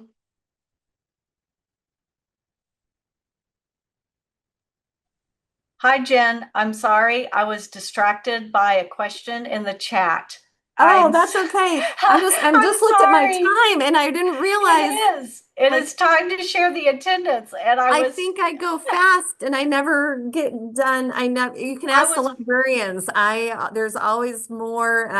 It's very hard for me to stay within my time budget. All right. But so long story short, for everybody, you saw all of our databases. We have so many amazing databases. We went into depth into only 2 of them, not even PebbleGo, which is everybody's favorite. So please, please, please reach out to your librarians. I know they will start pushing out materials to you once they're back on contract and we've had a chance to make sure all of our links are accurate and working. We appreciate you. Again, we have a fantastic team. It's going to be a great year. And you can always reach out to me too, because I know your librarian isn't on campus. So, and my last name is kind of, hard to remember how to spell. So another email that works for me is just library@cfisd.net. That comes directly to me. And so if you have any database questions and you can't get in touch with your librarian or those educator tools aren't answering it, let me know. Another thing, if you ever find content that is not appropriate, many of the databases I'm now able to suppress content if necessary. But if you ever see something that it's, kind of questionable, please let me know. So library@cfisd.net if you don't email me directly, and I would greatly appreciate the heads up on that. Fairbanks ISD EdTech team for our digital learning conference. There is truly something for everyone.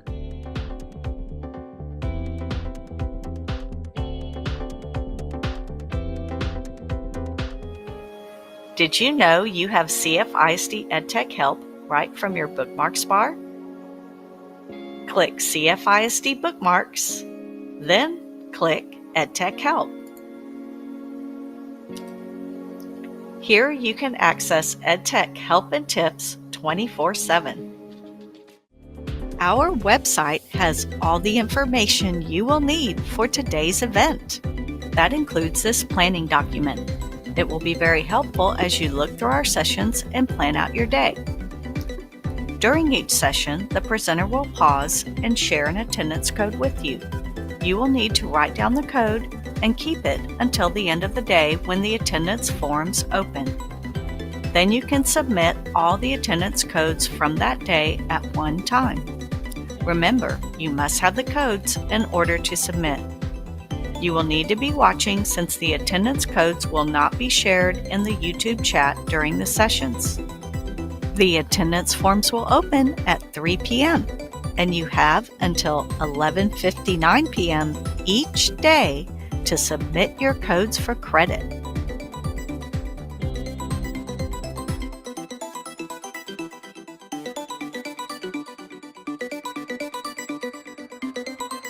Did you realize you can choose what Google Chrome opens every time you start up? All you have to do is come to the three dots in the upper right, go to the settings, and then on the left, choose On Startup. You have three options. You can open the new tab page, continue where you left off, or open a specific page or set of pages. Continuing where you left off does exactly that. See if this saves you some time.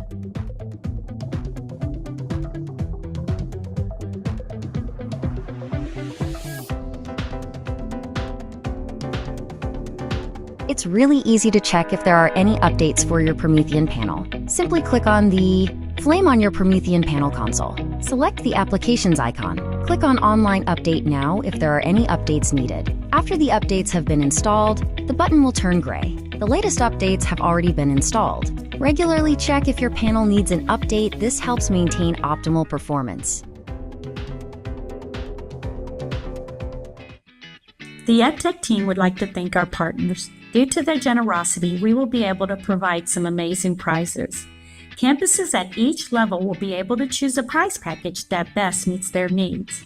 These prize packages will include student and teacher technology such as wireless keyboards, headphones, charging towers, and many different types of robotics.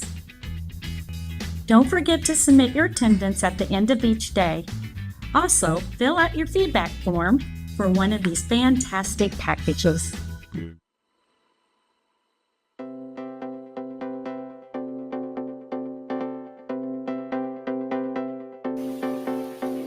You can quickly open multiple bookmarked websites from a folder. Simply right-click the folder and select Open All. Your websites are open and ready for the day. Welcome to the Cypress Fairbanks ISD Digital Learning Conference. Our EdTech team is so excited to host this conference virtually again this year for our educators from CFISD and surrounding communities. In past years, over 4,000 attendees have gained valuable knowledge. Thank you for joining the Cypress Fairbanks ISD EdTech team for our Digital Learning Conference. There is truly something for everyone.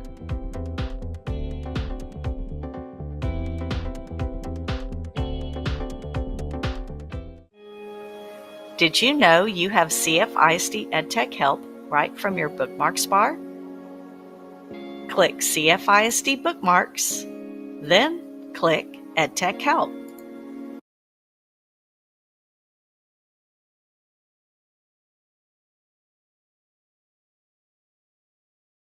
Okay.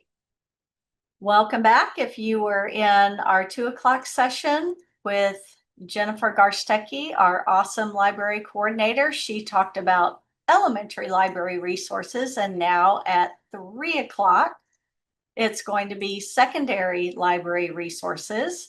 I'm Amy Kiner.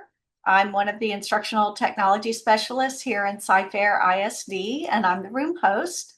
And Katie Ayers from Hoover Elementary is here supporting us with the chat and the Zoom and all the behind the scenes. So thank you so much, Katie. You've helped me tremendously throughout these 2 days. So kudos. And here's Jen.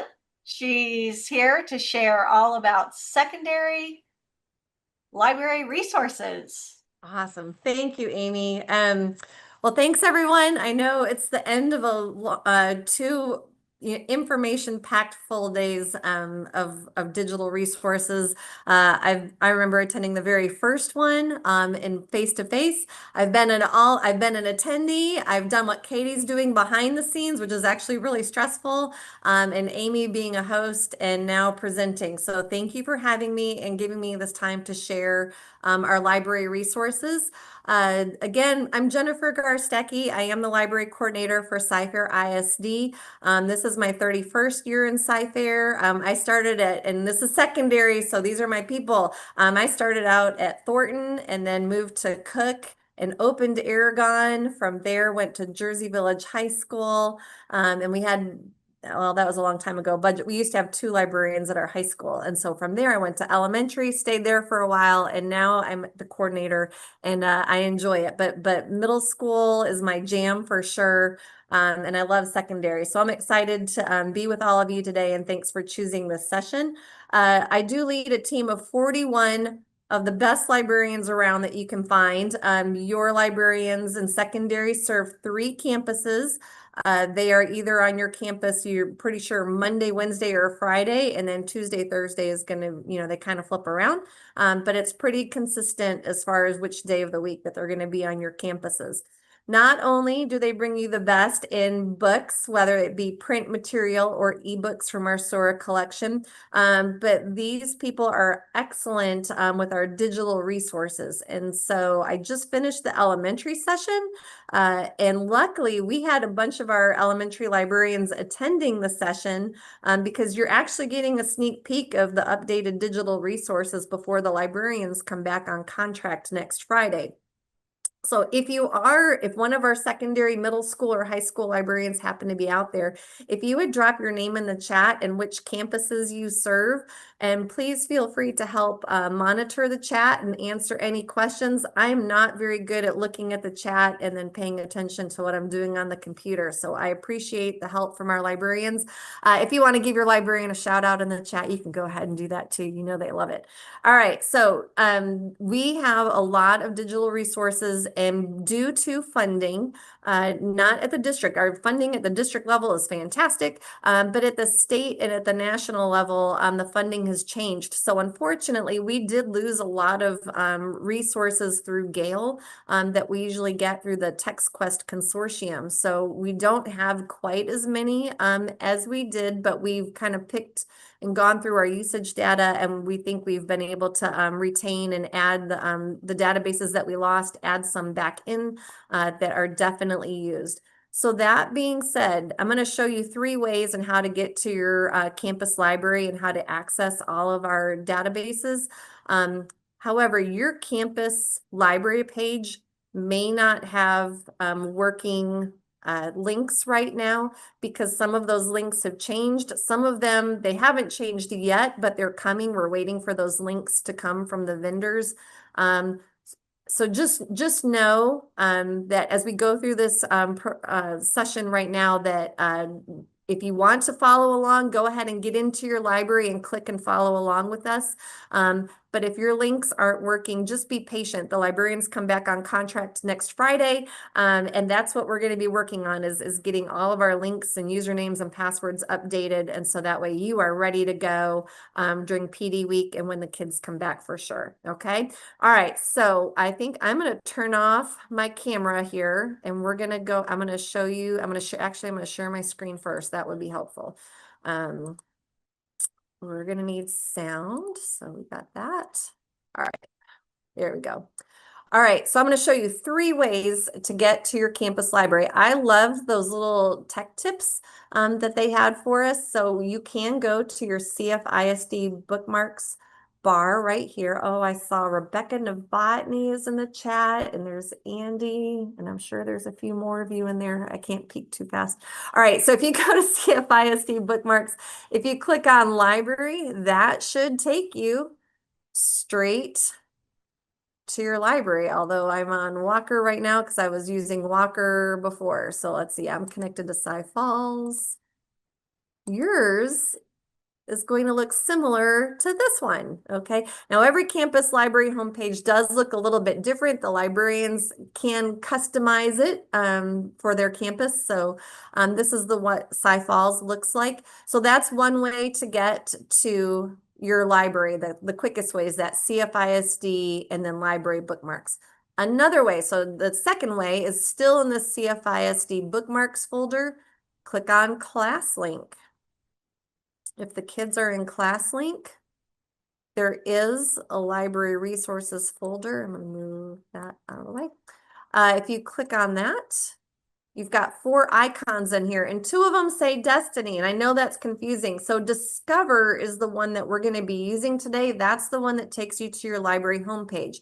This other one with the red books, only staff members have that one. So the kids have this pile of books, but the red books, staff members have that one. It gets us into back office. You won't really use it much unless you have a classroom library, and you'll learn more about classroom libraries and inventory next week. And when you do learn about that, this is the icon that you will be selecting for that one.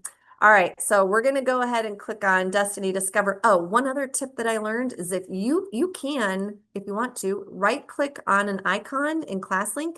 Well, now it says remove, but yours probably says add.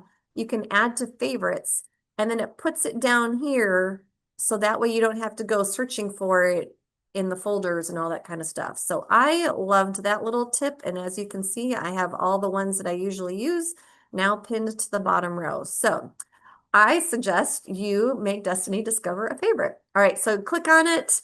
And again, it should take you to your campus homepage. Just like that. All right, so that was the second way. The third way to get to Destiny Discover is, let's say maybe you are new to Cy-Fair ISD and you don't have your credentials yet to be able to log in. You can log in through our school district's homepage. Also, if you have parents or community members that are wanting to get to the library and look to see what we have in our library or learn more about our library program, all you have to do is go to cfisd.net. You can find libraries under academics. Oop, I lost it there. Library resources. Scroll down a little bit. This page will be updated once we have all of our information finalized. But again, here are all of our different tabs. So for today, you want to find your campus library. Now mine will probably go straight to Cy Falls. Yep, because I'm logged in. But for everybody else, they are probably getting a screen that shows that lists all the elementary, all the middle schools, all the high schools, and you can just click on your school. So yes, so parents, you can click on any library and see what all of our libraries have on the shelves and all the digital resources that they have available to them. All right, so here we go. So I'm in the Cy Falls High School Library. We have some tiles up here. And like I said, last time I ran out of time. So I was going to start with World Book Online. I remember when I was at Cook and at Aragon, that was actually one of my favorite databases to use. However, that is only a middle school database. Our high school people don't have World Book Online. So if you're middle school, I highly recommend looking into World Book Online. It's got lots of amazing features. So I'm going to skip that one since not everybody in the audience has it. And let's go ahead and I think I'm going to start with Gale High School. Now, each campus icon looks different. So in Cy Falls, I'm finding it's Gale and Context High School. So I'm going to click on that one. And again, you don't have to be in your library. If you just want to sit back with your feet up and relax and follow along with me, that is perfectly fine. All right, so this is Gale and Context High School. If you're a middle school, you're going to have the same thing. It's just going to be Gale and Context Middle School. And I always like to start with every database to go down, and it depends on where they're at. Some of our databases, educator resources, are in the upper right, but for our Gale databases, they are down in the lower right. So here's educator resources. So I'm going to click on that just so you can see. And you have all of these different support features of material that will help you. So you have recorded webinars, tutorials, there's guides, PDF guides and stuff that'll help you out with it. Like I said, there's so much in Gale alone, let alone Encyclopedia Britannica and World Book and Learning Express, all of these things that I can't possibly do everything in a 50-minute time period. So you can go ahead and continue learning on your own by scrolling through all of these amazing resources. Okay. All right. There's also curriculum standards down here. So depending on what you teach, you can pick Texas, and then we're going to want essential knowledge and skills, and you can pick your subject, and then it'll have everything, you just pick there's personal financial literacy. That should be required. Just saying. All right. So then you can go ahead and click on see resources and go through all of it. All right. All right. Let's get back to the homepage. So that was at the very bottom in the Gale suite of resources. All right. Let's do an advanced search. And the wheel is spinning. Here we go. Okay. I remember as an English language arts teacher having to teach that Boolean searching with the and, or, and not.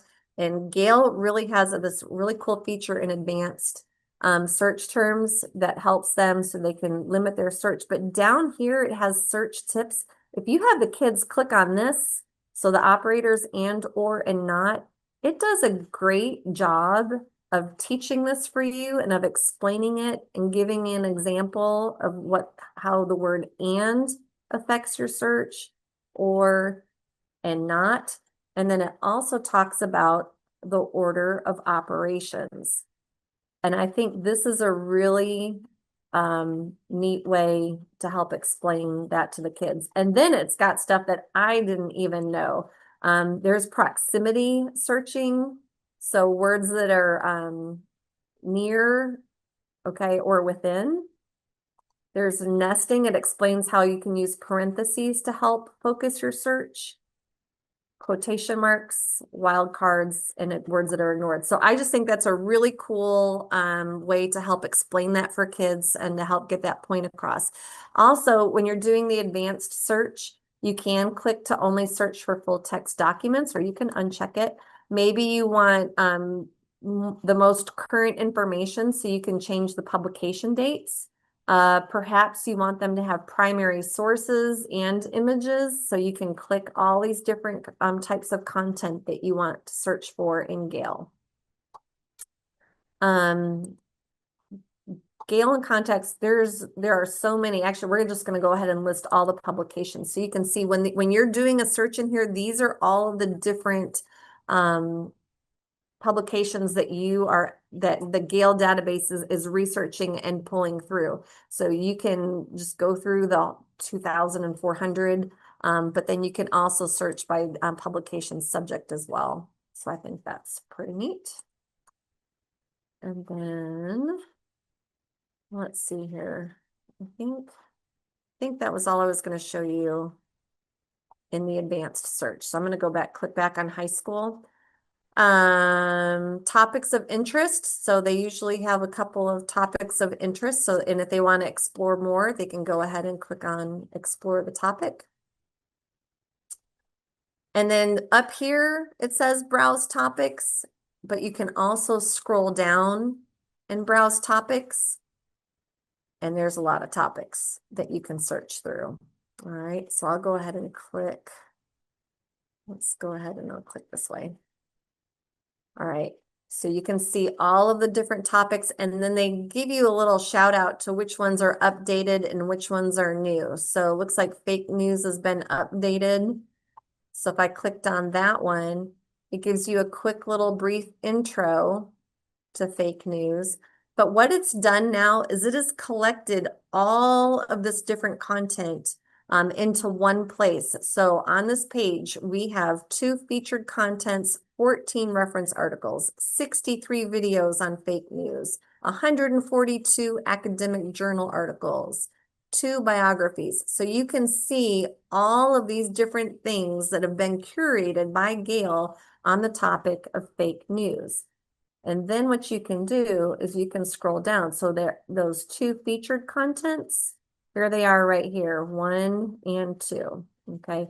14 reference articles. You can view all 14 reference articles. Here's your biographies and scroll down. So it really helps the kids, okay, focus their searching and save a lot of time just by clicking on that one topic, and they pull everything for you. Let's see here. I want to make sure if I'm missing anything. All right, here we go. Let's see here. Let's go ahead and click on, I'm going to go ahead and click on read more, and we'll get into an article and you can see what all it offers you. You can change the reading level. We've got the date. So this is 2025. So this is updated daily, at least weekly, but I think it's daily. Where they get the article from, how many words are in the article. This is a level 4. I believe that's the highest level in Gale, in the Lexile measure. So then here's the article. You can translate this article into a whole bunch of different languages. So that will definitely be helpful for some of your students that have joined us here in the States. You can increase and decrease font size, so you can make it smaller. That's way small. You can make it bigger. You can also change, and I love this, you can change the backgrounds. So to have it gray, it's like a peachy pink and a green. I'm going to go back to the regular color. Here's your typical font. You can also change the font. And here's that open dyslexic font. And I do believe World Book and Encyclopedia Britannica also have the open dyslexic font. So that is a wonderful feature to have. So you can mess with the fonts.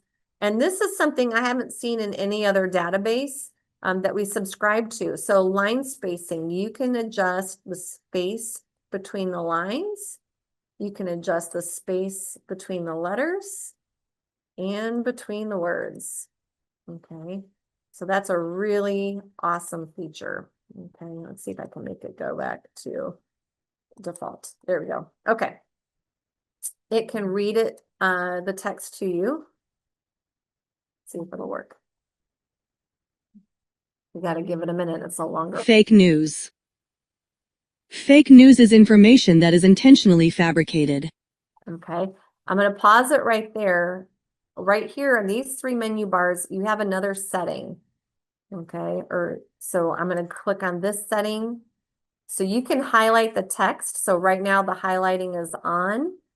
You can highlight the words in the sentence word only or no highlighting, and you can change the colors for that as well. So that's pretty neat. It can scroll and for the pop-ups. Okay, this is neat too. This is something else that I am, Gale's the only database I've seen that does this, is the page masking and transparency for focus area and for the masking. So here's an example. So I can play with the color, and I can play with, this is so transparency for focus area. Oh, can I make this? Let me make this bigger. No, that's as big as it can go. All right. So that can change as to how much the part that's highlighted. And then here's the mask. You can change that color as well. And you can completely block out the other text and make it semi-transparent. So I think that's a wonderful accessibility feature. This also has the keyboard shortcuts. And then you can restore everything to all of the defaults. So I think that's pretty awesome. And that's volume. Actually, I think we have a few more things up here. Yeah, that's your volume there. All right, so I think those are some wonderful, wonderful features. I'm going to close that out. And then you can look at the article. So again, you can share it to your Drive, OneDrive. You can email the link, you can download it, and you can send this to the printer. More articles like this. And then as you go through, I'm not sure. So yes, they do have linked information here. So if you click on any of the things in blue, it's going to take you to related articles about the internet or social media or misinformation. Includes critical thinking questions. So you can see this is a long one. Let's scroll back up. All right. So that's what the inside of an article looks like. You can also, for citations, especially with fake news, we want to make sure we give credit where credit is due, so they know they got their material from a reliable source. You can go ahead and export the citation. And then let's see here. There's a download and print in the get links as well. Oh, I forgot to show you about the highlighting. So you can click that link to get back to the page. So if you want to copy this, this page and put it into your Schoology or into an assignment for the kids, you can go ahead and copy the link to the page. All right, this is what I forgot to show you. This is really cool. So if I wanted to highlight something, I click and drag. I can pick what color highlight it wants, and then I can type in a note for that one. Or let's see, well, I'll click save for that. And then when I go up to my highlight and notes, here's the highlight and any notes that I took about that highlighted material all saved. And then you can view all of your notes. And then I believe, let's see, yeah, you can download or send your highlights and notes to yourself before exiting the product. Okay, so once they close their browser, they're going to lose it all. But they can go ahead and download it. So I think that's a awesome feature. I'm going to go back. Let's see. Let's say I didn't know what this word was. I didn't know what concocted meant. So if I double click on that one, instead of highlighting it, I can click on define. And then it's going to give me the definition for it. So right within the article itself, it has that dictionary feature. And then if they want to get rid of this, this highlighted note, they can click on it and they can click the little trash icon, and then that will delete. And now they don't have, that's not noted anymore. All right. So that's pretty cool. All right. Let's see here. What else? I think that's everything in there. Well, topics list. Let's go ahead and let's go there. As you can see, there are a lot of topics. And so I do want to take a minute right now to let you know that, although this is curated and it's not, there's no, advertisements and things like that in there, it is possible there might be some things that, you know, that go against our policy or perhaps some laws. This is a national database. So if you ever should come across something that you don't think is appropriate or doesn't meet our district policy, if you would please notify your librarian right away, or you can always notify me. My Jennifer.Garstecki. I know that's kind of a tricky one to spell. So if you can't remember how to spell the last name, if you email library@cfisd.net, that also comes to me. And so I appreciate, you know, eyeballs on everything, and feel free to send me an email and let me know if you see of anything that that you think you know, isn't appropriate. They do have the ability to suppress materials. So that's something that we want to know. Oh, I see Amy just put my email in the chat. Thank you very much. Okay. All right. So that's Gale in context. And I'm in high school, but it's the same thing for middle school. So no matter where you're at, that looks the same. We do have, and we will be once again getting, let's see if I can find biographies coming back. And they have biographies. I know biography people are going to think, oh, you know, language arts or, you know, English class, but they have, you can browse people in here, and and they list all of the different individuals. I thought they had a way to search by, yeah, ethnicity, gender, nationality, occupation, place of birth, place of death, but there was, trying to think. Well, Steven Spielberg, yeah, so people, yeah, here, I guess down here, you can go by actors, dancers, choreographers, writers. So they do have them grouped together a little bit. So you've got your scientists, you know, for our theater people, you know, dancers and choreographers, writers. So lots of different categories as well. All right. So that's biography. Biography is coming back for middle and high school. The other thing that's coming back for both is opposing viewpoints.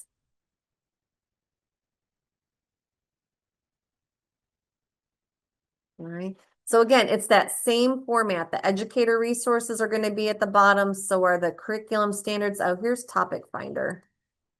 Okay. So you can type in a topic of what you want to learn, and then it groups the different things together. You have advanced, you have your same thing, advanced search. So it's the same across all the modules in Gale, which makes it nice. The consistency definitely helps, and the publications. So opposing viewpoints. So let's go ahead and browse. Let's browse some issues, shall we?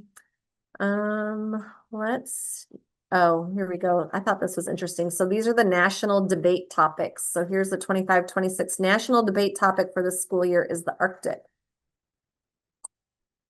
So if you click on that, and then give it a minute.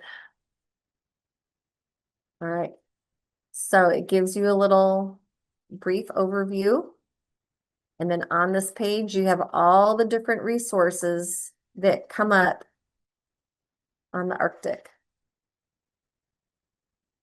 And then they can click and go to town. Let's see here. Let's click on a video. We haven't done a video yet. Oh, it just gives you the citation for the video. It doesn't look like we actually have the video to watch. We would have to refer to it. All right. So yeah, sidebar pros and cons of increased exploration. We got our pros and cons. Not a lot of pictures. Again, that's why this is definitely a more high school. You're not going to have all the graphics and images like Britannica. All right. I think, let me look at my notes here. I think that's all we're going to show you right now, because I know those are all coming back for both middle and high school. So the in context based on your level, and then biography and opposing viewpoints are coming back for both levels. I do want to show you something else that's in both levels, which I think is pretty cool, is this Learning Express. It's test prep. That is not the right link. Okay, so remember that we needed to work on, we're going to get all these links together. But I'll go ahead and show you this one. All right, so this is ProQuest. So ProQuest is something else, I think, for both levels. You've got your research topics. So school uniforms. And it's got a summary in terms to know the different viewpoints and visual literacy. I'm really hoping, I tell you what, let me go try a different library and see if I can't, that's why it is. Let me log out. I'm gonna log in. Sorry for this. I really want to show you guys Learning Express. So I need to log in with a different login so I can get to a different library. There we go. Okay.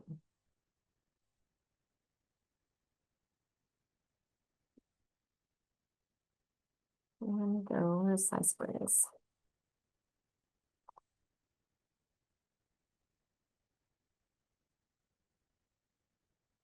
This Learning Express. Yep, Learning Express. Like I said, the icons are different.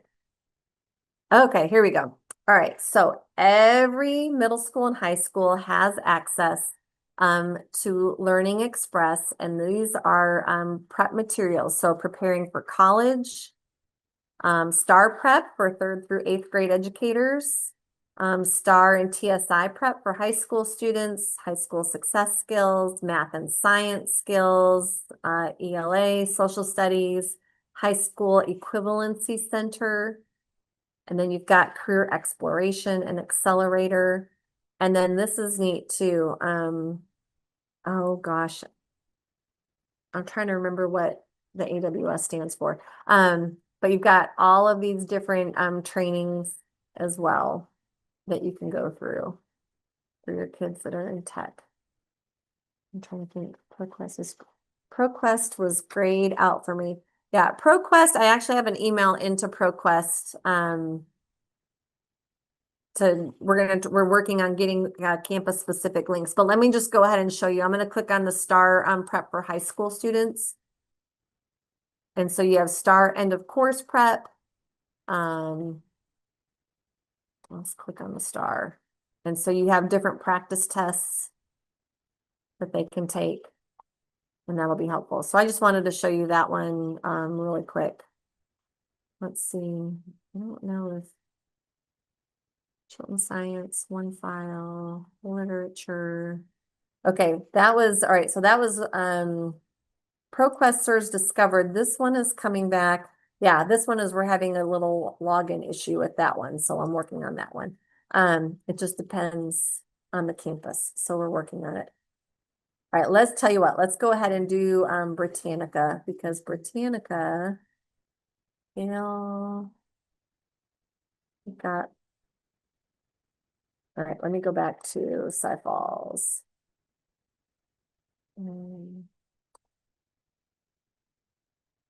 So Britannica has also a middle school and a high school version. So I'm in Sci-Falls, so I'm going to go ahead and click on theirs, but it's going to be the same. So middle school, you would click on the middle school icon. Here's high school. And then I like to always point out the educator resources first. And if you click on those 3 lines and click on educators, you have user guides, video tutorials, there's lesson plans, my content, and you can also search by standards for your curriculum. So these are some great resources to start with. If you want to dig in deeper to Britannica, and you can actually share some of these with the students. This little icon is a new thing to me. So yesterday morning at 8 o'clock, we had a Britannica representative do a presentation on just this part, Britannica, Teach Britannica.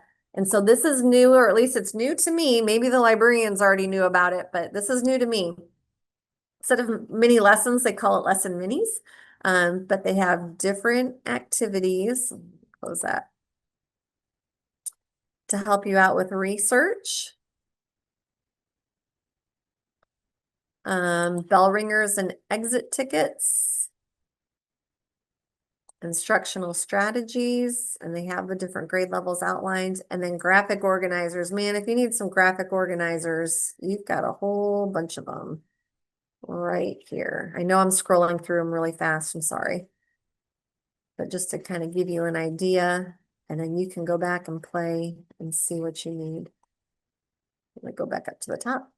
Yeah, so that's the thistle icon right here in Worldbook. So I'm going to click on the word high. If I click on high, it takes me back into high school. If I click on Britannica School, it takes me back to all the different levels.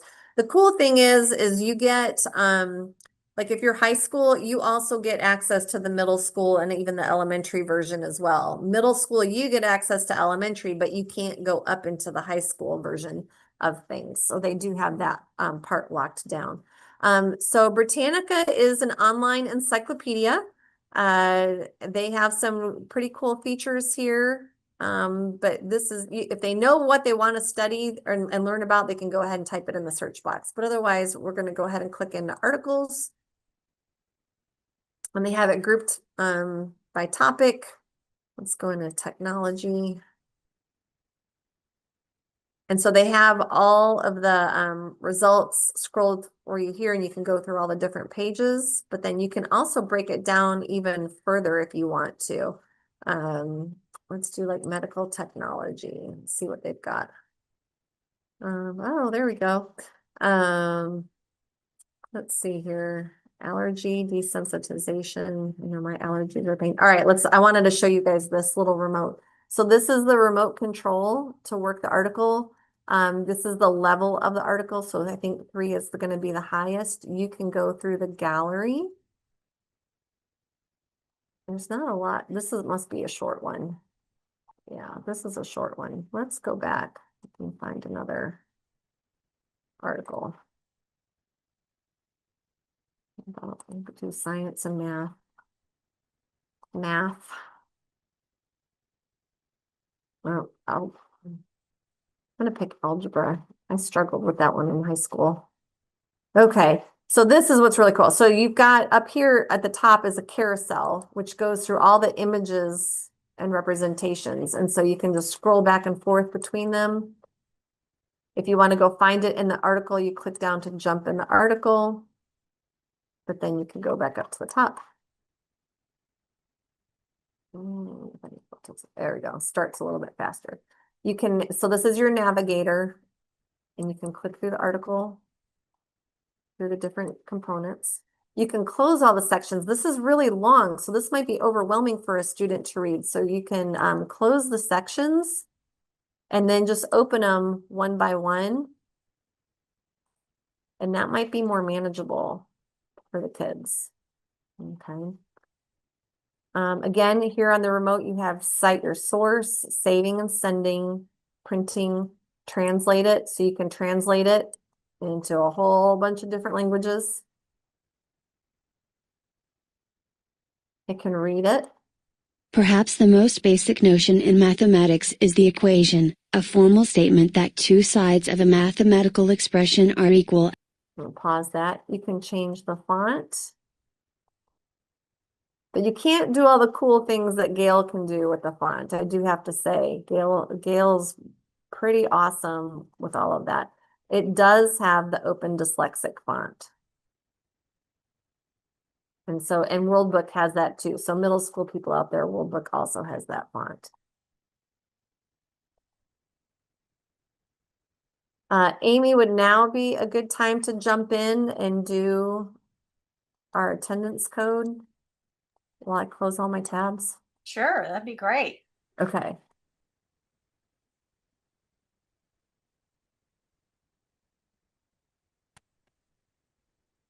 All righty. Here is the last attendance code of the day. Thank you all for joining Jen for her fabulous library resources session.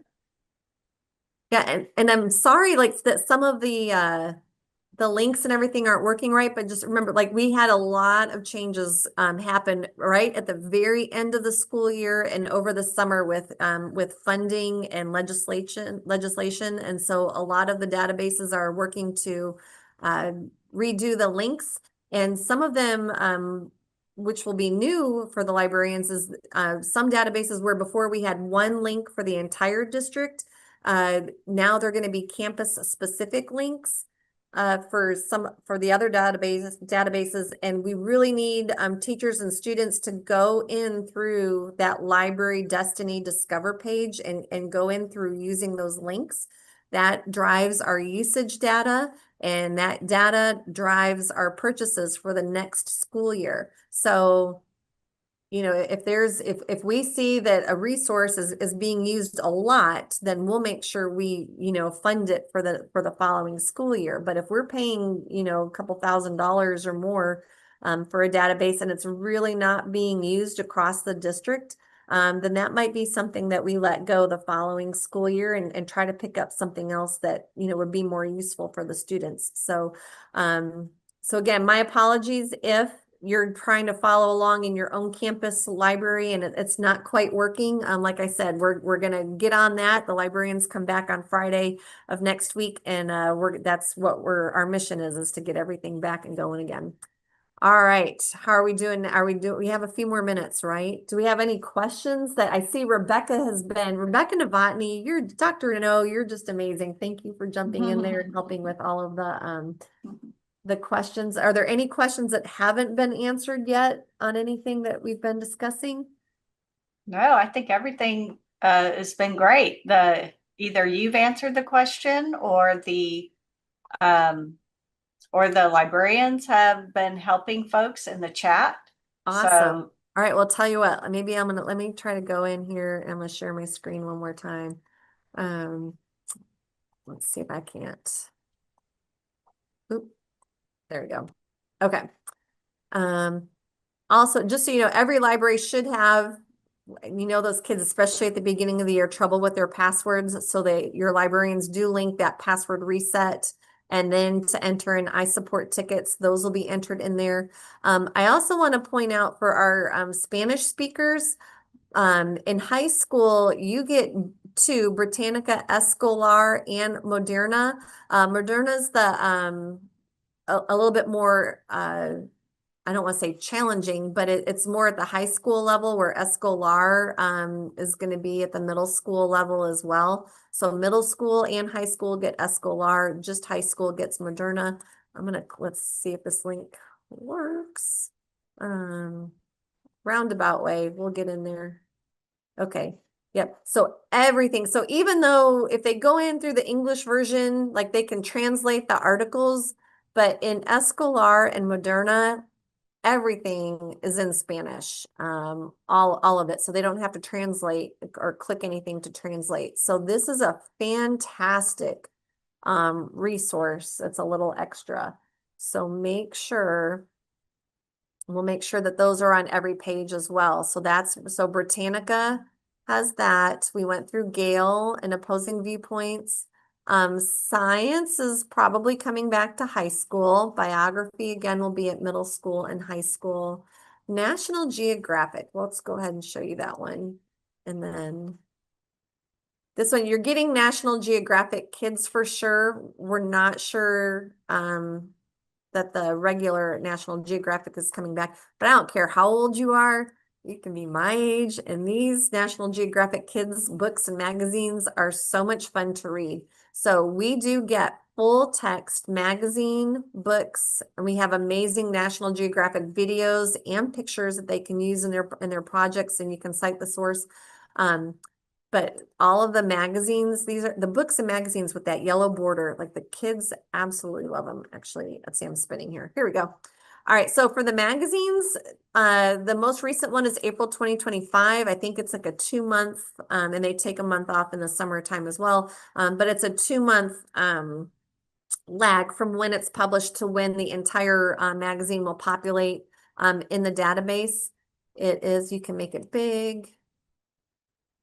It's full text, all in color, no advertisements. And so this is a really fun one that people of all ages enjoy reading. So I just wanted to point that one out to you. And then something else, and this is kind of random, but we get to keep it this year. TextQuest kept it in there. The Chilton Library. so even if you don't use it as a like an automotive teacher, this could help you. It has to do with the cars, and so you can search your vehicle, the year, make, and model of it, and then get information. You can search vehicles by VIN and get the history. So if you're about to buy a car, so yeah, I'll click on that. So yeah, you enter the VIN number. It shows you where you can find it if you don't know. The video library, okay, maybe how to do some repairs.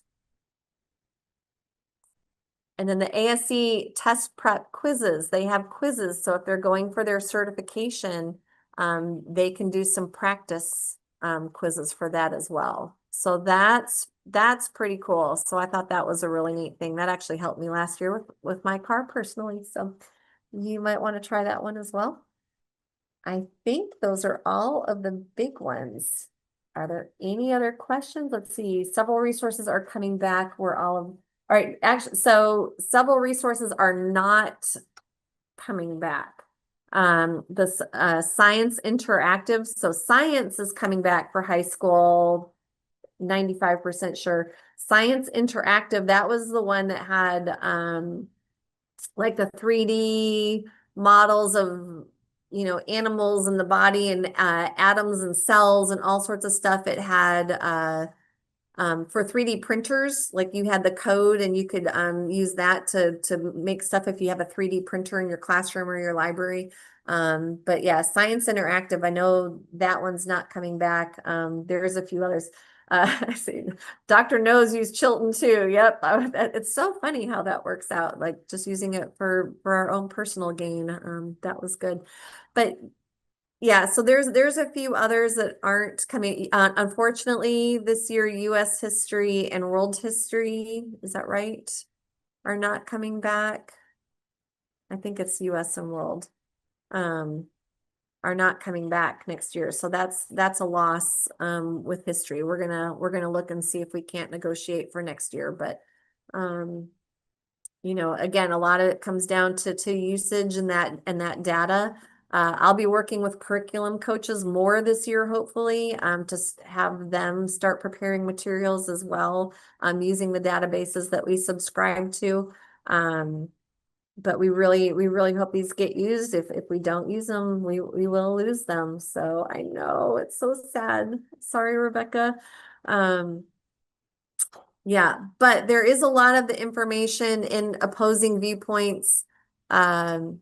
There's one more that we're looking at bringing back, but I would hate to say something now and then it not happen. So we're still working. I can see my emails are piling up, I think, because a lot of the database people are working with us, and it's tough out there for them. And but we want to make sure we are bringing you and your students the most current, up-to-date, relevant, accurate, and safe information. All of the databases that the librarians linked will be on the district approved list, so you don't need to worry if it's an approved resource or not.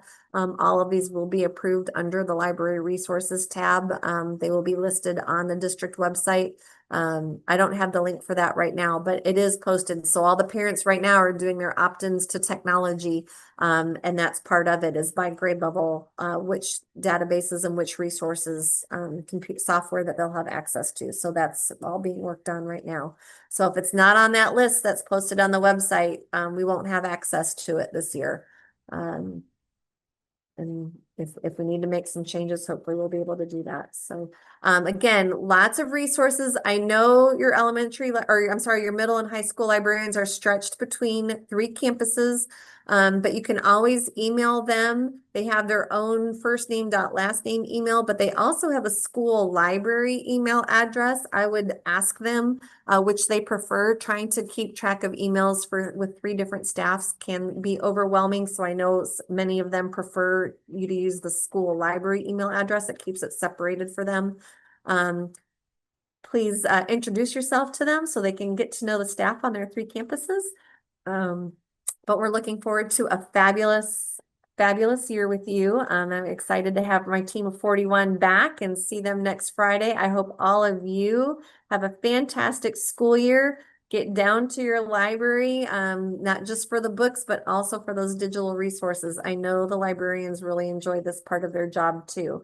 and working with kids and even team teaching and doing all of that again. So if there's any way I can help, email me jennifer.garstecki or library@cfisd.net, and have a fantastic school year.